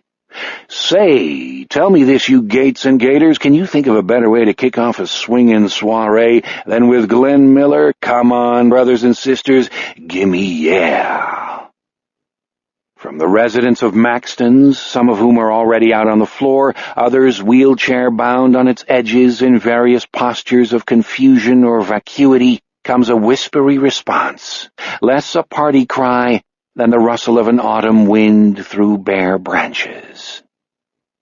Symphonic Stan grins like a shark and holds up his hands as if to still a hopped-up multitude, then twirls and spins like a Savoy ballroom dancer inspired by Chick Webb. His coattails spread like wings, his sparkling feet fly and land and fly again. The moment evaporates, and two black beach balls appear on the DJ's palms, one of them spinning back into its sleeve, the other down to meet the needle. "All righty, all righty, all Rudy, you hoppin' hens and boppin' bunnies, here comes the sentimental gentleman, Mr. Tommy Dorsey. So get off your money and grab your honey while vocalist Dick Haymes, the pride of Buenos Aires, Argentina, asks the musical question, how am I to know you? Frank Sinatra hasn't entered the building yet, brethren and sistren, but life is still fine as wine." Rebecca Vilas cannot believe what she is seeing. The guy is getting just about everyone out onto the floor, even some of the wheelchair cases, who are dipping and swirling with the best of them. Dolled up in his exotic, astonishing outfit, Symphonic Stan, Henry Layden, she reminds herself, is corny and breathtaking, absurd and convincing all at once. He's like some kind of time capsule, locked into both his role and what these old people want to hear. He has charmed them back into life, back into whatever youth they had left in them. Unbelievable. No other word will do. People she had written off as shuffling basket cases are blooming right in front of her. As for Symphonic Stan, he's carrying on like an elegant dervish, making her think of words like suave, polished, urbane, unhinged, sexy, graceful, words that do not connect except in him. And that thing he does with the records, how is that possible? She does not realize that she is tapping her foot and swaying in time to the music until Henry puts on Artie Shaw's Begin the Begin, when she literally begins her own begin by starting to dance by herself. Henry's hap-cat jive dance, the sight of so many white-haired, blue-haired, and bald-headed people gliding around the floor, Alice Weathers beaming happily in the arms of none other than gloomy Torvald Torvaldsen, Ada Meyerhoff and Tom Betcher twirling around each other in their wheelchairs, the sweeping pulse of the music driving everything beneath the molten radiance of Artie Shaw's clarinet. All of these things abruptly, magically coalesce into a vision of earthly beauty that brings tears stinging to her eyes. Smiling, she raises her arms, spins, and finds herself expertly grasped by Tom's twin brother, 86-year-old Hermie Betcher, the retired geography teacher in A17, formerly considered something of a stick, who without a word foxtrots her right out to the middle of the floor. "Shame to see a pretty girl dancing all on her lonesome," Hermie says. "Hermie, I'd follow you anywhere," she tells him. "Let's us get closer to the bandstand," he says. "I want a better look at that hotshot in a fancy suit. They say he's blind as a bat, but I don't believe it." His hand planted firmly at the base of her spine, his hips swerving in time to Artie Shaw, Hermie guides her to within a foot of the platform, where the symphonic one is already doing his trick with a new record as he waits for the last bar of the present one.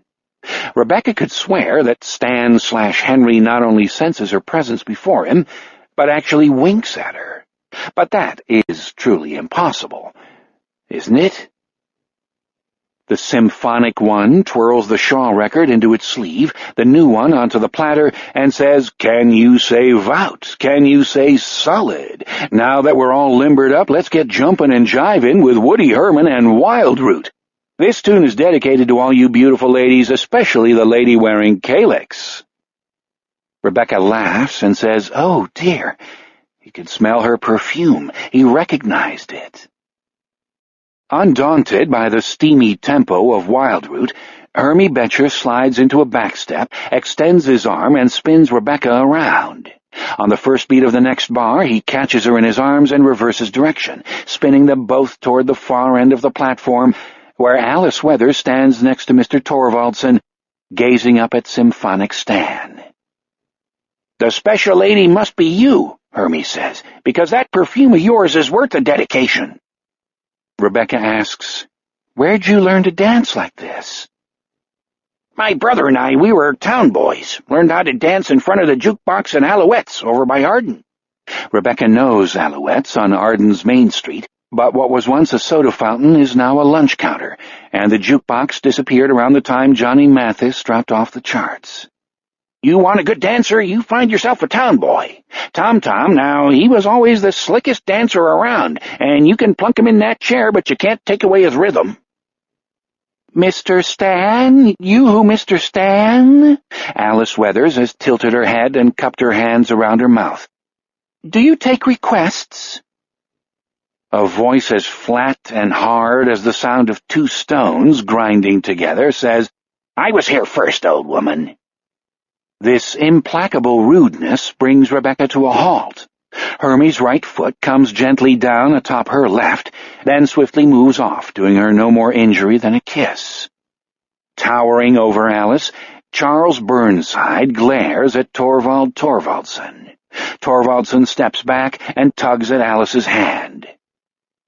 "Certainly, my dear," says Stan, bending down. Tell me your name and what you'd like to hear." "I am Alice Weathers, and I was here first," Bernie loudly repeats. Rebecca glances at Hermie, who shakes his head and makes a sour face. Town boy or not, he is as intimidated as Mr. Torvaldsen. "Moonglow, please, by Benny Goodman." "It's my turn, you jackass. I want that Woody Herman number called Lady McGowan's Nightmare. That one's good." Hermie leans toward Rebecca's ear. "Nobody likes that fella, but he gets his own way." "Not this time," Rebecca says. "Mr. Burnside, I want you to symphonic stand," silences her with a wave of his hand. He turns to face the owner of the remarkably unpleasant voice. "No can do, mister. The song is called Lady McGowan's Dream, and I didn't bring that snappy little item with me this afternoon. Sorry." "Okay, bud, how about I Can't Get Started, the one Bunny Berrigan did?" "Oh, I love that," Alice says. "Yes, play I Can't Get Started." "Happy to oblige," Stan says in Henry Layden's normal voice. Without bothering to jive around or spin the records on his hands, he simply exchanges the LP on the turntable for one from the first box. He seems oddly wilted as he steps to the mic and says, "I've flown around the world on a plane. I settled revolutions in Spain. Can't Get Started. Dedicated to the lovely Alice Bluegown and the one who walks by night." "You're no better'n a monkey on a stick," says Bernie. The music begins. Rebecca taps Hermie on the arm and moves up alongside Charles Burnside, for whom she has never felt anything but mild revulsion. Now that she has him in focus, her outrage and disgust cause her to say, "Mr. Burnside, you are going to apologize to Alice and to our guest here. You're a crude, obnoxious bully, and after you apologize, I want you to get back into your room where you belong." Her words have no effect. Burnside's shoulders have slumped. He has a wide, sloppy grin on his face, and he is staring empty-eyed at nothing in particular. He looks too far gone to remember his own name, much less Bunny Berrigan's. In any case, Alice Weathers has danced away, and Symphonic Stan, back at the far end of the platform and out of the pink spot, appears to be deep in thought. The elderly couples sway back and forth on the dance floor. Off to the side, Hermie Betcher pantomimes dancing and quizzes her with a look. "I'm sorry about that," she says to Stan/Henry. "No need to apologize. I Can't Get Started was my wife's favorite record. I've been thinking about her a lot the past few days. Sort of took me by surprise." He runs a hand over his sleek hair and shakes out his arms, visibly getting back into his role. Rebecca decides to leave him alone. In fact, she wants to leave everyone alone for a little while. Signaling regret and the press of duty to Hermie, she makes her way through the crowd and exits the common room. Somehow old Bernie has beaten her to the corridor. He shuffles absently toward Daisy Wing, head drooping, feet scuffing the floor. "Mr. Burnside," she says, "your act may fool everyone else, but I want you to know that it doesn't fool me." Moving by increments, the old man turns around. First one foot shifts, then a knee, the spavined waist, the second foot, finally the cadaverous trunk. The ugly bloom of Bernie's head droops on its thin stalk, offering Rebecca a view of his mottled scalp. His long nose protrudes like a warped rudder. With the same dreadful slowness, his head lifts to reveal muddy eyes and a slack mouth. A flash of sheer vindictiveness rises into the dull eyes, and the dead lips writhe. Frightened, Rebecca takes an instinctive step backward.